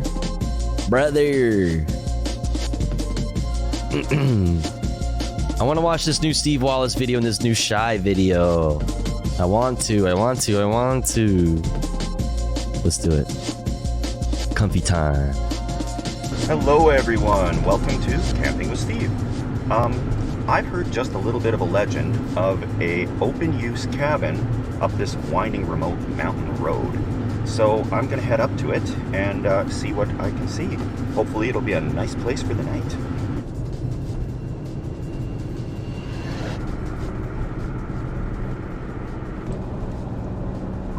High up in the mountains, I am driving through a cloud. I've got to be really careful about logging trucks up this road. Oop, gross. What happened? Oh, he said, look, it's a bird. Quick, quick chat, look. So yeah. Anyways, these are not wide roads, so there are little pullouts that I have to kind of take advantage of if there's an oncoming truck. And I think they actually are hauling some logs because there's a lot of bark on the road.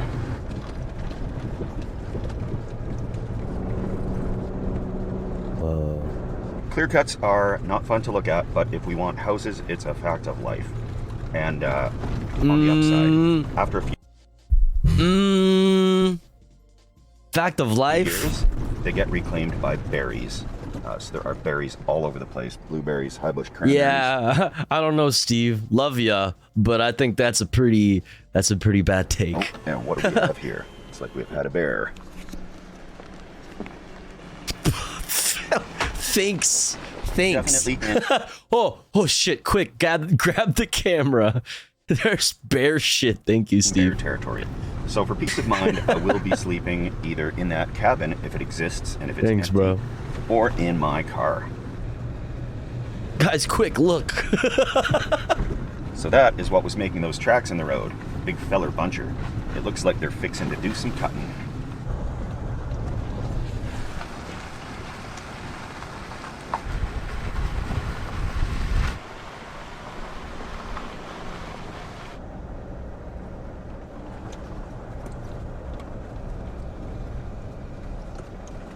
Wow.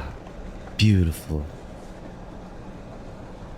Wait, that's fucking sick, dude. Imagine, dude, this is your place. Bro, if you can get, listen, if there's internet and electricity, you know what I mean? I'm down. As long as I have a shower and internet, I'm with it. That sounds sick. I think Look I at found where I that. want to live for the rest of my life. Yeah, no kidding. As long as I got like AC, you know, like fuck it, I'm down. I just got to be able to stream. That's it. And then I'll take my canoe out every day. Okay, looks like it's needs some work. I'm not at a loss for words very often, but I'd bathe in the lake. Nah, I'm bougie. I need a shower. I need running water. No, I'm sorry. let's see how livable this is gonna be. Okay, this is not what I'm talking about. This needs some work, but I need running water. Okay, got some chopping blocks, picnic table. Hey, it'll do though for a little camping sesh. Acceptable view. Okay, this cabin has been cleaned up by local users. Nice. Okay, that's pretty sweet. Keep the bears out. Wow. This is maintained by a quadding club. So, it's all kind of a volunteer thing here by the looks of it. Quadding club? Apparently Paul has some hygiene concerns. And, oh wow, there's some extra beds. Oh. There's a chair. Air mattress if somebody forgot. Air mattress. That's pretty sweet, actually. Here. This is pretty sweet. This is awesome. Wow, I am blown away at this little find. Yeah, that's pretty nice for a little camping session. And there's nobody here.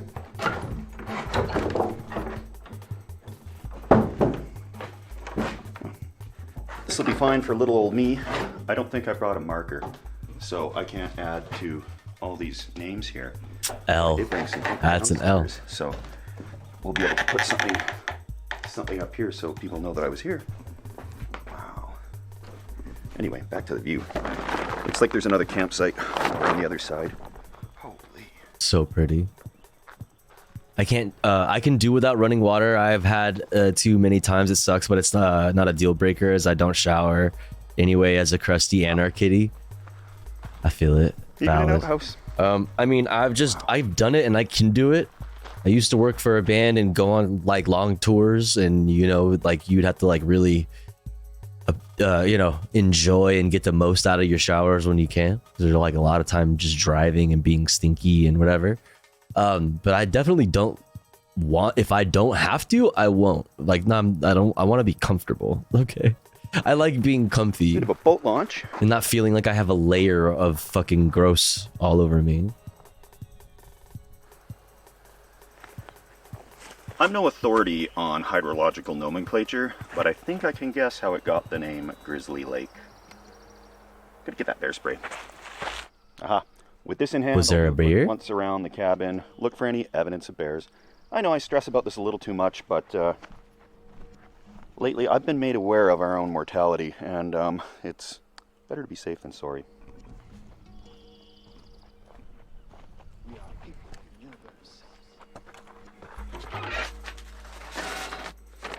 There are little notes about leaving donations for the maintenance and upkeep of this facility. I will certainly be leaving a donation because, of course.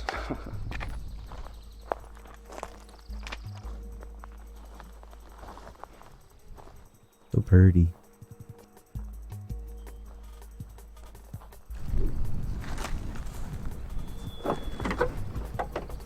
What could go wrong? I love nature, with the exception of one little critter. And there's many of these around here, so I'll be testing out the power of the Thermacell insect repellent machine today. What? People ask a lot. I use this all the time. It burns the same stuff as what's in those mosquito coils, except it's way more concentrated. Oh, it just like burns some stuff? Cis-alethrin is the chemical. And I've been too scared to Google that myself because I'm breathing it in all the time. Let me know in the comments if that's not a good thing. It's not camping without internet, right? Right. Wait, oh hell yeah, we're golden. Chat, we got internet? All jokes aside, I'm using this for emergency contact in case I have to get help up here or the vehicle Nah, fuck breaks that, down. we're streaming, dude. There's no cell service whatsoever up here. We're doing reacts straight from the fucking remote cabin. Here's everybody. Shelter is accomplished. Step 2 it is. Bring my I do have one of PS5 those to little that Garmin shit. InReach satellite communicator emergency buttons. Baron So if Beaver there's a reacts, yeah. severe issue, Reacting like to the death to the view. situation, I push that button and the helicopters come. But this is more for like a flat tire situation or a dead battery or to keep in touch for family emergencies and stuff. So I swear I'm not on the internet. I'm actually drinking in this beautiful nature. Why not both? I'll be on the internet and drink in the fucking beautiful nature and drink in some beers.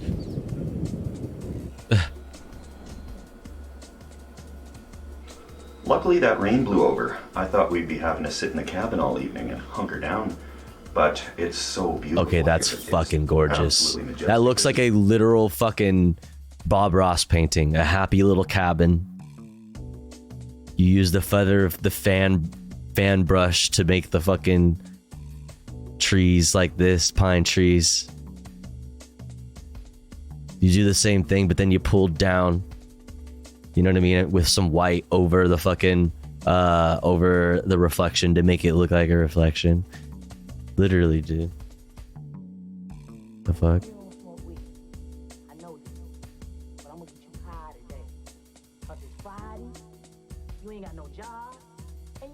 And you ain't got shit to do. That's literally like one of these paintings. I'll find one that looks exactly like it. Watch, with the same fucking cabin and everything. There. There it is.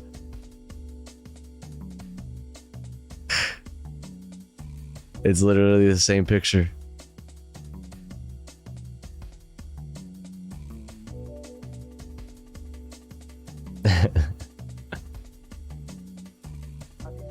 Postcard stuff. I am so fortunate to be here right now. It's absolutely amazing. There's all these tarps and pieces of plywood that I think get removed in the summer, which today is the first day of summer. So I'm not going to be the one to take them down. I'm but a guest here. So I want to leave things better than I found them, but not monkey around too much with this. Funny monkey?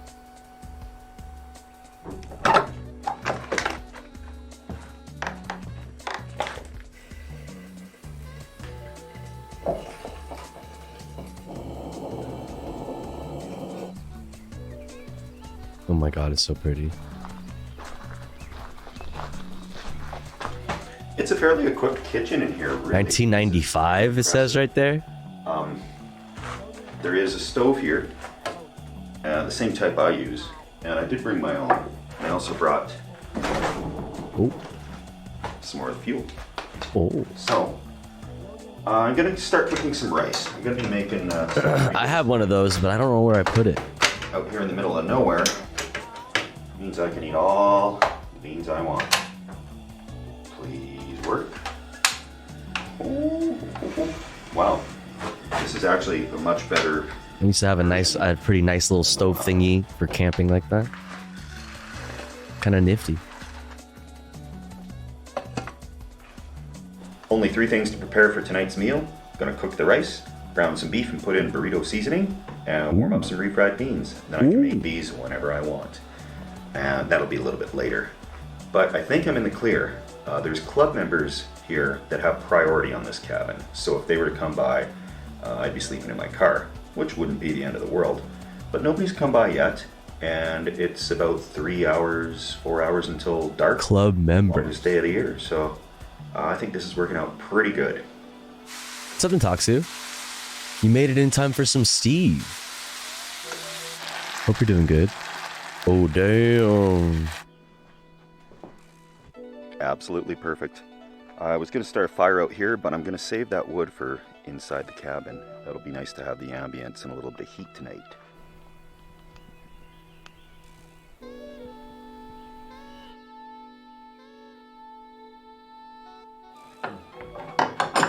So nice. Grizzly proof? No. Resistant? Probably not. I mean, you think a grizzly's really gonna like bust in the door? Justice if I didn't like this thing. So that's the plan. He's got internet and everything to talk to. I brought some wood. There is some here that's kind of cut up, but I don't want to dig into their stash too much. They smell food, maybe. What as I can here for the next weary travelers. And it looks Yo! like last folks. What the Speed Razor? Well, hello to you too. Thank you so much for the 5 bomb. Let's go. That is very generous. Thank you so much. Thank you. If you got a gifty from Speed Razor, please make sure to thank them. Thank you so much. Thank you. Very, very nice of you. What's up, Laney? Woohoo subscribers. What's up, Zerduk? They definitely could. Tofu Grizzlies would bust that door down. You think so? They would put the effort in to do it? Damn. But thank you so much, Speed Razor. That's very, very kind. Thank you so much. Hope you're doing good. Welcome in. Smoked oysters.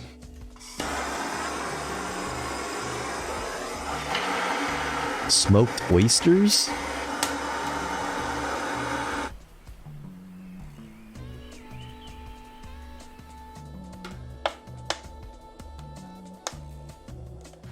Yeah, they're canned.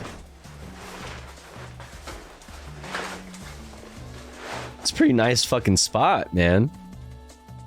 Oh, they got Settlers of Catan. Pog.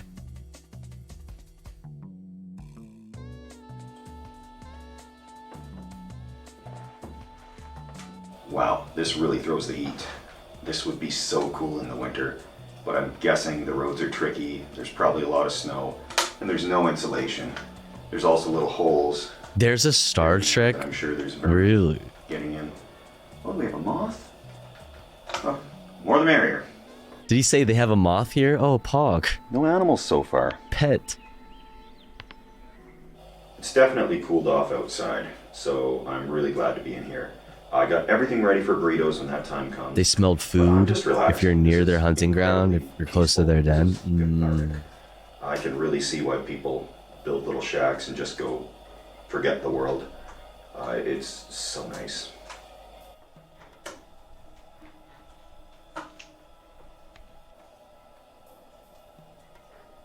Dang. Looks like a cabinet in here that has stuff that comes free with beer. Yo, Adrian, thank you for getting to Nataxu. Milwaukee. Thank you so much. Hard seltzer stuff. Thank you so much. Thank you. To add to that, Poggers chatters to Poggers chatters. I really appreciate that. Thank you so much. Thank you. What you want. The place is super neat. Who's DB Cooper? Water. A couple of big jugs of water right above the fireplace. People have their empty beverage containers stuck in this corner. In this province, there is a deposit that you get money back when you bring those back. So I don't know if that goes towards helping fund the place, but I'll leave them as is. I do like to clean up where I can. Kitchen. Wait, well now you're fucking making me feel stupid. What? Who's that? Sounds familiar. Oh.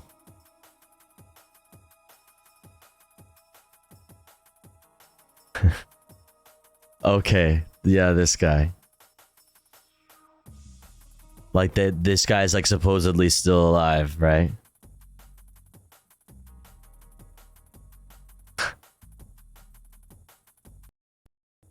When I was living up north with my grandma in her trailer, we had a whole family of bears come and raid this little outhouse that had a bunch of fish guts in it. Why was there fish guts in it? But why was there fish guts in it? I saw a bear cub right in front of our screen door. It was wild. Oh, dang, that's crazy. I've seen like little black bears from the car when I went to Montana as a child. I mean, I've been to Montana since then, but I don't think I saw bears. Yeah.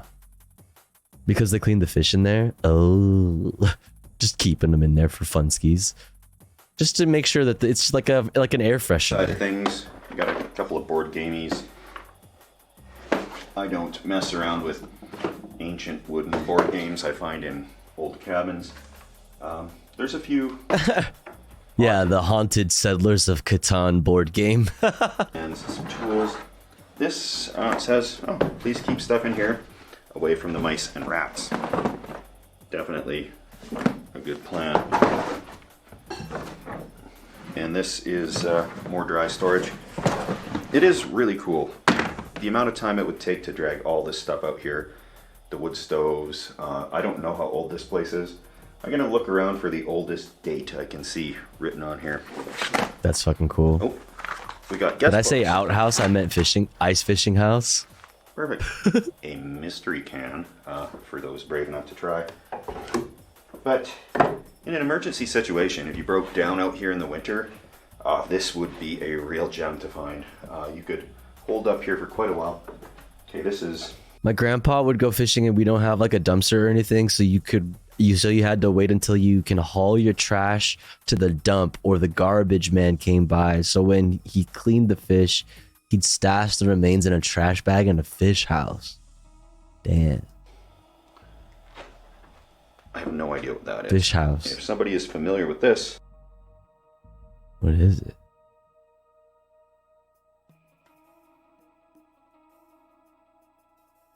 Oh, wow. I don't know. Let me know. A little bit of English writing on here. Well, I'm gonna leave that be. Not that adventurous. Even instant coffee. Oh my god. The frogs.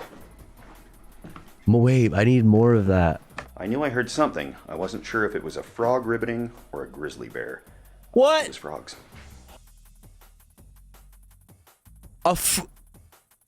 I don't know what that is. What's that noise? It can only be two things. Either it's a frog or a grizzly bear. I love wraps for camping because they don't get stale too quick. They don't get squished like fresh baked bread. And they're versatile.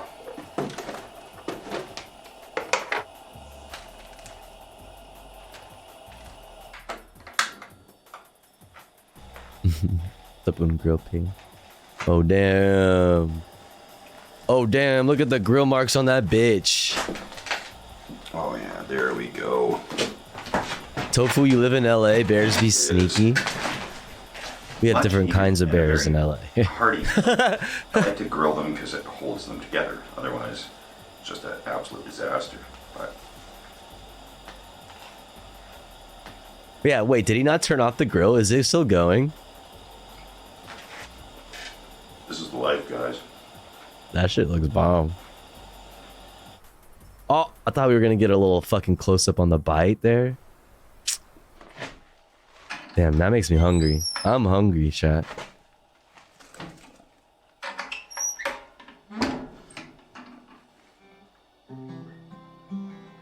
Ooh, is this the house guitar? You cucked us, dude.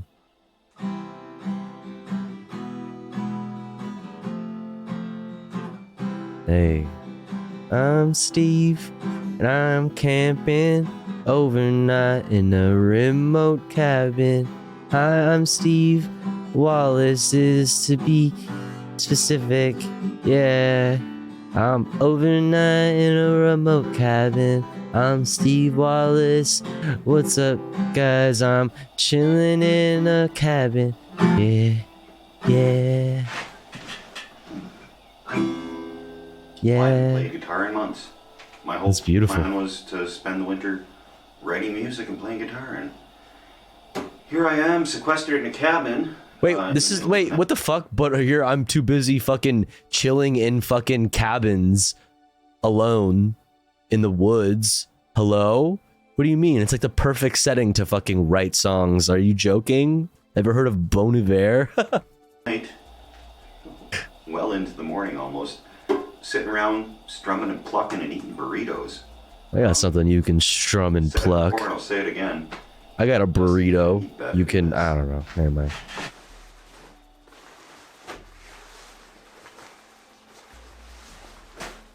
You could write the next It is Skinny certainly Love. time to Yeah. hunker down. It's been a blast tonight. You could write Thick Hate. Thick with two C's, hate. Early morning. Hard to believe, but on the longest day of the year, of course, the sun rises early for some reason. Hard to believe, particularly early in Canada, because we're a little far north. So, it's probably not even 4 a.m. yet. Not even 4 a.m. yet? Fucking.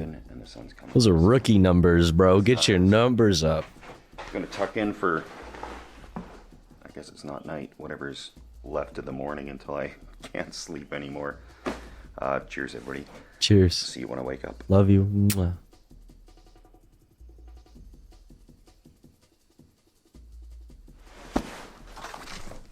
What the fuck was that?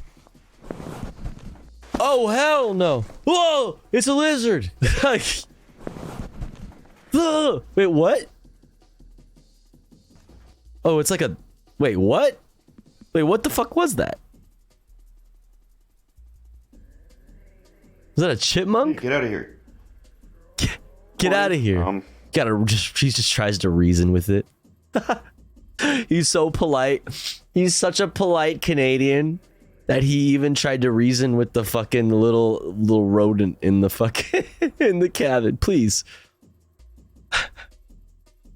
You can use this space when I am done with it. Do you mind leaving? Chipmunk in the cabin.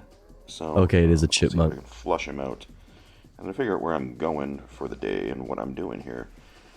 Really good sleep. Really good sleep. Just the right temperature, nice and peaceful. Some peace of mind from bears. I know they could just push that door right down, no problem, but that's just my constant phobia I'll have to deal with, and eventually. I mean, you would definitely hear it. Bears or Right? You would have to wake up. Hopefully, you're not that heavy of a sleeper. You would hear it fumbling around or something. I was gonna sign something better, but I got a little CWS. It's stealthy. You're a guest in his house, Steve. Yeah, some logging truck went past. Because the road is right there. That's the only downside is there is a resource road right there. But it's not really traveled. There's 2 vehicles I think I heard down it the whole time. So that's great. Hunker down. Aside from a few Hunger Down stickers, I have left some other things. A couple of these flashlights up here. Because there is no other source of light in here. I did bring that lantern, but I don't want to leave it because it's full of naphtha and we don't want to have a fire here. So that is staying. Speaking of leaving flammable things, I am leaving 2 of these butane cylinders because they are approved for kind of storage. These aren't going to leak. And useful for the stove right there.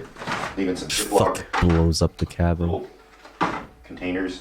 And if I brought this, I'm leaving it. I don't know if it was there or not, but here it stays anyways. Hell yeah. Load up the car. The mosquitoes are actually already coming into the cabin. There was really none last night. Maybe 1 or 2 buzzed around, but I'm probably not going to linger around too long. But we'll load this up, check it out 1995. outside. If the mosquitoes get too bad, then I'll be off. But let's get back up there. It's beautiful out there. Here we go. Whoa. Okay, it is beautiful for sure, though. Mosquitoes really seem to come in waves. They're good for a while, and then suddenly I just get swarmed. So I'm in a little bit of a mosquito break right now. I'm loving it.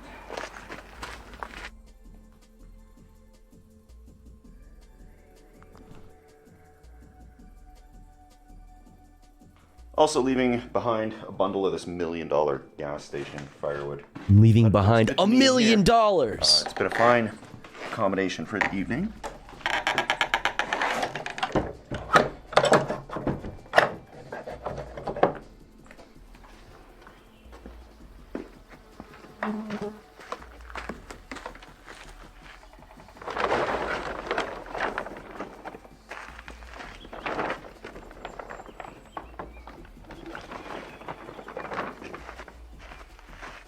Applause.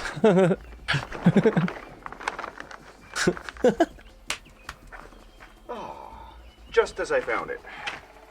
Hell yeah. What the fuck?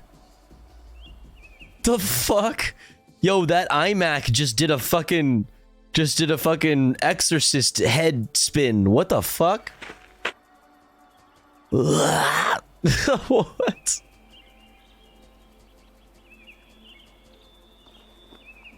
What is he doing?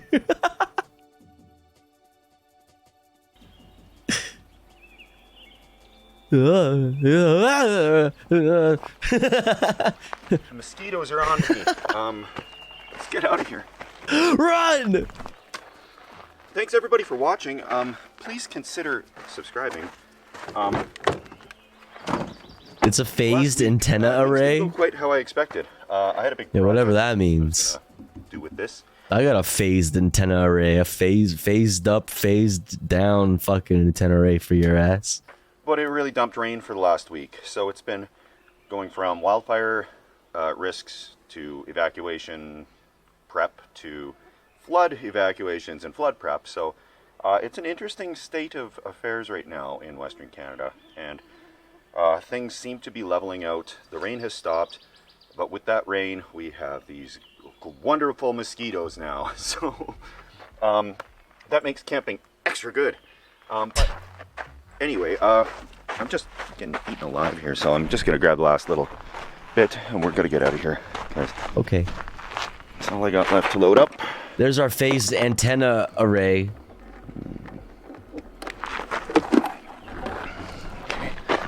run.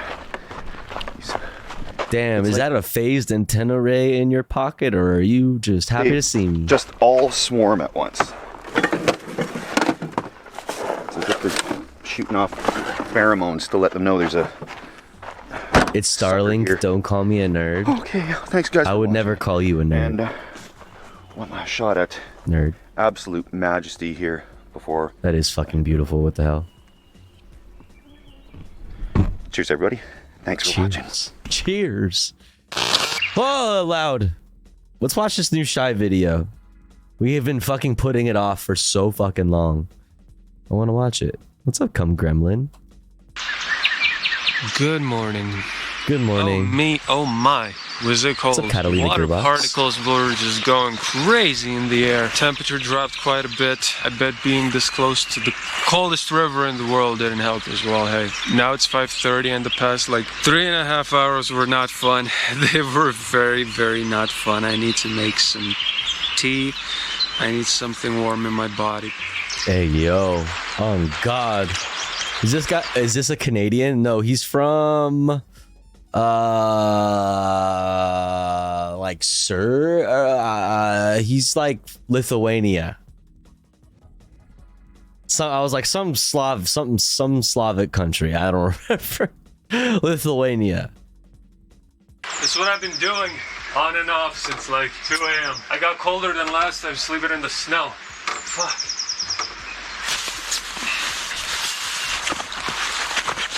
Feels better than lying in a frosty hammock. This fog looks so cool. Even though I'm still shivering, I can appreciate the beauty. It is going to be dangerous driving like this in the fog. They drive really fast on these narrow roads. I think my rear light works, and I'm really looking forward to the sun as well, as beautiful as the fog is. But mainly I'm just worried about driving on the road. It is 6:30 right now, 60 kilometers to Mostar. Let's see if I can make it today. Starting the day off with a little bit of a climb. I need to warm up. Okay, I'm not complaining, but a place like this is what I was looking for yesterday. Although I know it would have been that helpful. Spoopy. It's so liminal. Oh my god, chat, it's so liminal. Against the cold, the fog is rising up here as well. So I'm still tripping down memory lane until I start the unknown path towards Mostar. It's about 15 kilometers. The bike is holding up well, a bit moist. And here's what I look like from behind. This fog, everything looks so mysterious. Fucking wind. Oh, cool, another bridge. What the fuck is that? That would not be fun. Are you kidding? Hold on. Oh, cool. Bro, it goes to nowhere, dog. It goes to nowhere. What are you doing? No.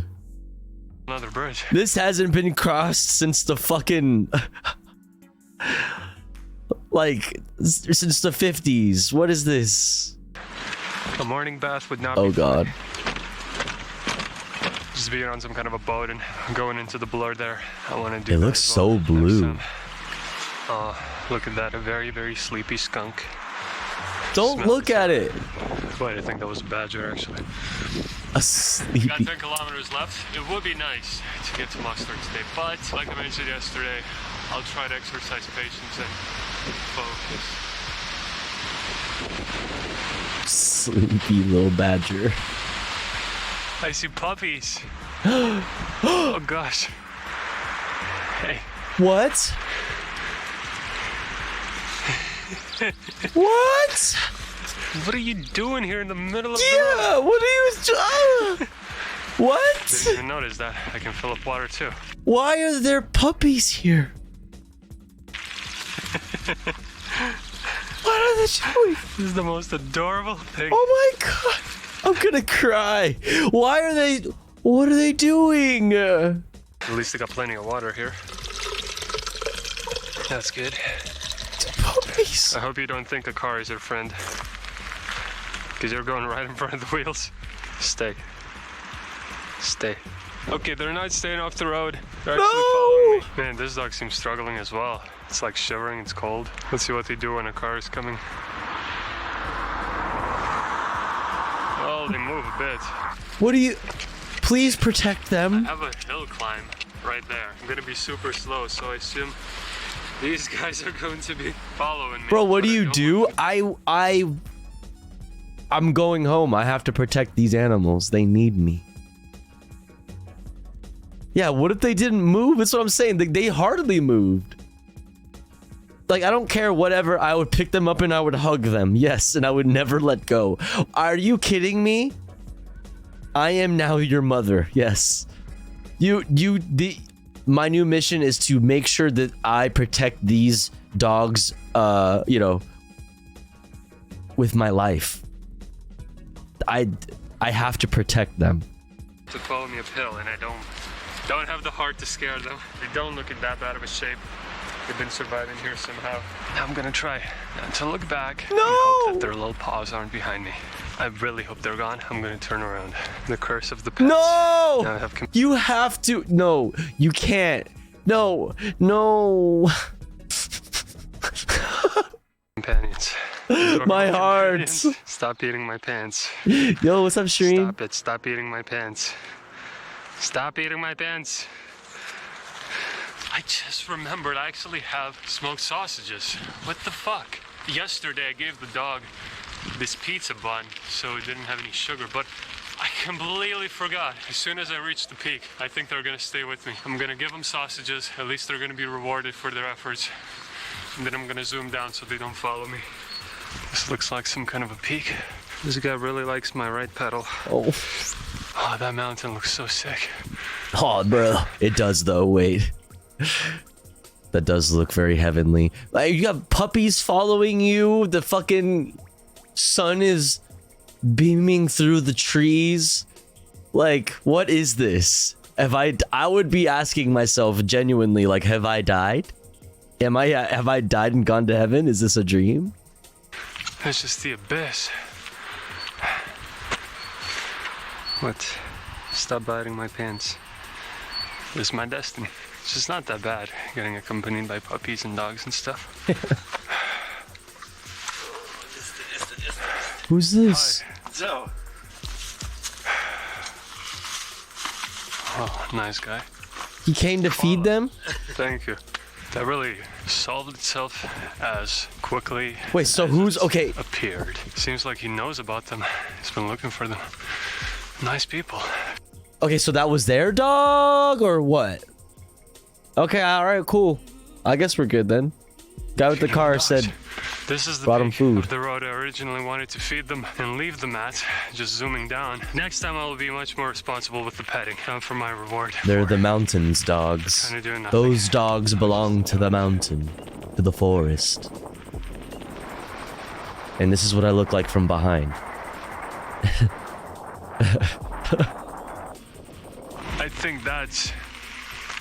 I think that's the. I even see the road. Yeah. So in the middle of that mountain, there is a road that goes horizontal. I'm gonna be climbing. This is what I look like from behind. Hey, yo. Going around, and behind it, somewhere that direction, is Mostar. Uh-oh. More They don't really dogs. seem super friendly. Hi again, sign. I'm not mad at you anymore, and I still approve of the cattle warning. I have a job here, driving around every morning, feeding dogs. Good time, actually. Maybe that's what that guy's doing. So there's definitely a lot of dogs to be fed. Gotta keep pushing. I'm really dreading that big climb, but gotta do it. Just patience. Is this it?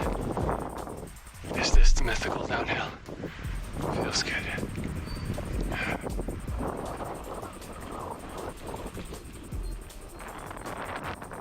So fucking pretty. Holy crap, man. So the path further up is the one I took to Conyers. Left is uncharted territories. All the way to those peaks there. God, the wind is so I'm fucking gonna have to stop soon. hard for me to listen to.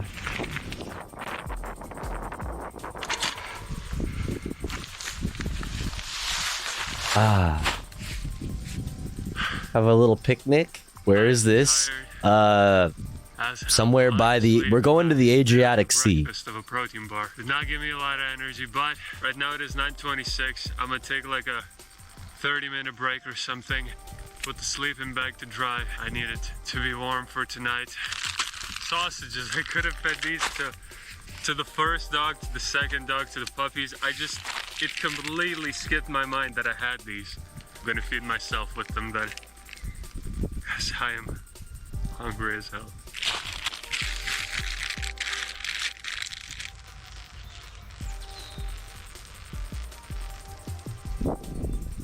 Oh, look at that building.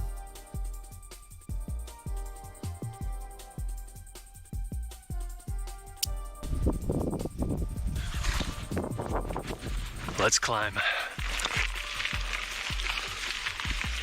So it is about 20 kilometers till the peak, this route, then 20 more kilometers to Moscow. But it will be descending. Technically, if I keep a steady pace, I could make it to the city in the evening. Sweet, sweet downhill. Probably the final one before the big climb. I'm gonna enjoy this. Yeah, the spacing. I hate how he drops these videos like months apart. You know what I mean? And there's no like last time on Shy's YouTube channel or some shit. But I'm not even sure. Not even sure. Can't remember. Oh my gosh, it's pretty though.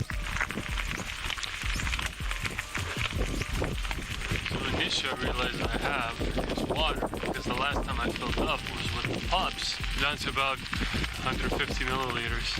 Unless I'm going to be filtering puddles, I hope there's going to be another stream somewhere.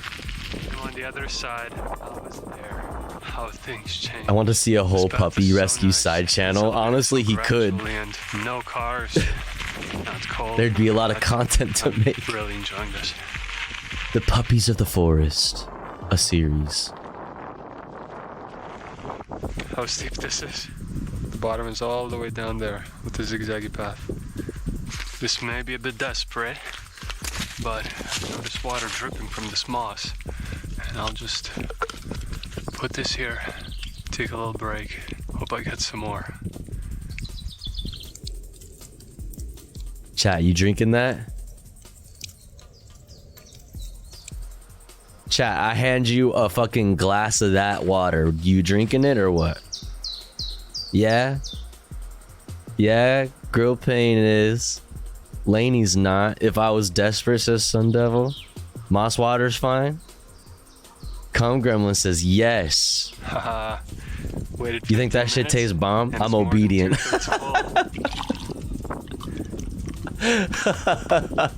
And now it's basically full. Done with that. I got more energy because it's a break. And I got more water.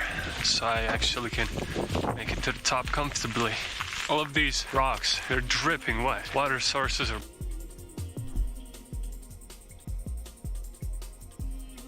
on God? plentiful here. Just need to be aware and need to have patience. Simple as that.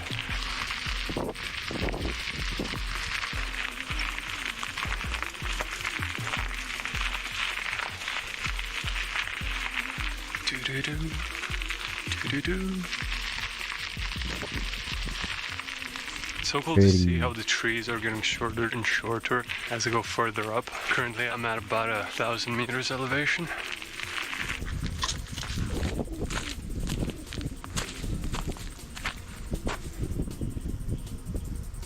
Right now it's close to 2, maybe 10 kilometers, maybe 7 towards the peak. Hey, look at that, it's the other side.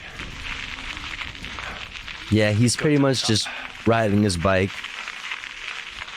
I shall open up so much that I A can see really long distance. We're going to the Adriatic Sea. 4 kilometers since the last sign. That's harsh. I'm running out of my moss water.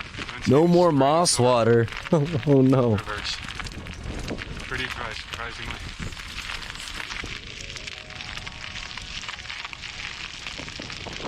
Is that some sweet, sweet and welcoming downhill I see? Whee! Meow.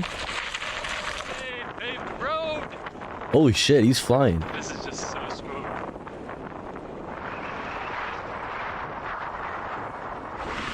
Hey.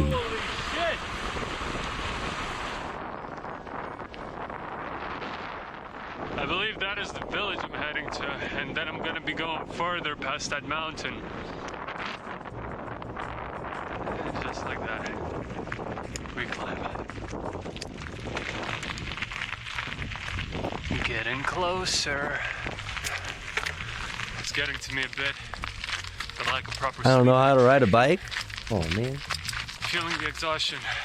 Pushed through even though I said It's never too late to learn. here I am. I'm not the best at riding a bike, and I have to here in Holland. But everyone can tell I'm not good at riding a bike, and it gets very embarrassing. Really. Oh. Yo, Adrian, thank you for gifting to Come Gremlin. Thank you so much. So I stopped a I little bit to appreciate that. snack. I'm just looking at the scenery, looking at the trash, and that box. Yo, Morx, thank you for a year. Thank you so much. Happy birthday to us. Happy birthday to us. A whole year. Thank you so much for a whole year of support. I really appreciate that. Thank you so much. Thank you, thank you, thank you. And Adrian, thank you again for gifting to Come Gremlin. Very, very, very generous. Thank you so much. To be water. Oh, come up. Wait, what? Is that sealed? No way. It's unopened. No I way. Just ran out of mine as well. Here, We just ran out of moss water. straight in. Oh, fuck. Get. That was a pleasant and very motivating surprise. Hopefully it stays that same way inside of me as well. That should be enough to get me over the mountain and down towards some flowing water or a store or something.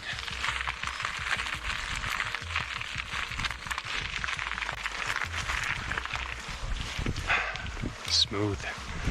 Some nice Dude old going to school fire glug a whole liter of LSD. Oh, what is that? trucks. Nice old school fire trucks.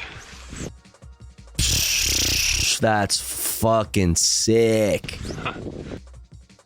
Smooth. Wait, smooth. nice old- This one's sick. What the fuck? Wicked. Cool fire trucks. 25 kilometers. Wasn't 10 kilometers ago, it was 20. What? Oh, that's a... Yo, Anonymous. Thank you so much for gifting to Canna-based God. Thank you, Anonymous. I appreciate that. Thank you, thank you, thank you. Roof enthusiast. Are we in a hypers? Or no? Appreciating the view. I can't tell. And back to climbing. Well, that didn't take that long. And the We diamond are? is shining upon Listen, chat. We're almost through this video. If somebody wants to keep gifting, I could be convinced to do a little hypers. But, you know, otherwise, I might just like see if we could. Let's just get through this video. you once again. I can see But like I said, I could be into the convinced. future. I have to overcome all of those because I think the sea is that way.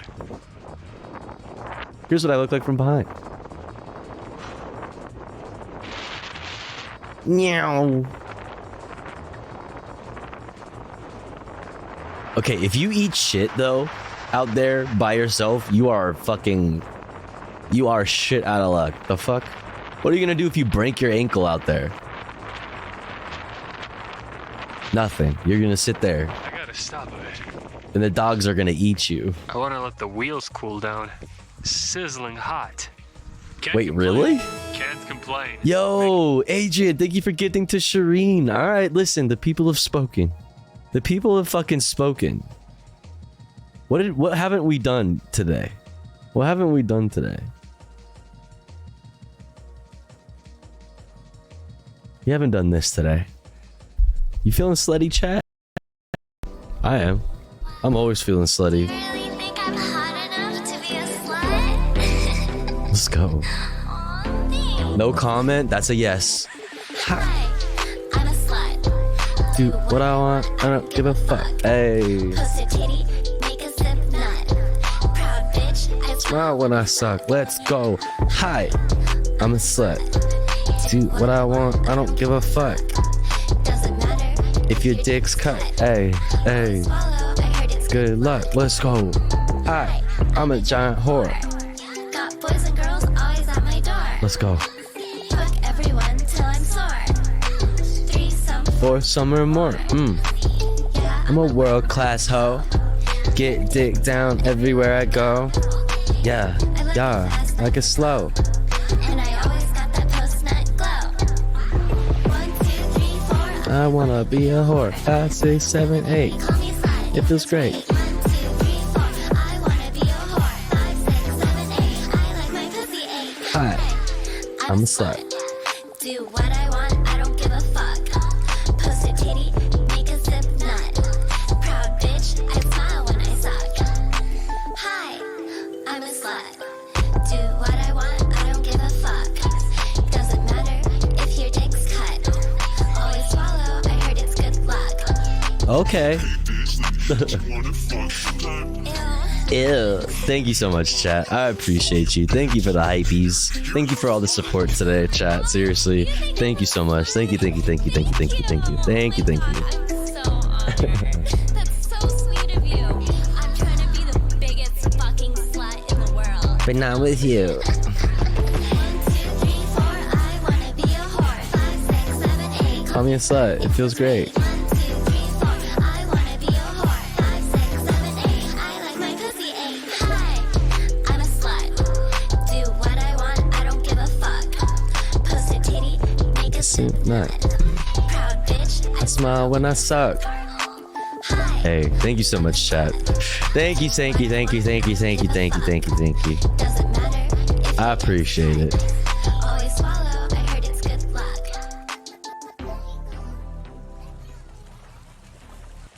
Thank you, chat. Thank you, thank you, thank you, thank you, thank you. Hopefully during September I can afford my own Tovagos. Currently I can't even afford my HRT send help, so I really appreciate the gifty. Oh, that's all good, Shireen. Only if you're able to give, you know what I mean? Obviously, I know shit's hard out there, and hey, you know, I hope you're able to figure that out. Also, !point Discord in the chat. You know, we do have a mutual aid section in there. Maybe you'd be interested in checking it out, but you know, obviously people don't abuse it, but hit it up, hit it up, hit it up. In good progress. It is about 16 kilometers till Mostar, and right now it is half to 5. I could be there by 7. Yeah.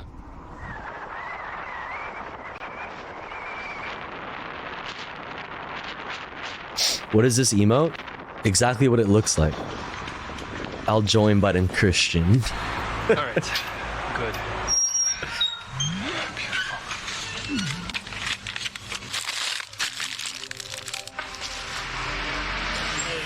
Still there. Well, I actually didn't really know what to take, apart from water. I'm still in that wilderness mode. All I gotta do is find a place to camp. Maybe I'll find a spot on the way to Mostar. I'm going to ride a few kilometers forward, peninsula that goes into the river. It's marked as some sort of a camping spot. Maybe that's a positive, maybe that's a negative. It will be a bit hidden away from the people, away from the city. I did not feel very comfortable around all those people, like coming straight out the wilderness, having all the privacy I wanted.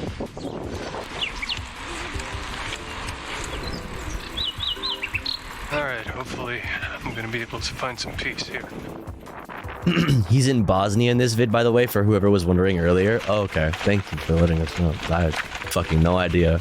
I'm like, I know we're somewhere in the Balkans. God, it's so trashed. What the fuck? Yo, chat, thank you so much for the hype train. Really, really appreciate it. Thank you, thank you. Wow. Man, this makes my previous spot look like a resort. We almost doubled the hype, the sub goal for today. So thank you so much. Really appreciate it. I don't want to sleep in all this trash. All right, had some cookies. Pussy, why not? Had some All right, I had some cookies. I'm feeling better. Here's the plan. Mostar. It's 10 kilometers away. Should be about 7 when I get there. Should take me an hour or something. I'm gonna try to find a place to sleep there. Basically it, because this trash pile will not do. It will not do. Got some standards. Let's go. My legs are dead, but gotta push. And here we go. Hopefully I will not have to pack my legs into the backpack by the end of these 10 kilometers, because goddamn. Hey, did I see something about not pushing myself? Oh, silly me.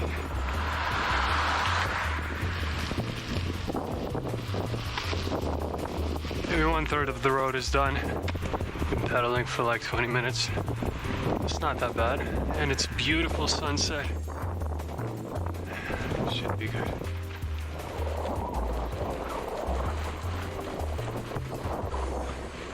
Whee! So much empty space. Just blowing my mind. I'm such a city. Wait, what the fuck? Did my brain just glitch out? What did I just... That's the city. That's the city. So close. I thought something happened, like weird was wrong with the video, but I guess I'm just tripping. I'm just tripping. I made it. We made it. Listen. Damn. Feels good. All right, now I need to do something.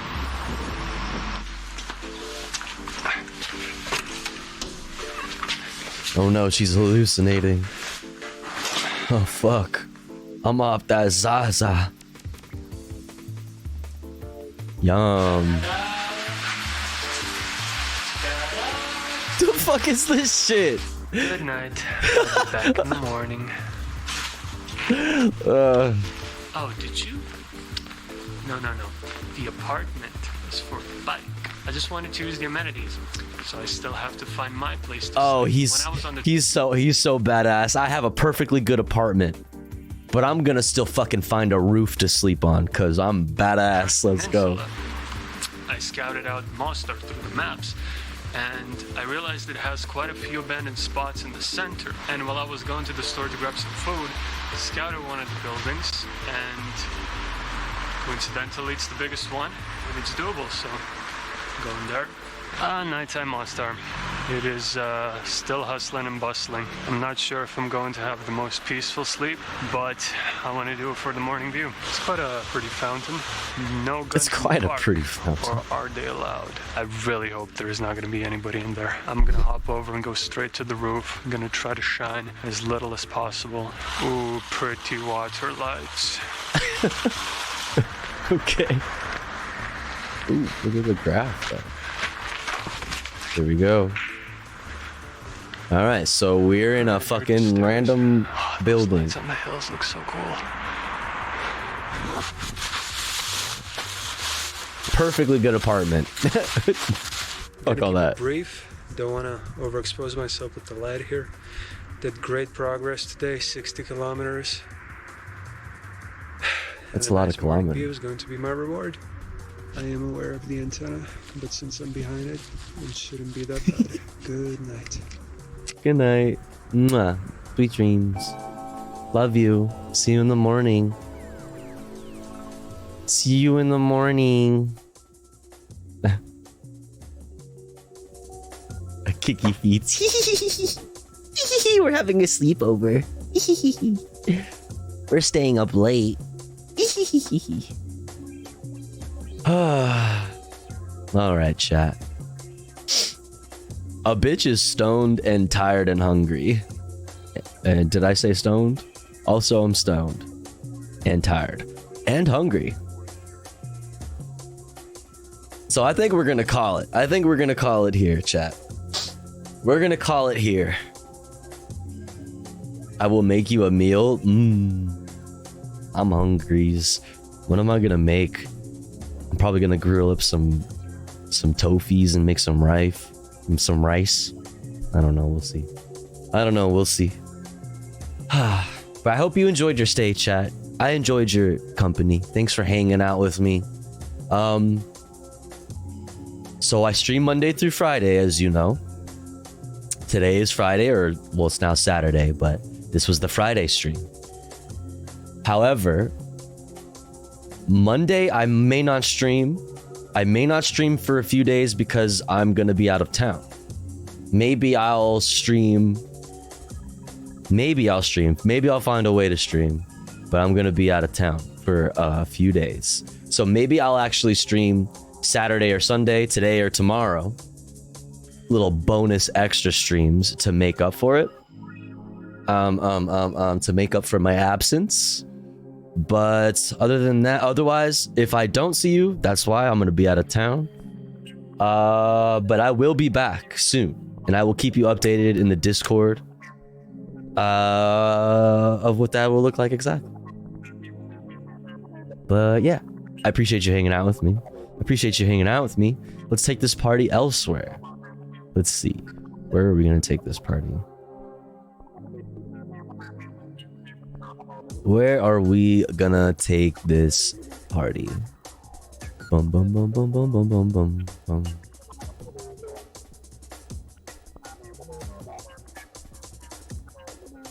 Who did we raid yesterday? I don't remember. Rated Carbon. That's right. Okay.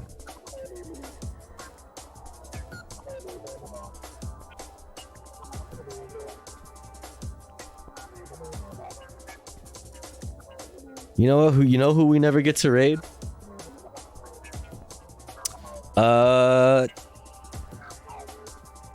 Let's raid Kid Notkin.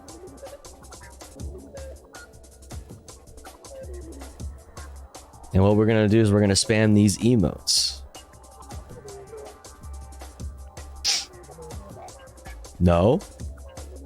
Why not? To spam these emotes, all right? And I'll and be nice and have a good time. And yeah, I appreciate you for hanging out with me, chat. I'll see you guys soon. Remember to drink some water. He was shitting on Leftist the last time I was in there.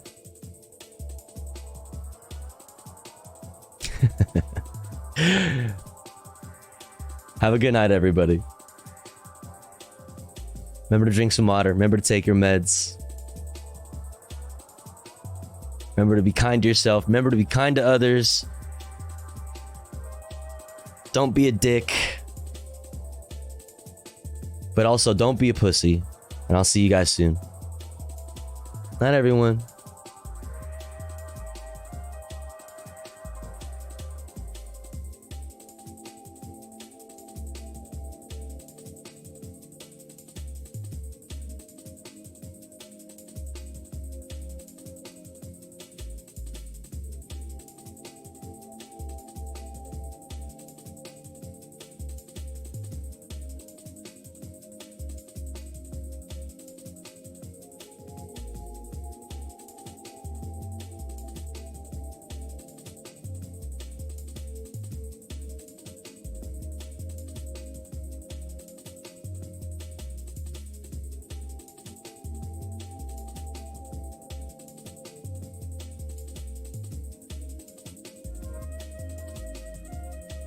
About what's going on in Russia. Hey guys, hi Tofu.